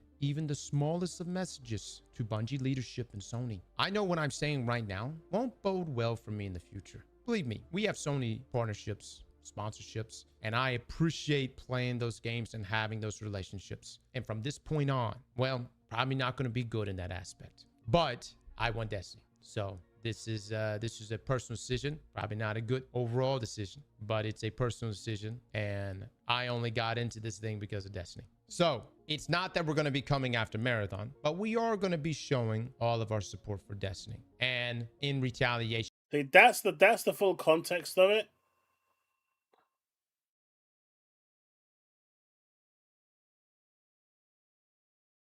Words to send even the smallest of messages to Bungie. The reality is this. You're kind of the target right now. But really the target is Bungie leadership and Sony. But you're going to be one of the targets by proxy. Okay? I know a lot of people that are not going to be playing Marathon Season 2 or Season 3 or whatever. I know a lot of people right now that from since last week's announcement have essentially completely walked away from Marathon. I don't want to play Marathon. I'll play it maybe seasonally. I may jump in a few weeks. But I want Destiny. I want Destiny 3. I want this universe expanded. And Marathon, if I have to fucking bury you myself to send that message, I shall. I will do everything I can to destroy you, piss on your corpse, and light you on fire afterwards. To send even the smallest of messages to Bungie leadership and Sony. I know what I'm saying right now won't bode well for me in the future. Believe me, we have Sony partnerships, sponsorships, and I appreciate playing those games and having those relationships. And from this point on, well, probably not going to be good in that aspect. But I want Destiny. So this is a personal decision. Probably not a good overall decision, but it's a personal decision. And I only got into this thing because of Destiny. So it's not that we're going to be coming after Marathon, but we are going to be showing all of our support for Destiny. And in retaliation, or the effect will probably be negative for Marathon. I do want to make something very clear. This thing right now that Sony and Bungie leadership is trying to do is going to be a much bigger disaster, way beyond the $200-300 million commit for a Destiny 3. And by the way, we've laid out some game plans here. I thought it would have been so smart to come out, have your final expansion for Destiny 2, end it with the showcase for Destiny 3. Let the people know you're working on a Destiny 3. Tell the community, thank you, still have your monument to triumphs. And then say, hey, we know it's going to be a few years, but while you're waiting, you can play Destiny 1 Remastered Destiny 1 Classic, whatever. It won't be enough content to keep everyone around for a year, but it would bring, you know, a little bit of revenue in, as, you know, keep a little thing going. Don't want that to detract from a D3, but I thought that would have been so smart. I think it would have bought a lot of time. It would have brought in some money, and it would have shown, because right now, Sony right now has no, they don't have faith in Destiny. Or better yet, they don't have faith in Bungie. But because Marathon is so new, and they don't want another game crashing out like so many games do, essentially right after launch, Concord being the biggest one of them all, they're going to do everything they can to keep Marathon alive. But it goes way beyond this. If you kill Destiny as a whole, I'm telling you, Sony, you are tainting the water. Anything you ever do, you're on out, Bungie related or creatively related. Even if you were to siphon all of the IPs and move them under Sony, gamers remember, gamers know, gamers will keep tabs on things, and they will see whether it's Gummy Bears or Oni or anything else that might move out from Bungie's umbrella. If you think that's going to safeguard and move it under Sony, and you're going to try to make a game with it down the future, gamers will remember. This impairment that you recently have done, actually both impairments that you've done, the one at the end of last year and the most recent one, is going to pale in comparison to the valuation that you give Bungie today if you sink Destiny. Gamers will remember. And I'm not saying this in a threatening way. I'm saying in a, hey, I'm just being a messenger right now. Although there may be some threatening stuff baked in. But this is what I'm seeing. I'm already seeing the movement. I've been going on weekend, man. You fuckers were already moving. You call on me, you say, hey, Cross, you need to do something as well. This is where I'm at. This is where I'm at. I signed the petition and bought my We Won Destiny 3 t-shirt copium. Yeah. And look, I just want to say this. Can you imagine, though, if, I mean, Concord failed in 7 days, right? Can you imagine if Marathon also failed in like 3-4 months and they shut it down? The message that would send across the shareholders and everything, the shockwave it would cause. I feel like, you know, Sony kind of can't afford right now to close down Marathon. I just feel like where Sony is right now in terms of just financial stability, they cannot afford to shut down, to have Marathon fail. And that's why they're pumping everything into Marathon, hoping it will succeed. But it's not going to do it. The numbers are, you know, the player numbers are there. It's not growing. Now they're hoping with the PvE that they're going to add, because they've basically told Bungie, add the PvE that the casuals are wanting. That might do something. But I think that's just going to be a slight bump before it goes back down again. It's not going to change anything. And they're going to realize quite quickly that axing Destiny was probably the wrong move. Don't forget, the reason why the drought in Destiny took so long is because they took all the resources from Destiny and put it on Marathon. It's not that the drought was there deliberately. It's because Sony and Bungie were basically siphoning all the, you know, the talent and the resources from Destiny and putting it onto Marathon to get it basically ready for launch. Which basically meant the one game that was basically their cash cow was being thrown to the wolves. Really to the Marathon community, I got nothing against you guys. I've enjoyed your game for a little bit. Really. I hope you guys have a good season 2. With that being said, we got to send a message. So, nothing personal. I mean, okay? if you listen to what he's have saying. Marathon community, I got nothing against you guys. I've enjoyed your game for a little bit. Really. I hope you guys have a good season 2. With that being said, we got to send a message. So, nothing personal, okay? Truly, nothing personal. Bungie would have been gone without Sony. Look, I get it. Logistically, Bungie has not been ran well. Pete should have been out a long time ago. There's probably people in positions of leadership at Bungie that shouldn't be there. I get it, guys. I'm not disagreeing with any of that. I am not disagreeing with any of those things. Sony, axe leadership, but don't axe your most profitable, your golden goose, your best IP. That's just stupid. Now, let me be honest. Is this going to have any effect? Probably not at first. You know, Sony's not exactly receptive to this kind of stuff. Who is in the corporate world, right? They may become entrenched, but never know, man. You can be that thorn in the side. Oh. I mean, what do you think the reaction would be on Tuesday if Sony just teased the trailer for, you know, the title, Destiny 3, now in development or in production? That's it. What do you think the reaction will be in terms of the community? I mean, this could all be a ploy that they're doing, where they're, because look, let's face it, Destiny 2 has to die for Destiny 3 to exist. That is a fact. They both can't, exist simultaneously because they don't have the resources. They don't have the manpower. So Destiny 2 has to die for Destiny 3 to work. That's just a given. Because they've given so much resources to Marathon to try and make that a success. They don't have enough manpower to do both at the same time. So what if this is all a ploy where, yes, we are ending Destiny 2. They're not saying anything about Destiny 3. Everyone is tight-lipped. They're not leaking anything. And then on Tuesday next week, just a teaser title, just like Elder Scrolls 6 did 55 years ago. Destiny 3, now in production. Except we'll probably, at this point, I do believe that GTA 6 will release before Elder Scrolls 6.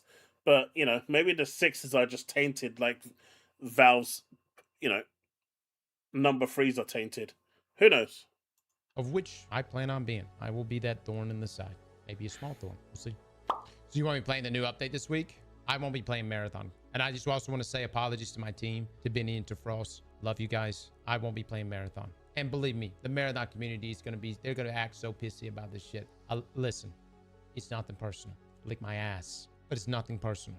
And no lie, before this all got announced, I had every intention of playing Marathon Season 2. I hope you know that. Benny and Frost were already talking about it. We were gonna hit it hard. We were gonna hit cryo. We were gonna do all the content, play with the new classes. It was gonna be a damn good time. And then we were gonna roll into the Destiny content afterwards. But no, I cannot in good conscience go play a game and allow leadership to believe this is actually acceptable. That killing Destiny is acceptable. I can't do it, dude. Bro, Destiny's been dead since Final Shape. Y'all on Copium Horde. Keep in mind, Destiny's still doing better than Marathon. Marathon community. Even so, doing better than... Just look at those numbers, man. Just look at those numbers. Forget about the all-time peaks, right? Because the 316,000 was from...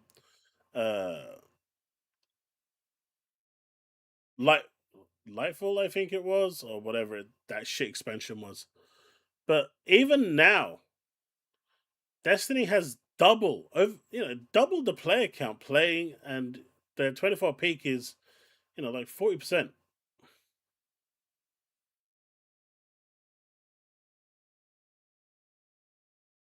My question was, Destiny 2 has to die for Destiny 3 to exist, right? What are the chances of Sony essentially basically having everyone on gag order to the point where only key people know that D3 is in production, and if it leaks, they'll lose their jobs instantly because they'll have breached an NDA. All of this is being kept hush-hush, and on Tuesday, when they're doing their showcase, they just put a teaser title, Destiny 3, now in production. The same way they did with the God of War trilogy. God of War trilogy, now in production. Everyone lost their fucking minds. Sony could technically do that because the reality is they can't work on Destiny 2, 3, and Marathon. They don't have the numbers. They don't have the staff numbers.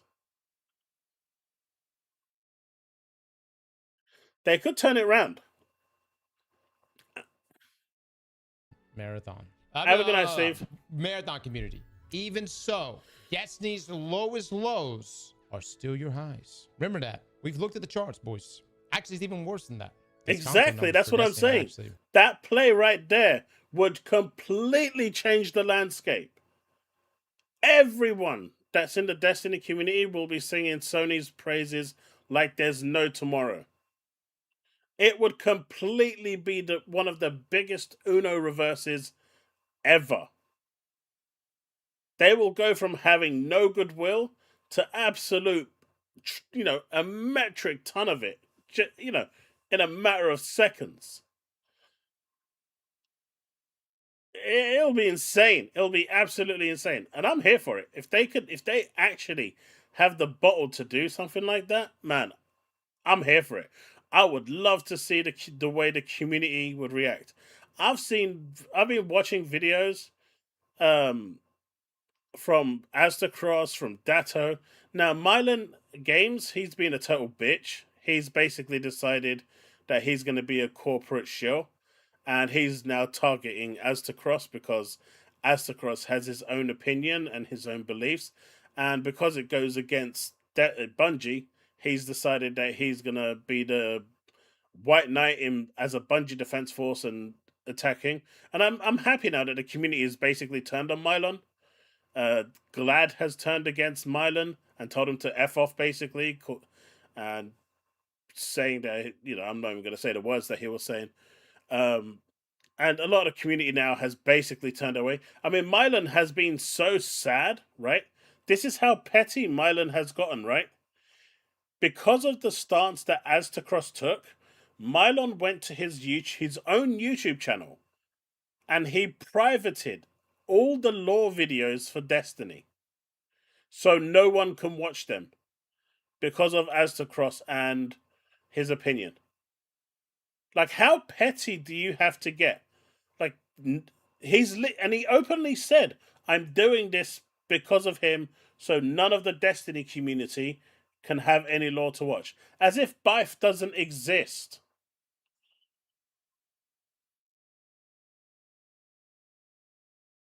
But is PlayStation PR that clever? Probably not. But like the discourse within the Destiny community right now is insane. But to actually have another content creator come out and, formally attack Aztecross and then turn around to the Destiny community who is supporting him and saying, because you're supporting what he's saying, I'm going to private all my lore videos so none of you can watch them. Like, that is some mental illness right there. And so for that reason, I'm happy he's getting the bullshit flack that he's getting, because I think it's fully deserved. Much better than marathons.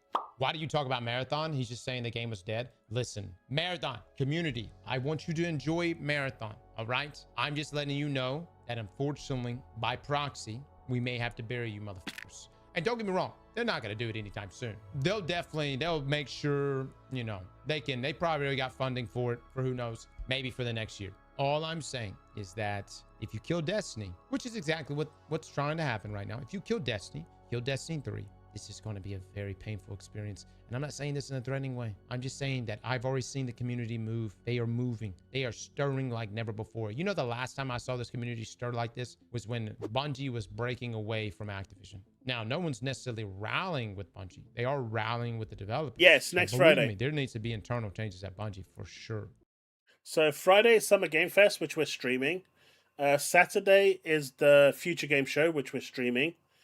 Sunday is the Xbox Showcase, which we're streaming. And Sunday is the PC Showcase, which we're streaming as well. So Friday, Saturday, Sunday, double bill will be very, very busy. So Thursday's stream might actually just get cancelled and go straight to Friday. And so I might do a flip over and do a gaming stream on Thursday on my other YouTube channel. And if you're not subscribed to my other YouTube channel, you should definitely do that. You should, in fact, go and subscribe, follow me on my Twitch channel as well. I'm trying to hit affiliate on there, so it'd be great. But Bungie without Destiny, good luck. Unless Sony's goal here is to have 2, 3, maybe 4 more impairments down the road. Then they chop up the IPs, pennies on the dollar, and they see if they can sell them to someone. But that's not what Sony wants. Nobody wants bad investments. Everybody's trying to look for that next Riot, that next Mojang. Man, trust me, that's what Sony wanted. Will it not just kill Bungie to not play their game besides Destiny? If you think that all of us migrating to Marathon is somehow going to produce a Destiny 3, you're out to fucking lunch. Now that's copium. You want to talk about copium? Talk about us having copium? That's fucking copium. Go look at the graveyard. Just the graveyard of IPs that Sony owns. We discussed them last week.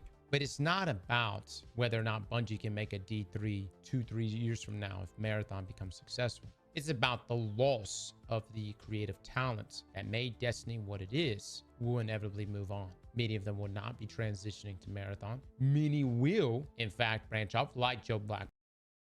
No. The the the Friday, Saturday, Sunday is going to be here on this channel. The only things that are happening over on the other channel are my gameplay streams. So community nights, let's plays, and stuff like that. That's the only thing that's happening over there. Over here, you have all my normal videos, all my gaming streams that, the showcases are all going to be here. Reviews and previews and stuff that I do are all going to be here. But the gaming streams, unless they're actually sponsored to be on this channel, are going to be on that stream. That's basically my gaming channel. Because while I had my gaming content here, it really hurt my numbers. And it was crippling them because not many people turn up to it. And so the algorithm just didn't know what to do. And it wasn't basically sending out notifications anymore because it believed that no one wanted to watch my content. Ever since I've moved the streaming stuff over to the other channel, I'm getting regular 1,500, 2,000, 2,500 views, sometimes 3,000 or 4,000 views. And that's because I've separated that aspect of it. These streams that I do on Tuesday and Thursday still generate about 700-800 views, which is fine because it's 3-4 hours worth of content. It's not like, say, like a Oh No Alex stream where he gets thousands of views, but one day I'll hope to hit like 2,000-3,000 views. That would be nice. But right now it's sustaining itself within the algorithm and it works. But the gameplay streams, like I do with James Bond, which I think we had like 16 concurrent viewers at one point. That was not bad. We had like 200 people overall coming in and out, but it's still not enough to sustain on this channel. And we've been gaming on this channel for a long time, and the numbers just weren't going up. And what it was doing was it was just sinking the channel even more. So I had to make that decision to push it over. But that's why I've kind of dual stream now on the other side on both Twitch and on YouTube, so people can watch whatever they want. And in a few months, I'll see what the numbers are looking like and potentially consolidate it into one. I'm also considering triple streaming to Kick as well, if there's maybe an audience there. I don't know. But, I'm just trying to see where the audience is for the Let's Plays. Everything that I'm streaming on YouTube, for example, over there gets demonetized instantly. Even James Bond got demonetized because the music in the game was blocked in all places. Forza Horizon, even the streamer mode, was demonetized instantly. So it's a problem with YouTube and their demonetization, and you just don't have that problem with Twitch. No, it's not Diablo.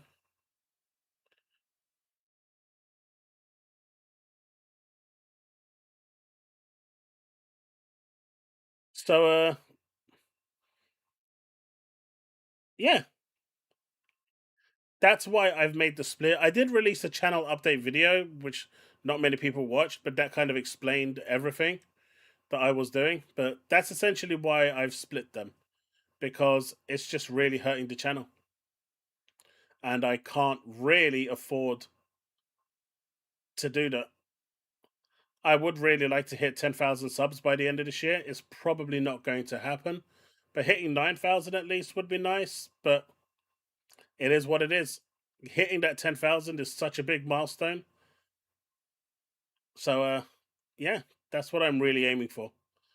Because once you hit that 10,000, you kind of unlock a new threshold with YouTube, and it starts to send out your content even further. Now, I know some creators have bought their subs to get over that, but I'm not prepared to do that. I want to earn my subscriptions, and if people are happy with my content, happy days. I'm not going to shill for one brand over, anything else. That's not me. And I appreciate that means I'm not going to get as many subs, but I'm not going to sit here and praise things that don't deserve praising.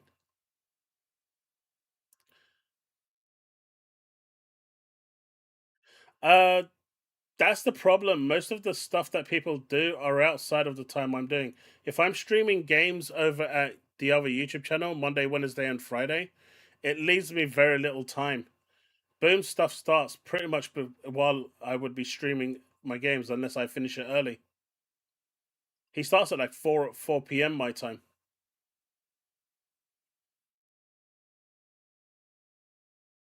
The other thing is, most people just want to watch, grifting. They want to watch people ripping into other people, and they enjoy that sort of stuff. And that's really popular. I just don't enjoy that content. The whole, oh, MBG did this and that. I don't mind dabbling a little bit into it when it's absolutely just diabolically stupid. But for the most part, I just don't care what MBG said or what Puerto Rock said or this said.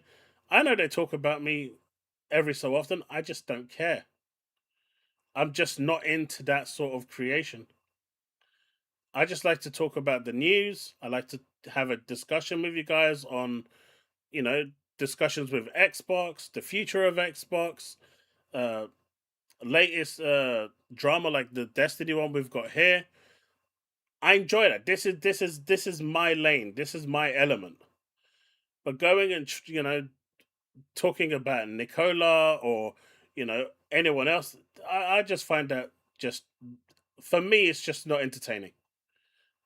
And even when I'm watching it, I don't find it funny. I don't find it interesting. But that's just me. I know people do find it funny because people they're getting numbers. So And others what it that is. have broken off over the years, like Chris Proctor. And as you continue to bleed out that talent that made Destiny what it was, then you will never be able to make the D3 that needs to be made. It'll be called D3, but it won't be D3.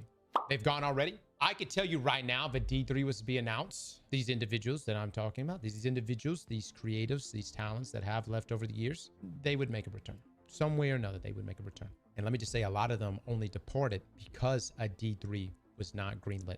Look, it's not about Marathon. I need the Marathon community to know it's not about you guys. This is bigger than us, okay? It's not about you guys. It's not about us trying to wage war against y'all. It's just that Bungie is not Bungie without Destiny. And you were about to have some pissed off. I'm talking potentially this entire Destiny community. But just so you know, Boom invites me every week. Every week he invites me. In fact, he's left the open invitation now. I can turn up to Boom's stream at any point I want on any of the days. So it's not like there's a restriction for me to attend. He's left that open, and I'm grateful to Boom. I've got, he's pretty much been the only one that's opened his doors to me, that has invited me. I've spoken to a number of creators who I'm not gonna name, and I've told them, hey, if you want to come to my show, let me know when you can make it. These are the times I stream. They've all turned me down. I've asked if there's any opportunities for me to jump on their shows. They say sure, but they never invite me, and they don't invite me because of my opinion. That's what it has to be, right? Because I'm not going to shill for it. They don't like that. Like Boom, I told him straight that I'm not going to be the type of person that sits there and shills and says, sings Kumbaya all the way. And he told me, I don't want you to do that. I want you to give your honest opinion, whether it's good Xbox, bad Xbox, it doesn't matter. I just want you to give your honest opinion. And for that, I will I will fully be grateful to Boom, because that's who I am. I'm not going to sit there and say Astrobot is a shit game when it's not. Right? It's not a shit game. It is a very, very good and fun game. But that's my opinion, right? You might think it's shit, and that's fair enough. But I'm not going to sit there and say it's crap just so I can tell the audience what they want to hear. I'm happy for the audience to have their voice. I'm happy for the audience to say what they want to say and have their own opinion. But that shouldn't impact my opinion and my views. And the moment I have to change my views and my opinions to basically tell you guys what you want to hear, at that point, is that really what you guys want? Being realistic, do you guys just want to hear what you want to hear? Or do you want to hear, a proper discussion about things, like the exclusive in Game Pass situation. You guys don't agree with me, and that's fine. And I give my point, you give your point. We eventually come to the conclusion that I was right, and we move on. But at least it's a fair discussion. Which is large. Pissed off. And they'll remember this shit. And they will touch nothing Bungie related. Nothing. And I mean Bungie related, IP related, gummy. I've already, seen conversations about gummy bears. Although I don't even know what the gummy bear is supposed to be. I would never touch anything Sony again. Most technology has ties with Sony. Grow the up. There's alternatives. I don't know, man. GTA on Xbox. Kind of looking good right now. Game Pass. Looking kind of sexy here, boys. I'm just saying. I'm just saying. I've talked a lot of shit about Xbox, but... I think it's time to go back to our roots, huh? Xbox boys, I think you guys are all right. Did you hear that? Did you hear that, boys? No, man. Sony again. Most technology has ties with Did Sony. you hear that? Listen. There's alternatives. I don't know, man. GTA on Xbox. Kind of looking good right now. Game Pass. Looking kind of sexy here, boys. I'm just saying. I'm just saying. I've talked a lot of shit about Xbox, but... I think it's time to go back to our roots, huh? Xbox boys, I think you guys are all right. Jesus, dude. It is what it is. It is what it is. You handle this the way you want to fucking handle it. This is how I'm going to handle it. Look, here's my thing. It's just my thought process, and I know I'm going to probably upset a lot of people with this. I've said it before when it came to Destiny. I'd rather something crash and fucking burn than drag the fuck out and die a long, painful death. And I mean this as Bungie as a whole. Now, if you don't make a Destiny 3, Bungie, I'm just not that interested in anything else. Y'all got other games, I know. Y'all want to be a multi-IP studio, but I'm just... Here's the other thing, right? People are saying, well, if you want Bungie to survive, you need to be playing Marathon in order for Destiny 3 to exist. And my counter argument to that is, when Apex came out, they said, if you want a Titanfall free, you should support Apex. So people supported Apex. How did that work out for Titanfall 3? How did that work out? Have you played Titanfall 3 yet? Not that interested. And I'm going to play GTA and Xbox. Yeah, I'm going to be a petty bitch. I just got rid of my Sony TV. But I put it in the closet, Sony. So if we come to an agreement, who fucking knows? I might put it back in the living room. The power of petty compels you. You goddamn right. I'm going to be fucking Captain Petty for the rest of this goddamn year. I'm going to be the pettiest motherfucker on here. Anyways, I would love to. Guy put his Sony TV in the cupboard. Hey, Xbox, go make a TV. Now's your time to sell that one TV that you could possibly make that he'll buy. To talk to someone at Bungie again. Potentially the liaison between Bungie and Sony again. We had a wonderful conversation last year. And I would really like to have a conversation again. In private, of course. And if Sony could even be present, that would be wonderful. That 226,000 on the petition. Keep signing it, boys. Keep signing it. Look, I'm just one guy on the internet. That's it. That's just me. I'm not even going to pretend to feel like we have any type of influence. But it's a personal choice. And personally, I don't want to play anything Bungie related but a Destiny 3. But if a Destiny 3 ends up getting greenlit, or Future of Destiny, well, you know what? We might check out that gummy bear shit. You know what I'm saying? Who knows? Who knows? Might look at Marathon a little more, you know? Who fucking knows? Slap that like button like your mama told you right. That's that. Now, there was something I was looking for. The petition. Because I did sign it. Oh, here it is. How many people is there on there now? It's almost at 300,000. If anyone wants to sign it and support the cause...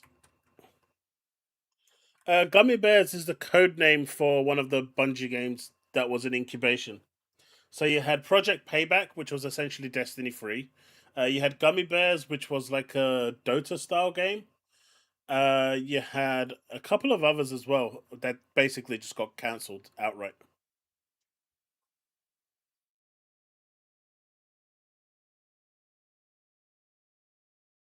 But yeah, I've been following this Destiny stuff quite closely. But yeah, folks, it is midnight now, so I think I'm going to call it there. Sanchez, there is no Titanfall 3. That's why the whole argument of Destiny players, if you want a Destiny 3 support marathon, doesn't work. Because there's precedence that shows it doesn't work. But folks, that's going to be me. I hope you've had a great time tonight. And yeah, I'm not going to probably release a video tonight. I'm way too tired, so probably tomorrow now. But I should be streaming as well tomorrow if all things are fine and I'm feeling well. Otherwise, I'll see you guys on Tuesday. Again, if you want to check out the live streams for the gameplays, check it out at youtube.com/Chaos Lounge Gaming or twitch.tv /Chaos Lounge _ and yeah, drop a follow and support the cause. This is pretty much what I'm doing full time at the moment. So if I can make it work, that would be awesome. Have a good night, fellas. I'll see you next time. Peace out.